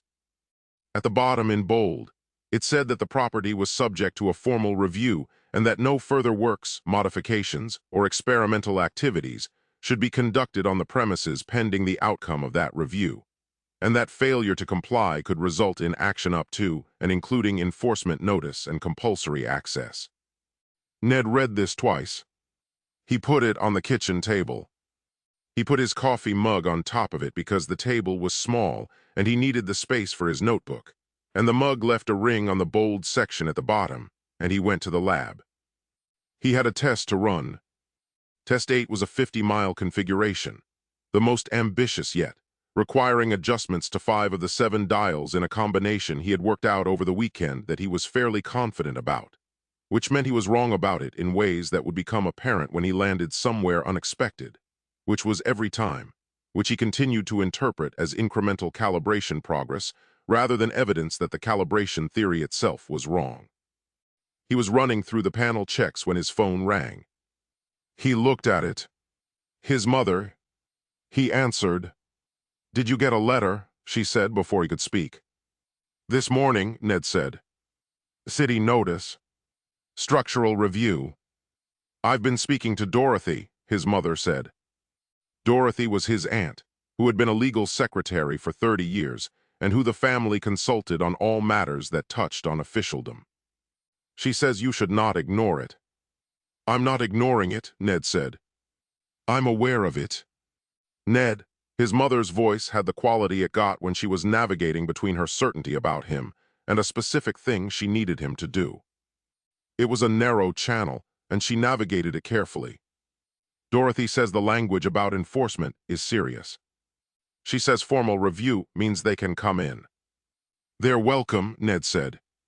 "Open door policy." "I told the structural team the same thing." "The structural team filed a report," his mother said. "Dorothy has seen these reports. They are not," a pause, selecting the word, "they are not favorable reports, Ned." "Teething problems," Ned said. "The equipment is at a sensitive stage. Once the range tests are complete, and I can demonstrate the technology properly, it'll all look very different." He looked at Tim. "I'm close, Mum. Really close now." The silence on the line was not the warm, settling silence of good news. It was a different kind, shorter, with something in it she wasn't saying, which for his mother was unusual enough to notice. "What?" he said. "Nothing," she said. "I just..." Another pause. "Are you eating properly?" "Yes. Karen called me," she said. "On Saturday." Ned was quiet for a moment. Outside the lab, the November morning was doing its thin gray thing, and the street was going about its business, and somewhere in the municipal building downtown a file, with his address on it, was sitting in an in tray getting thicker. "She called to tell me she was worried about you," his mother said. "About the lab? About the equipment?" A pause. "She mentioned your fingers." "It's dietary," Ned said. "She didn't think it was dietary." "I've looked into it." He had not looked into it. His mother was quiet for a moment. When she spoke again, it was in the careful voice, the narrow channel voice. "I told her that you knew what you were doing," she said. "That John always said you had the practical gift. That you were exactly the right person to be doing this." A pause. "I believe that. You know I believe that." "I know," Ned said. "I just..." As she stopped. "Started again. Just be careful. That's all." Just be careful with it. This was, in 40 years of his mother's certainty about him, the first time she had said just be careful in a tone that meant she wasn't entirely sure he would be. Ned held the phone and looked at Tim, and felt the thing below his ribs that arrived when true things arrived without warning. I will, he said. They talked for a few more minutes about ordinary things. His Aunt Dorothy, a cousin's new job, whether he needed her to come and cook some meals and leave them in the freezer, which she offered every phone call and which he always declined. He hung up and stood in the lab with the phone in his hand, and the city notice on the kitchen table with his coffee ring on the bold section, and the formal review pending, and the street outside with its gravitational anomaly, and its stopped watches and its incident reports all pointing in one direction. He put the phone in his lab coat pocket. He turned to Tim's panel. He checked dial 5, which was the new addition to the Test 8 configuration, and moved it one click from where he'd set it last night because something about the position felt slightly off, and his instincts, which had a perfect record of feeling right and a complicated record of being right, told him one click was the adjustment. He set the countdown. He picked up his notebook. He wrote Test 8, 50 miles at the top of a fresh page, and underlined it. He was about to put the notebook down when he heard the car outside. Not one car. 2 cars. He heard them pull up, heard the doors, heard the particular quality of footsteps on a front path that belonged to people who were there officially rather than personally. A cadence, a purpose, the sound of people who had a reason and a clipboard, and possibly a reference number that matched the one on the city notice on his kitchen table. He put the notebook on the bench. He went to the front door. There were 2 of them. Police officers, uniformed, a man and a woman, the man in his 40s with the steady face of someone who had been doing this long enough to have seen a range of things, and had learned to present neutral until he knew which category he was in. The woman younger, with a tablet and a pen and an expression that was professionally open. Behind them on the pavement, Gerald Purcell was talking to a man in a suit who had a briefcase and the bearing of a solicitor, next to a woman Ned recognized as Margaret Fellows, who was also with a suited person, and behind them, a man he had not met who he concluded was Mr. Antonscu, also with a suited person, the 3 solicitors standing in a loose professional cluster with the relaxed confidence of people who had done their preparation. Ned looked at all of this from his front door. He was wearing John's lab coat. He was wearing the safety glasses on his forehead. He was holding the back scratcher wormhole wand, which he had picked up from the bench on his way through the lab, and was holding in the way you held things you had picked up without thinking, loosely, at his side, as though it was a pen or a newspaper. He was floating approximately 4 inches off the ground, because the mass reduction belt was still bungeed around Tim, but its field extended 12 feet and Ned was within 12 feet of Tim, and had been for so long that 4 inches off the ground had become his resting state inside the lab, and he had stopped noticing it, except on the rare occasions he went outside and came back down to earth, literally, with a slight bump. The officer looked at him. He looked at the 4 inches of air between Ned's sock feet and the doorstep. He looked at the wand. He looked at the lab coat. He looked at the safety glasses. He looked back at the 4 inches of air. Mr. Plunkett, he said, with the steadiness of a man who had decided to proceed as though everything was normal until further information suggested otherwise. Morning, Ned said pleasantly. Come in. This was a mistake. They came in. The male officer, whose name was Brennan, Detective Constable Brennan, which he had stated at the door along with the reason for the visit, which was a welfare check combined with a formal follow-up to the city notice, combined with 3 separate requests from neighboring properties that someone official actually go inside, came in first. The female officer, P.C. Walsh, came in second with her tablet. They moved through the house with the careful attention of people cataloging rather than searching, which was a distinction that Ned did not register, but which was legally significant. The house first. Brennan noted the kitchen, the cabinet door that didn't open, the tile fused to the wall, the molecular binder gun in the drawer which Walsh opened briefly and closed again with an expression she controlled before it became something she'd have to explain in a report. The sitting room, the plant, the sofa, the recliner which had been brought back inside from the lab and which had armrests that were more translucent than armrests should be. The hallway. The basement, which Ned opened cheerfully and which Brennan stood at the top of and looked down into with the yellow light, and the beach ball tomatoes glowing blue and the fusion lamp on the shelf, and then closed carefully and wrote something in his notebook. Then the lab. Ned led them through the back door and down the garden path with the 4 inches of air between his feet and the ground, which he had not mentioned, and which neither officer had yet directly addressed, and opened the lab door and the lights came up and they walked in. Brennan stopped just inside the door, which everyone did, and looked at the room. Walsh came in behind him and stopped similarly and then did not stop. She moved, slowly, along the perimeter of the lab with her tablet, photographing things systematically. The chrome sphere on its stand, Tim with the belt and the bulb, and the display burning too bright. The bench with the comlink and the headphones and the remaining gadgets. The shelving with the gray quality of nanobot erosion that had progressed to the point where the wood had a dusty translucence that was not dust. The floor lamp without its bulb. The desk with the powder along 3 of its 4 edges. Brennan looked at Tim for a long moment. He looked at the belt bungeed around its middle. He looked at the bulb in the power input socket. He looked at Ned standing 4 inches off the concrete, holding the wand with the pleasant expression of a man giving a tour. "What is that?" Brennan said, pointing at Tim. "Research equipment," Ned said. "Prototype stage. My brother's work, I'm continuing it." "What does it do?" "Time travel," Ned said, which was the most confident and most incorrect answer he had given in 8 weeks of confident and incorrect answers. Delivered without hesitation in the same register he would have used to answer any factual question about which he had no doubt. Brennan looked at him. He wrote something in his notebook. Walsh behind him had reached the bench and was looking at John's notes. The main stack, still there, still binder-clipped, still open to the page that ended "do not" at the bottom. She picked them up. She began reading.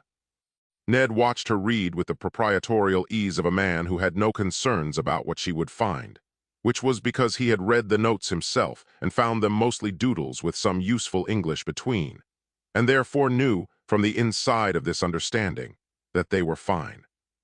Walsh turned 3 pages. She turned 3 more. She stopped. She had found the page.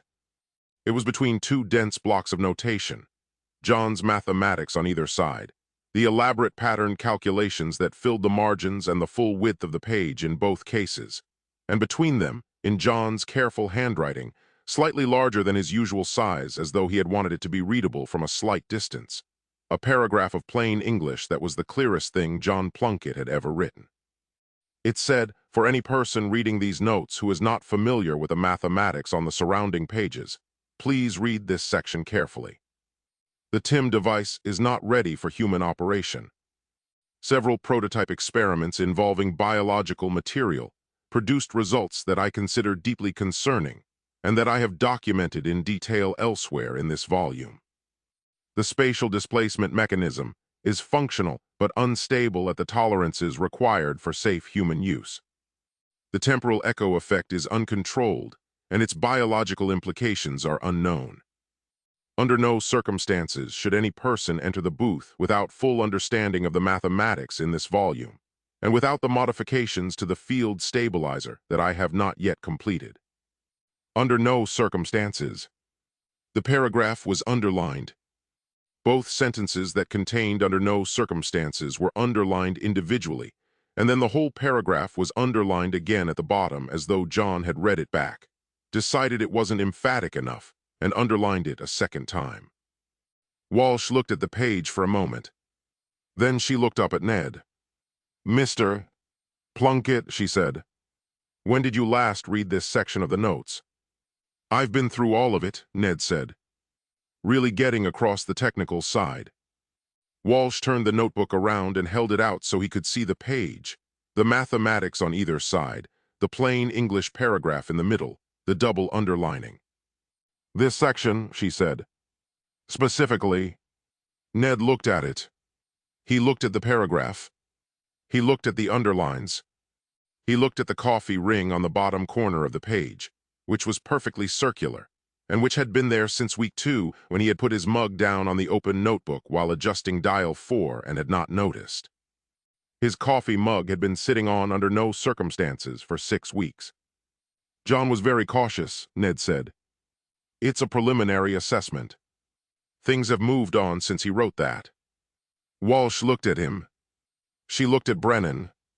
Brennan looked at the coffee ring on under no circumstances and wrote something in his notebook that took slightly longer than his previous entries. Mr. Plunkett, Brennan said, turning from the notebook. I want to ask you directly, do you have any scientific qualifications? Any training in physics, engineering, any relevant field? Ned straightened slightly inside the lab coat. My brother always said I had a natural gift for the practical side, he said. The hands-on element. He said that specifically. Brennan wrote this down. The act of writing it down, the deliberate, unhurried inscription of brother said natural gift, practical side into an official police notebook, had a quality that Ned observed without understanding its implications. Walsh had taken a photograph of the page with the paragraph and the coffee ring. She had also photographed Tim, the belt, the bulb, the desk powder, and the translucent shelving. She was now photographing the floor near the booth, where the phase-shifting blanket had been used enough times that the concrete had developed a slight see-through quality through which, if you looked carefully, you could see the basement ceiling below. Is that the floor? Brennan said, looking at it. Old building, Ned said. Victorian. The concrete gets porous. Brennan crouched down and looked at it. He could see through the porous concrete a faint blue glow from below, which was the tomatoes. He stood up. He wrote something in his notebook. Mr. Plunkett, he said, we're going to need you to come outside. Outside was worse in the sense that it was more people, all of them with notebooks or tablets or briefcases or expressions that suggested they had been waiting for this moment for some time and had prepared for it. Purcell was by the fence with his solicitor and his own notebook and the bearing of a man who had been right about something for 8 weeks and had the documentation to prove it. Margaret Fellows was by the gate with her solicitor and her phone with the photograph of the glass hydrangeas. Mr. Antonscu, who Ned was meeting properly for the first time, was a large, quiet man with a precise manner and a solicitor, and the particular expression of someone whose car had been gravitationally inconvenienced for 6 weeks, and who had not found this funny at any point. Ned came out of the lab door and down the garden path and through the back of the house to the front, and stood on his front step 4 inches off the ground with a wand in his hand, and looked at the assembled group and felt, for the first time, the full collective weight of what had been building since week 1. It was considerable. Purcell's solicitor spoke first. He was a compact man with the economical manner of someone who billed by the hour and had no interest in wasting his own time. He outlined, briefly and precisely, the damages his client had sustained, the shed, the lien, the hydrangeas, the general diminishment of the property's structural integrity and market value, and indicated that formal proceedings were being initiated. Margaret Fellows' solicitor followed with the frozen garden and the ongoing property concern. Mr. Antonscu's solicitor mentioned the car and the pavement anomaly, and 6 weeks of alternative parking arrangements, with a conciseness that suggested there was more where that came from. Ned listened to all of this with the attentive expression of someone following along. He had not been following along. He had been thinking about the 50-mile configuration and whether dial 5 needed to go back to its original position. When the solicitors finished, Brennan looked at Ned with the steady brown eyes of a man who had seen a range of things and had now categorized this one. Mr. Plunkett, he said, I want to be direct with you. The notes in that lab contain clear written warnings that the equipment should not be operated. The equipment shows signs of significant modification. There is structural damage to neighboring properties that is consistent with the operation of that equipment. And you are currently floating. Field effect, Ned said. From the mass reduction coil. It extends beyond the booth. Perfectly manageable. Brennan looked at the 4 inches of air under Ned's feet. He looked at his notebook. He looked at Walsh, who was looking at her tablet with the expression of someone composing a report in their head. He looked back at Ned. "We are not arresting you," Brennan said, "at this time. But I am formally advising you, in front of these witnesses, not to operate any equipment in that lab. Not to enter the booth. Not to touch anything you cannot identify and explain." He paused. "Do you understand?" "Completely," Ned said, with complete sincerity and complete intention not to comply. Brennan looked at him for a long moment. He had the expression of a man who understood that he was being agreed with by someone who was not agreeing with him, and who knew there was nothing more he could do about it today, and who was going to write a very thorough report and hope that the system caught up before something significant happened. "We'll be in touch," he said. The group dispersed with the gradual efficiency of people who had done what they came to do and had other places to be. Purcell was last, as he always was, pausing at the fence to look at Ned with the steady eyes of a retired surveyor who had measured the situation and found it wanting. He said nothing. He went inside. Ned stood on his front step 4 inches off the ground with the wand in his hand and watched them all go. Then he went back to the lab.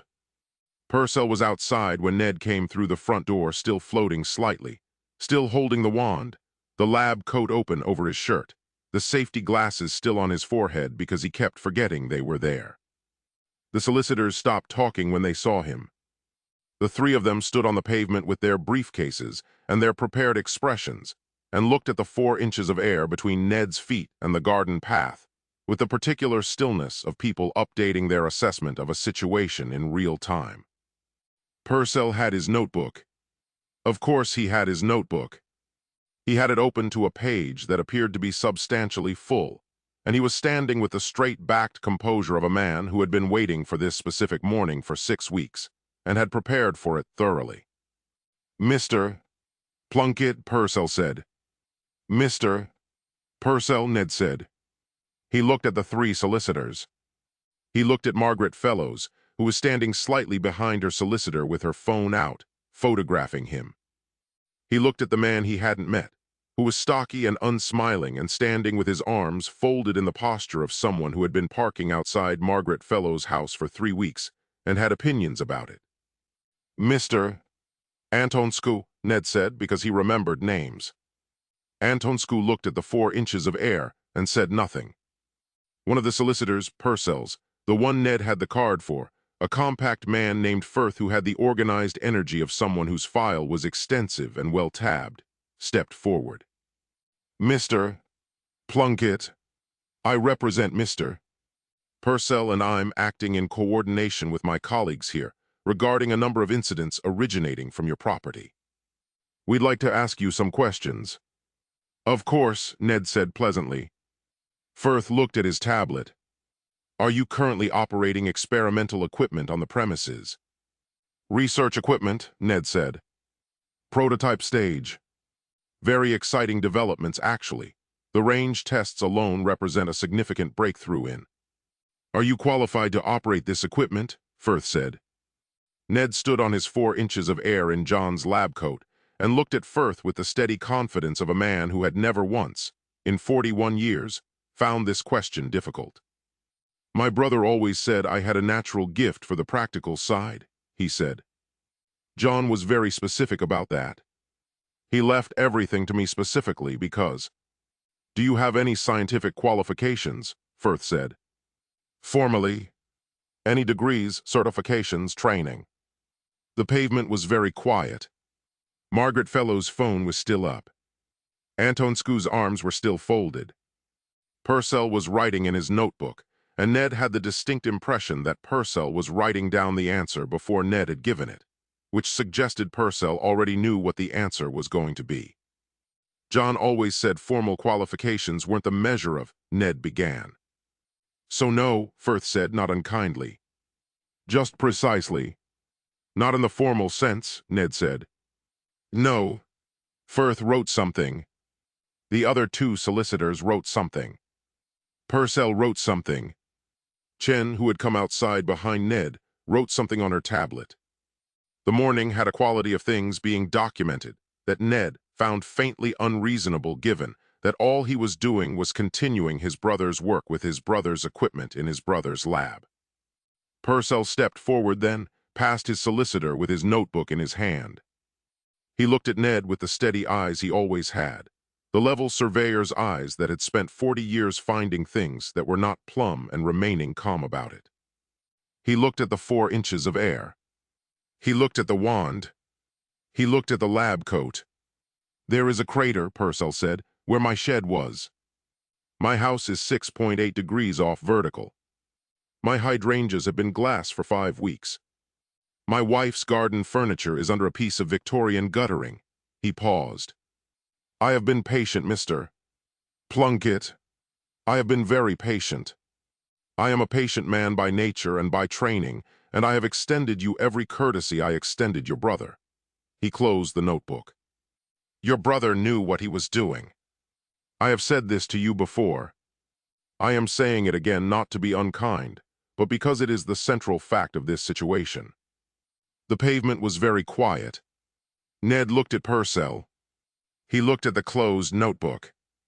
He thought about Purcell saying things I cannot replace on the day of the shed, and the quality of Purcell's voice when he said it, and the way he had gone back inside quietly without further argument. "I'm going to get there," Ned said. "The research is at a critical stage. I know there have been some calibration issues. But the core technology is sound, and I am very close to a demonstration that will make all of this." He gestured at the pavement, the solicitors, the leaning houses, the glassed hydrangeas visible over the fence. "That will make all of this make sense." Firth looked at him. "Mr. Plunkett, the officers inside have found documentation in the lab that indicates the equipment should not be operated by an unqualified person. We are formally requesting that you cease all experimental activity on the premises immediately pending the outcome of the city's structural review and any legal proceedings that may follow." "Absolutely," Ned said. "Understood completely." He meant none of it. Firth looked at him for a moment with the expression of a man who knew he meant none of it and who had anticipated this and had the appropriate paperwork and was going to rely on the paperwork rather than the agreement. He produced a document from his briefcase and held it out. Ned took it. It had the same municipal typography as the city notice, and a reference number that matched, and several paragraphs that Ned looked at and folded and put in his lab coat pocket, next to the 20-pound note from the Tesco test. The officers came back through the front door. Carver looked at Ned and looked at his notebook, and said they would be in touch, and that the formal advice was to suspend all activity in the lab until further notice. Ned thanked him. Chen looked at the 4 inches of air one more time and looked away, and they went to their car. The solicitors wrapped up their pavement conference with the efficient murmuring of people who had what they needed. Margaret Fellows put her phone away. Antonscu unfolded his arms, looked at his car still against Ned's wall, looked at Ned, and went inside without speaking. Purcell was the last to go. He stood on the pavement and looked at Ned for a moment, and then at the house, and then at the lab extension visible at the side, and then back at Ned. "Please stop," he said quietly. "Not formally. Just one person to another, on a pavement on a Monday morning, with the November cold around them both." Ned looked at him. "I'm close Gerald," he said, which was the first time he had used Purcell's first name. Purcell looked at him for one more moment. Then he went inside. Ned stood on the garden path floating 4 inches up and watched the street return to normal around him and thought about what Carver had said about the notes, about the paragraph in plain English that one of them had found and read aloud in the lab while the other one wrote it down. The paragraph that said untested for human use and under no circumstances and catastrophic failures, right there in John's handwriting, clear as anything. He had been using that page as a coaster. He thought about this for a moment. He went inside. He went to the lab. He moved his coffee mug off the notes and looked at the page with the ring on it, the clear English paragraph between 2 pages of mathematics, and read it properly for the first time. He read it twice. He put the notes back on the bench. He looked at Tim. He looked at the corner of the lab past Tim, where something he had been noticing for a week was sitting against the back wall. A device he hadn't gotten to yet, larger than most of the others, with a substantial amount of wiring visible, and what appeared to be a main coupling on the side and several components that looked nearly connected, nearly finished, nearly ready. He looked at it for a long moment. He thought it might be a generator. He went to the device in the corner. It was larger than anything else in the lab, chest height, substantial, with a housing that suggested serious internal components, and a main coupling on the side that was connected to approximately half of what it needed to be connected to. The wiring was extensive and partially completed, the loose ends tagged in John's careful hand with small labels that Ned couldn't read because they were John's abbreviations, the private shorthand of a man writing notes to himself rather than to anyone else. Ned crouched down and looked at the base. Solid, well-built. John's construction quality throughout, nothing provisional, nothing temporary, everything made to a standard that assumed the thing would eventually work and needed to be able to handle working. He stood up and looked at the coupling. He looked at the loose wiring. He looked at the components that were nearly connected and thought about nearly and what it meant in this lab, which was the same thing it had meant in every corner of this lab since the first night. Not abandoned, not failed, just not yet finished, waiting for the person who understood it to come back and complete it. John wasn't coming back. Ned put his hand on the housing. It was cold and solid and real under his palm, and he stood there for a moment with his hand on it and felt the lab around him. The wrong light and the low hum and the nanobots in Tim's wiring and the recliner with its translucent armrests and the shelf with the comm link and the notebooks with their doodles and their warnings and the coffee ring on the clearest thing John had ever written. A generator, he thought. Or something like one. Something that generated power, field, charge, something. Something that fed into Tim or fed into the other equipment or stood alone and did its own substantial thing, because nothing John built stood alone without purpose, and this was clearly the most purposeful thing in the room. He looked at the loose wiring. He looked at the coupling. He thought about the officers and the solicitors, and the formal notice in his lab coat pocket and Purcell saying please stop on the pavement and Karen saying frightened, and his mother saying just be careful and the paragraph in John's notes with the coffee ring on it. He thought about all of it. He picked up a cable from the floor beside the device and looked at the end of it and looked at the coupling and saw that they matched. The fitting was the same.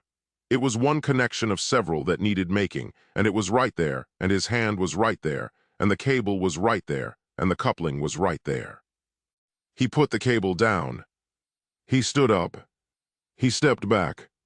He looked at the device from a distance of 3 feet and breathed the lab air and listened to the hum and stood very still for what might have been 30 seconds or might have been 3 minutes. Then he picked the cable back up. He set it on the bench next to the device carefully where he could find it tomorrow. Not connected. Just close. Just ready. He went inside.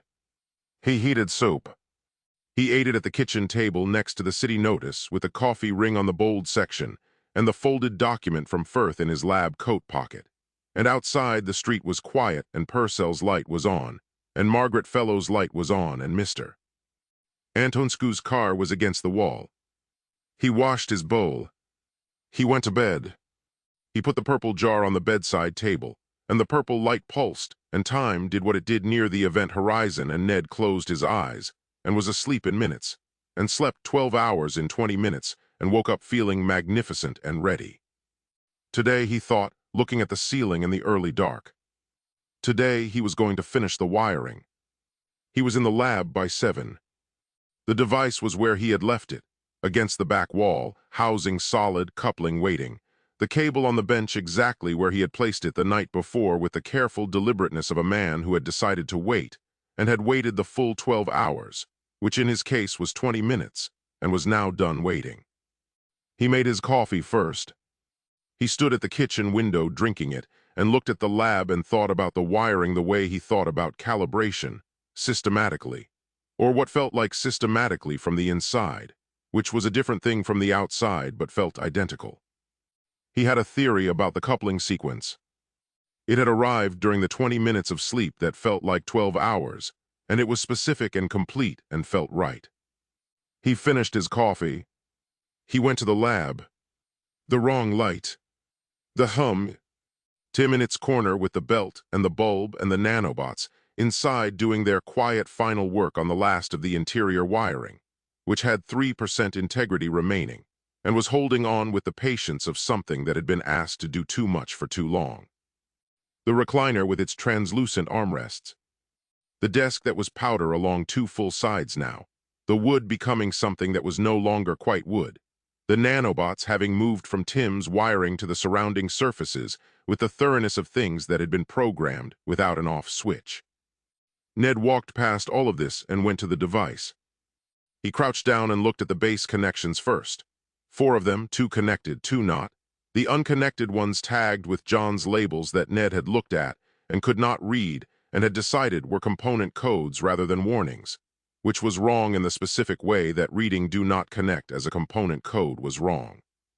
He connected them. The device made no sound and no visible response, and Ned took this as confirmation that the base connections were passive, which they were not.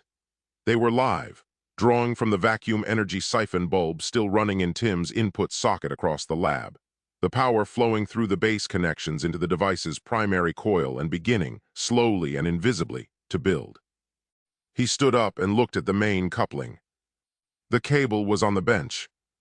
He picked it up and looked at the fitting, and looked at the coupling, and they matched, as he had established last night, a clean fit, which meant this was the right cable for this connection, which was true in the sense that the fitting matched, and false in the sense that the cable carried the wrong current in the wrong configuration for this particular coupling, and connecting them would route approximately 4 times the power the coupling was rated for through a junction that John had flagged in his notes with the word catastrophic, which was on the same page as not ready and years away at minimum, and which Ned had identified as more doodles.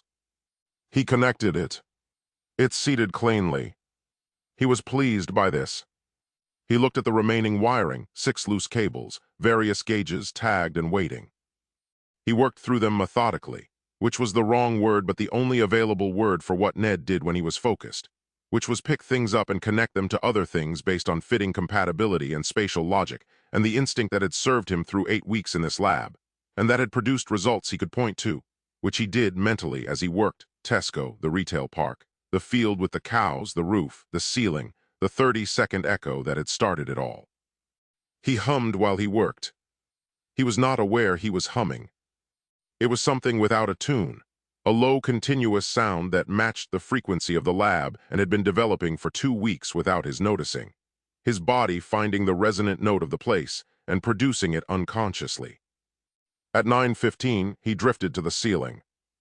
The mass reduction belt on Tim had been cycling through field strengths all morning, as the power from the vacuum bulb fluctuated with the new load from the device's base connections, and at 9:15 produced a field spike that took Ned off the floor and put him against the ceiling with his notebook in one hand and a cable in the other, and his safety glasses falling off his forehead and bouncing off the bench below him.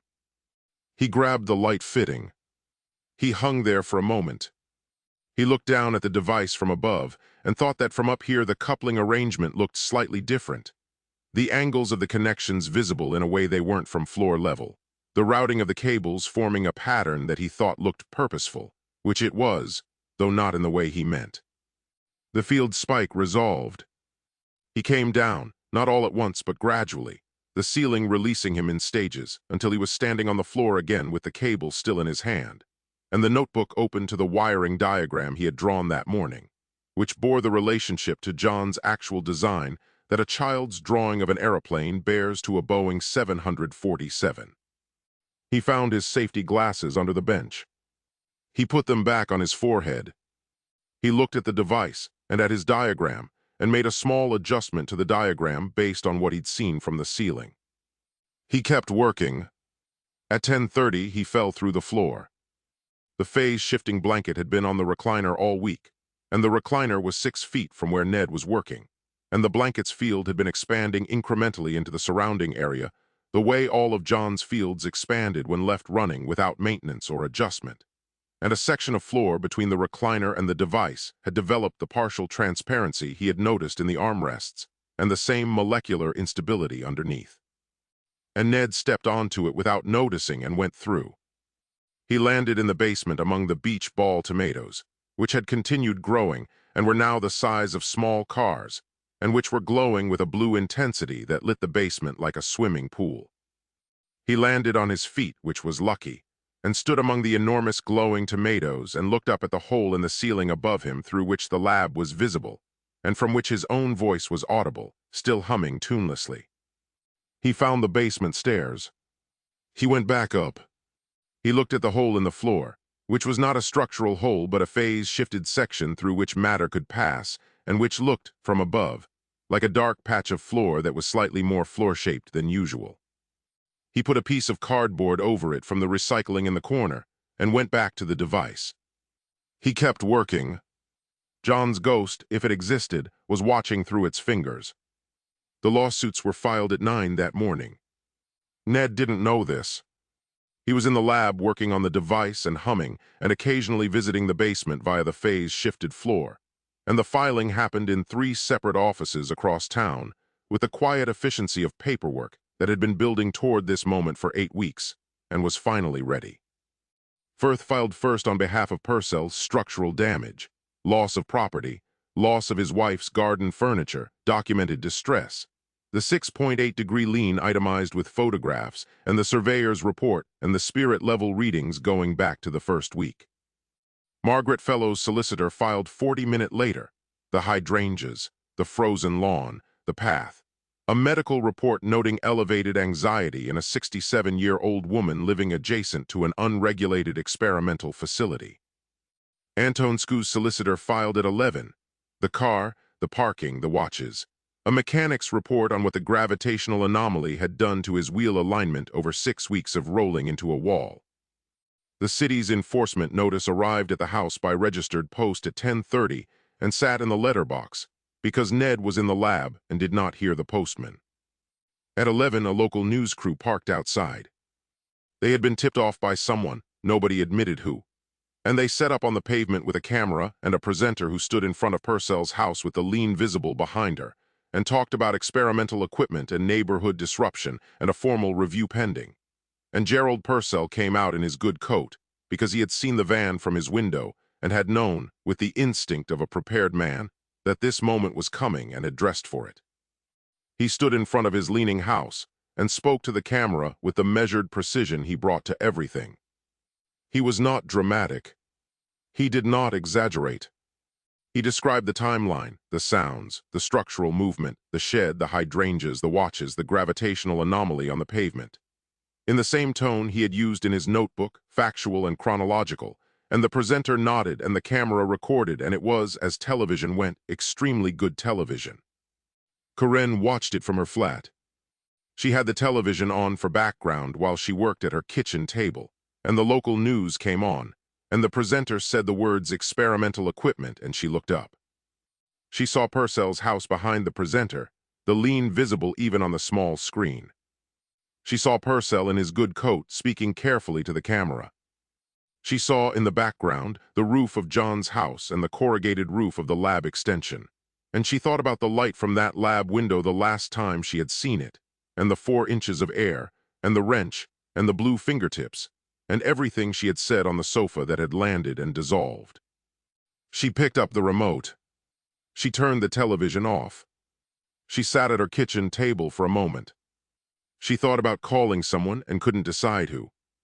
She thought about Ned in the lab right now, which she was certain of without needing to verify, working on whatever he was working on with his complete and total and entirely unbudgeable certainty, and she felt something that was not quite worry and not quite grief, but had elements of both. She hoped he was all right. She turned back to her work. Outside Purcell's house, the news crew wrapped up and packed their equipment and drove away, and Purcell went back inside and took off his good coat, and hung it carefully and made tea, and sat at his kitchen table with his notebook open to the last page of entries, and looked at it for a moment, and then closed it. He had done what he could do. The solicitors were filed. The city was involved. The news had come and gone. There was nothing left that was his to do. He drank his tea. He looked out his kitchen window at the lean of his own walls. The angle that had become so familiar, he only noticed it now when he remembered to look for it. He thought about his wife's garden furniture under the guttering in the former shed. He thought about the hydrangeas, which were still glass, and which he had stopped looking at because looking at them produced a feeling he didn't have a clean word for.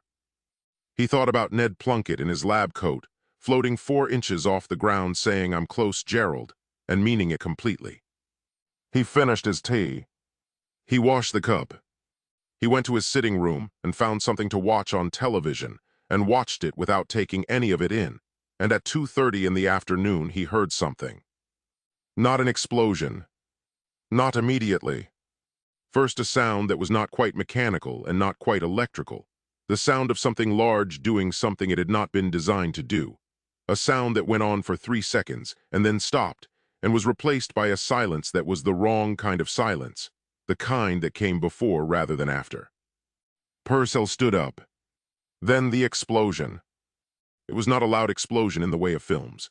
It was something larger than loud, something that bypassed the ear and went directly to the chest, a pressure that arrived before the sound and lingered after it, and the windows of Purcell's sitting room went simultaneously, and the ceiling cracked in 4 new places, and the lean of his house increased by 1.5 degrees in under a second, and Gerald Purcell was on the floor without knowing how he got there. The television still on, a lamp knocked sideways. Plaster dust settling on everything like the world's least welcome snow. He lay on the floor for a moment. He was unhurt. He established this carefully, the way a thorough man established things, and then he got up and went to the window. Where John's house had been there was a crater. Not entirely. The front wall was still standing, or most of it, and the side wall facing away from the lab, but the back half of the house and the lab extension and the garden and a significant portion of the surrounding area had been replaced by a hole in the ground that was still settling, the edges of it crumbling inward slowly, and a cloud of dust and something that smelled of ozone and something else he couldn't name was rising from it into the November afternoon. He stood at his broken window and looked at the crater and the dust and the November sky above it, and said nothing for a long moment. Then he picked up his phone and called the emergency services and gave the address in the clear, unhurried voice of a man reporting what he could see without embellishment. And when the operator asked if anyone was in the property, he said he believed so, yes, and gave Ned's name, and spelled it when asked, and stayed on the line until he heard the sirens. Ned had been humming at 2:47. He knew this later in the vague way you knew things that existed just before the gap. The humming, the cable in his hand, the satisfaction of the final connection seating cleanly. The way the fitting had gone in without resistance as though it had been waiting for exactly this, and was pleased it had finally arrived. He had stepped back and looked at the device. All the wiring done. Every cable connected, every coupling seated, every junction completed in the order his diagram suggested and his instincts confirmed. It looked finished. It looked in the way that John's things looked when they were finished, purposeful and solid and ready. And Ned had stood in front of it with the wrong light around him, and the hum in his sternum and his blue fingertips and his safety glasses on his forehead, and felt the thing he always felt at the end of a day that had gone well, amplified to a degree he had not felt before. He thought about John. Not the lab coat or the notes or the machine or the patents. Just John, 17 years old with a soldering iron, handing him a resistor, calling the result perfect. Saturday afternoons with beer and crisps and the television on. The way John had listened. The particular quality of being known by someone who knew everything about you and showed up anyway. He said out loud, to the lab and the wrong light and the hum and the dust and the tomatoes in the basement and Tim in the corner and everything John had built and left and trusted him with, he said, John would have been proud. He meant this completely. He was wrong about almost everything else, but he was not wrong about this. That John would have found something in what Ned had done that was worth being proud of, would have found it the way he always found it, and held it out and called it something. He hit the switch. What happened in the first second was beyond the capacity of the available language to describe accurately. Physics attempted to file several complaints simultaneously. The device, which was not a generator, but was rather John's most ambitious theoretical project. A unified field manipulator that John had calculated would require 3 more years of theoretical groundwork before a single wire should be connected. Did what unified field manipulators did when connected incorrectly by someone who had been reading the warnings as doodles for 8 weeks. It attempted to do everything at once. It attempted to manipulate the unified field, which was the field that underlaid all other fields, the field of fields, the one you did not touch without knowing exactly what you were doing, and John had not known exactly what he was doing yet, and Ned knew considerably less than that. The power from the vacuum energy siphon, the mass reduction coil, the entropy reverser that Ned had plugged back in last Tuesday and forgotten about, Tim's rerouted systems. All of it fed into the device simultaneously through Ned's completed wiring, and the device took all of it and did its best with it, and its best was catastrophic. The lab went first, then the back of the house, then the garden. The crater formed in the space of 4 seconds with the deliberate thoroughness of something that intended to be a crater and was not going to be talked out of it. The front wall of John's house remained standing for approximately 8 seconds after everything behind it was gone, which was either a structural miracle or the universe providing a brief pause for effect. And then it went too, outward rather than inward, settling into the crater's edge with a sound that Purcell heard from his sitting room floor as a secondary percussion. The ozone smell spread across 4 streets. Car alarms activated on 2. The gravitational anomaly from the event Horizon Paperweight, freed from its location by the crater, did something briefly to the lampposts on the street that nobody ever satisfactorily explained in the incident reports. 3 parking officers who had been in the area responding to a call about the anomaly found their watches running correctly for the first time in 6 weeks, which they noted in their reports as the single positive outcome of the afternoon. Ned was found at the crater's edge. Not in it, at its edge, which was where the explosion had put him, the blast carrying him from the lab in the moment before the lab ceased to exist and depositing him at the perimeter with the carelessness of something that was not trying to save him, but had done so incidentally. He was alive. He was not conscious. He was on his back in the November afternoon with John's lab coat still on him, mostly, and his safety glasses on the ground 3 feet away, and the blue at his fingertips visible even in the gray afternoon light. The first ambulance arrived at 2:53. The paramedics worked with the focused efficiency of people who had a job, and were doing it, and were not allowing themselves to think about the crater behind them or the smell of ozone or what kind of morning had led to this particular afternoon. They established that he was alive. They established that the alive was fragile, the margin between alive and not alive narrower than anyone wanted. His vital signs in the region that produced careful faces and careful language, and the specific tone of voice that paramedics used when they were being accurate rather than reassuring. They put him in the ambulance. The ambulance left. The blue lights went down the street and turned the corner and were gone. Purcell watched from his broken window. He had his phone in his hand from the call to the emergency services, and he held it and watched the ambulance go, and then looked at the crater where the house had been, and then at the November sky above it, and stood very still for a long time. The dust settled. The ozone smell persisted. Somewhere in the crater, the last of the beach ball tomatoes, freed from the basement by the collapse, glowed blue in the rubble with a slow, steady pulse of something that had been grown under nuclear conditions and was not easily discouraged. The street was very quiet. At 3:15, the police arrived, and then the city's structural team, and then a van from an agency whose signage was not immediately identifiable, and whose officers walked around the crater's perimeter with equipment that nobody on the street had seen before, and that produced readings they discussed quietly among themselves without sharing with anyone. At 3:40, the solicitors arrived. All 3 of them, independently within 4 minutes of each other, drawn by the news and the emergency service activity, and the particular professional instinct of people whose cases had just undergone a significant material development. Firth came first, then Margaret Fellowes' solicitor, then Antone Scoos. They stood on the pavement in their good coats with their briefcases, and looked at the crater that had been their defendant's property, and looked at their paperwork, and looked at each other. From the hospital across town, the first assessment was being communicated to the attending physician in the careful language of people being accurate rather than reassuring. Ned Plunkett, 41. No next of kin immediately available. Presenting with injuries consistent with proximity to a significant explosive event. Stable in the loosest possible sense of stable. The prognosis requiring the specific phrasing that doctors used when the honest answer was, "We don't know." And "we don't know" covered a range that included outcomes nobody in the room wanted to name yet. The attending physician made notes. He looked at the blue at the patient's fingertips, which had not faded, and which he photographed and sent to 3 colleagues with a message that said simply, "Thoughts." None of his colleagues had thoughts. None of them had seen it before.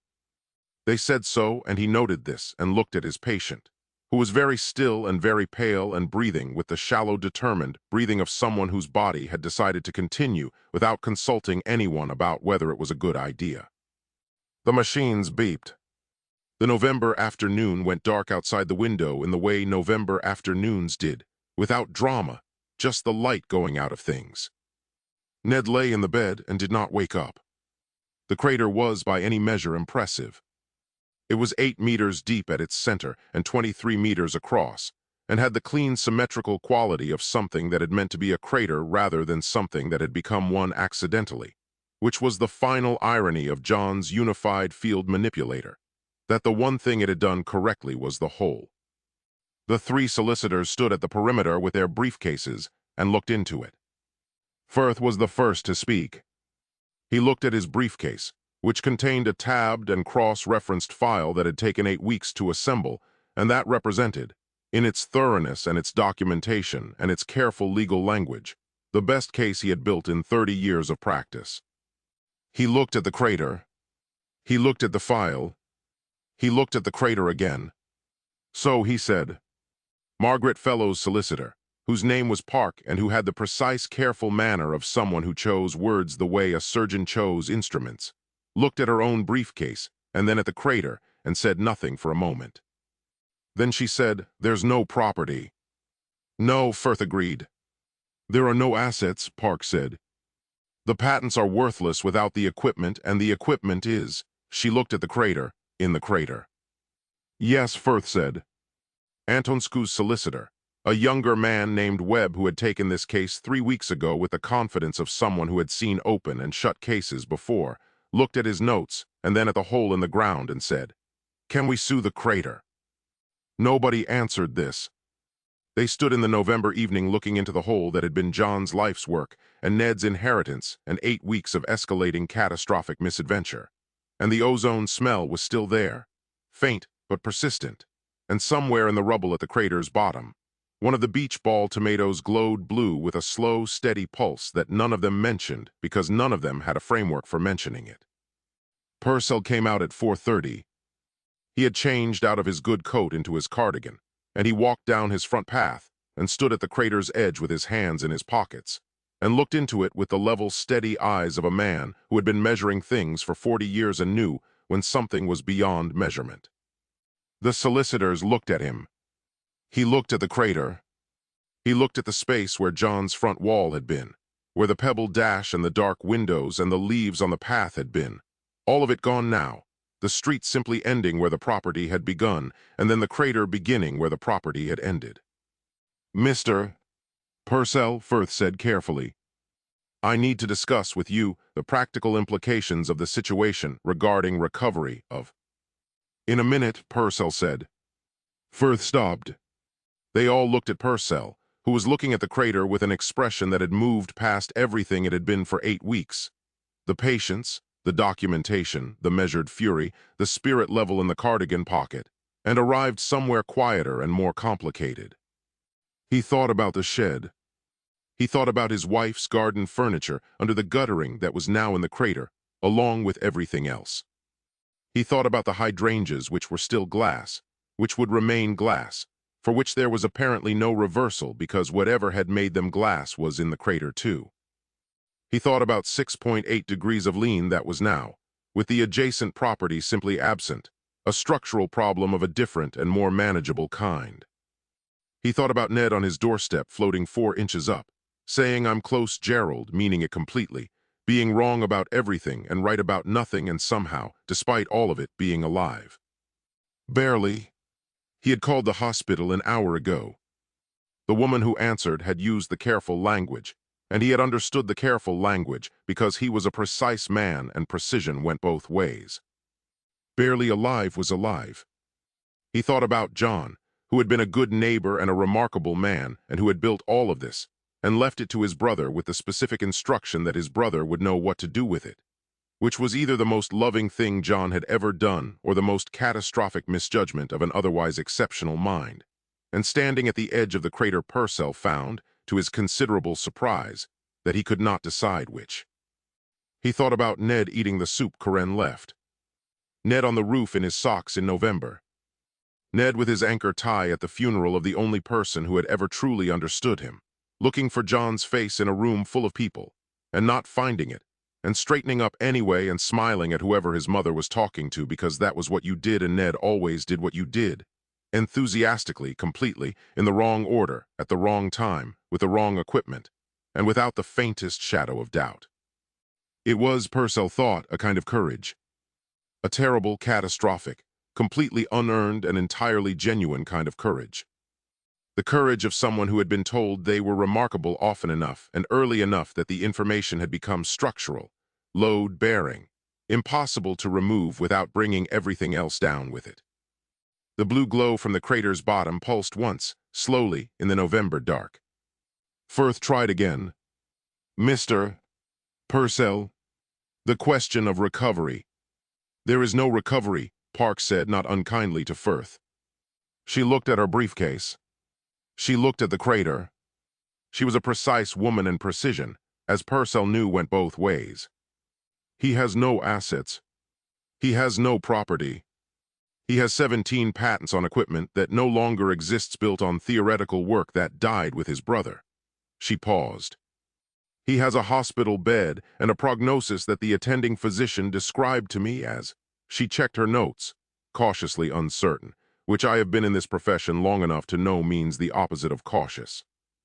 They were all quiet. Webb, the youngest of them, looked into the crater for a long moment. He had gone into law with the intention of doing meaningful work, and had spent 3 years doing wheel alignment claims and noise complaints, and had taken this case because it seemed unusual, and had turned out to be the most unusual thing he had ever encountered or expected to encounter in a career that now stretched before him in a way that felt slightly less interesting than it had this morning. If he wakes up, he said slowly, and he paused, selecting the word diminished. Cognitively, the prognosis suggested. Yes, Park said. Then we still can't. No, Park said. Because there's nothing to. Nothing, Park confirmed. Webb looked at the crater. So he stopped.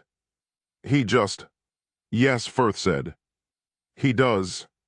The thing that none of them said, that all of them were thinking, that hung over the crater's edge in the ozone-scented November dark with the blue glow pulsing below them, was this, that Ned Plunkett had arrived in his brother's house with nothing, had spent 8 weeks systematically destroying everything around him with equipment he couldn't operate, had accumulated 3 lawsuits and a city enforcement notice, and a condemned property and a police record, and a girlfriend who had left and a neighbor whose shed was in the crater, and whose hydrangeas were permanently glass, and had resolved the entire situation by removing himself from it in a hospital bed in a coma from which he might not emerge, taking every liability with him into a state that was legally, practically, and in every other measurable sense completely and utterly untouchable.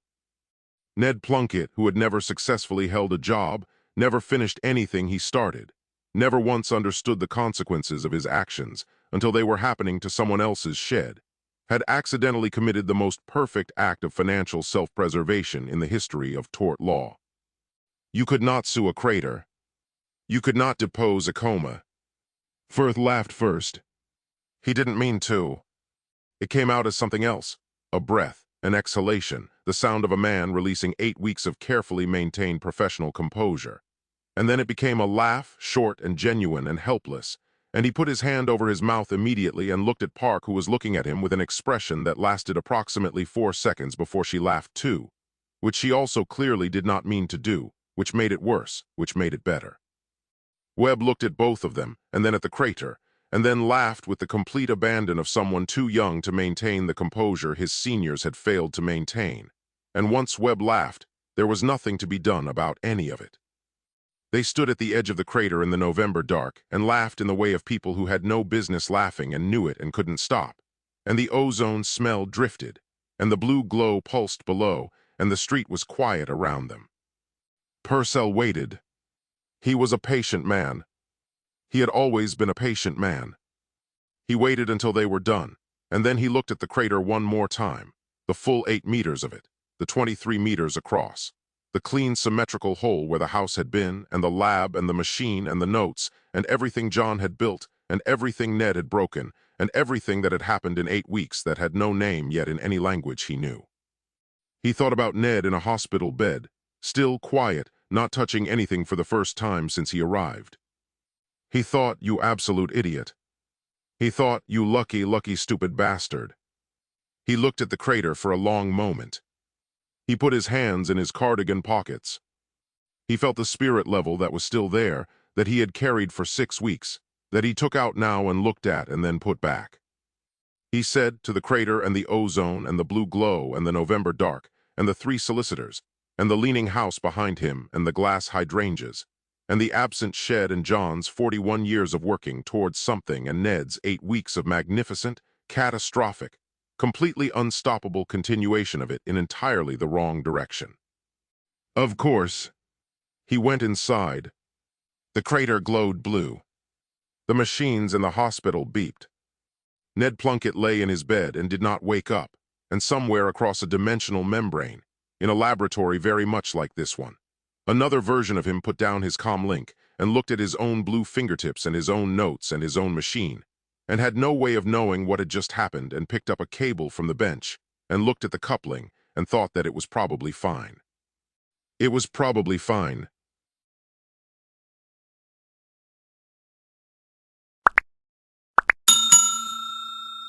I would like to thank you for watching the video to the end. To encourage us to make more videos, please like, subscribe, comment, as well as share.